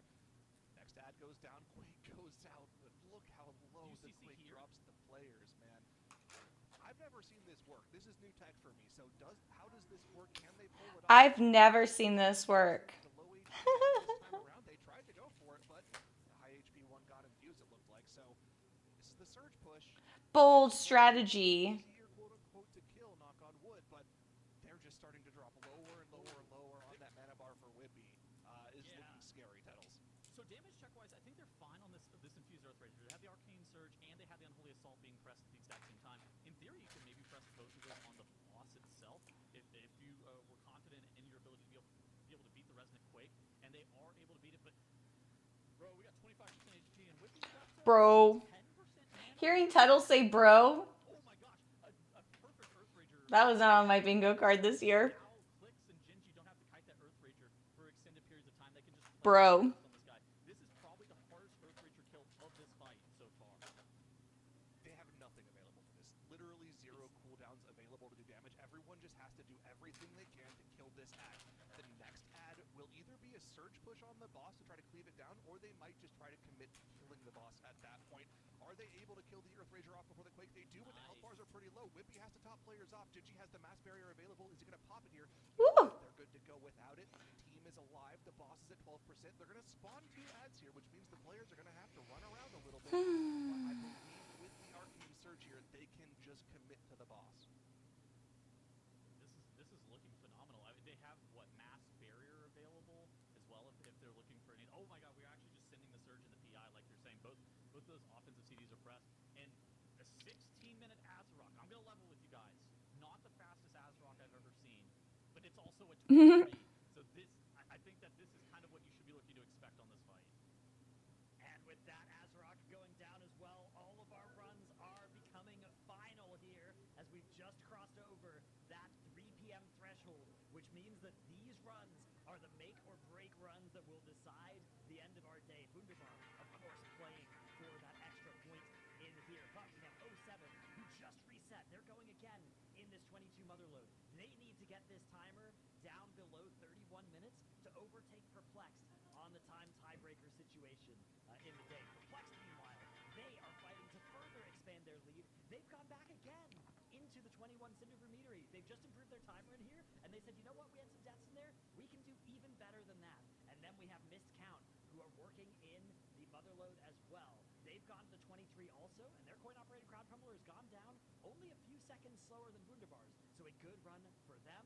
And Mandatory, actually the biggest surprise for me, they entered the Motherload, but they're going for a timer improvement run in here. Their previous best being a 31:06, only about 30 seconds slower than the fastest Motherload for Missed Count. But they think they have some time to gain in here, and they don't want to start just one attempt at the 23 at the end of the day. They want to pick up some time, which is a bit more reliable, right? You're more likely to get more of the overtime value this way, so that does make sense.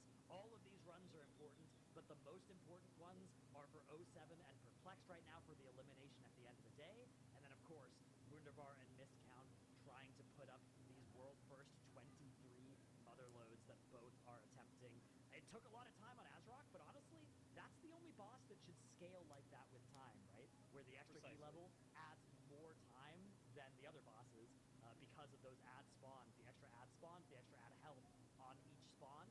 The last boss does have some ads that it spawns, but usually you can get those mostly taken care of by those 3 slams anyways, and even if one still has 30% health, once the boss finishes that intermission, it shouldn't add any extra time. You should be able to just go back onto boss. So this is a scary pull, though. That's a lot of Alchemists. The thing is, right, as long as you have the AoE stops, the only thing you're really worried about are all of these debuffs on the players. As long as Whippy can keep that, as long as they have enough Shadow Melts and combat drops for the Mind Lashes on the Masterminds, this pull is just as doable as it is on the lower kilos. The question is, What shows am I watching? Well, I finished Seinfeld. I'm listening to Psych right now, which is a really silly show on USA or Prime or whatever. It's a really old show, but it's really funny. I'm like active. It's just like in the background right now. Mandatory actually has a lot of time to It's pretty silly. theory, a decent amount of time that mandatory can gain by rerunning this 22. But there's a chance Will that that you need matter? the 23. Yeah, if you have to time the 23, does the time increase matter? I guess it makes sense to try to just go for a tangible increase to your What's it called? Psych? rather than just throw one attempt at the 23 like you were saying, Grindhouse. Psych? Sure P-S-Y? about that. Now, I don't know. The thing that I Right? wanted to point it out, specifically about Azeroth, you know, the P-S... entire Psych? tournament season Like is psych about out? how much of a healing beast Candle King is and Darkflame Clef, how our healers have to use 4 million HPS to heal through that boss. That 23 Azeroth with I glued the friendship bracelets and now I'm drying them. I'm trying to hurry up and dry them because I gotta leave. ridiculous. Not even just the heal check, the damage check on Yeah. that is absurd on that boss. That's why I'm like, oh yeah, you want a 50. I literally glued all of my friendship bracelets and now I'm trying to like have them dry faster. Getting through that wall now, you really want to see what they can do at the end of the dungeon. And we're seeing another ridiculous check coming up here for Wunderbar here as they pull Rixa Fluxflame. Let's just see how much Tidal lies again. trucked by the damage on this boss. And if they're pulling more on the boss, Yeah. the answer is absolutely. You just have to do it in order to get it done. Let's take a look at the health bar for it now. My bad. Cheetah's there. I'm not lying. I'm just making mistakes with my schedule. 40 seconds. I need to write my schedule better.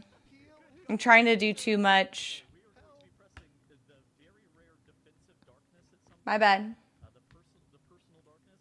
If he can honestly get to this, if he can get to this meta without cheating, I think he's in a great position to be able to at least make it to like 30% HP on Rixa. Rixa just does so much damage whenever she's no longer casting that propellant blast or that Azurite catalyst. Whenever she's active on the tank, it just does so much damage. And a nice PS by Whippy, the millisecond that becomes available for him. Yeah, this is a good spawn for the mine as well. Spawn behind them, and they're able to just flee from it naturally as they deal with the boss. Clicks, having that Azurite Catalyst aimed at him, able to leap away from it. Kush being fixated here. Looks like they're going to use a knock on that mine, but now is in some danger still as this boss finally enters the Propellant Blast sequence, and it won't be meleeing the tank for a little while here. Whippy has to heal through this charge shot cast. Another Propellant Blast comes out. The Propellant Blast is usually a bit of a breath of fresh air because your tank at least knows they're not going to be getting hit during that cast. Yeah. Oh, here's the lust for Wunderbar as well. And Insta-press. Okay. yeah, the millisecond it came up. They also have 5 shadow melds on their composition as well. And the War Machine, whenever it's doing that charge shot ability, you can meld off that charge shot damage. Okay, 1, 2. Actually scared, and I would assume that Wunderbar kind of talked about that in advance. That might be like a 4-player meld situation. Yeah, there you go, Where right we now. Yep, exactly. Okay, right on top. Oh, I feel like a genius. So right on top. And so now that this War Machine is going down for Wunderbar, after this next propellant blast phase, you're going to now move the boss over to that next War Machine. Okay, I made 1, 2, 3, 4, 5, 6, 7, 8, 9, 10, 11, 12 friendship bracelets already. Still have a cheat, so it's not Still got to do it. Yep. He's got to do it. There's the glaive. There's the mob. Are we going to see Yeah. an ordnance specialist, though? Sometimes that'll get polymorphed. I think you have to. They just use all their Who are they for? My friends at BlizzCon. You guys. Azurite Catalyst that the boss spawns, in addition to the AoE that the ordnance specialist puts out. Okay. Some very nasty overlaps here. There's going to be some very nasty overlaps here. Okay, so on one hand, yes, there are very nasty overlaps. At the same point, it's kind of predictable. Whenever you're in combat with the Ordnance Specialist, you know that it's only ever baited onto range. Ideally, we don't have it on Whippy with a mine on him at the exact same time. That is the worst case scenario. Okay. Whenever one of those charge shot AoEs can go off. I'm being summoned Some kind of weird for a very important girly date. not kind of select to play it safe, but safe is not the name of Wunderbar. They always play So I'm gonna head off here. Got time to stockpile? That's right. Last year I made 500, I think. I made all phrase friendship bracelets for all these people. I don't know if it's a thing, but it did And then I made like for like 10 seconds there. I don't think I've ever seen that before. So whatever. I made 450. Just CC'd it with normal chain sequence. 457. Super smart. They didn't have any bad overlaps. The first ordnance cast went off after the first propellant blast, and they had So to spread out after the fact.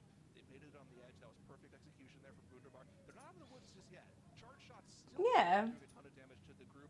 Who would be still having to heal everyone up and keep his tank alive. But we were talking about how difficult. alright, you guys. I'm gonna head off. get my schedule in order. What percent should you give away? 100%. There were some custom ones. I didn't get to connect with some people, so I have some left over from last year. I'll message them and see if they want them. But if they don't, then that's okay. I won't feel bad. I gave away the good percentage of them. Yeah, sorry if my title fibbed a little bit. I got a last minute text message. I was going to go IRL for a bit. Yeah. SOS. All right. Thanks everyone.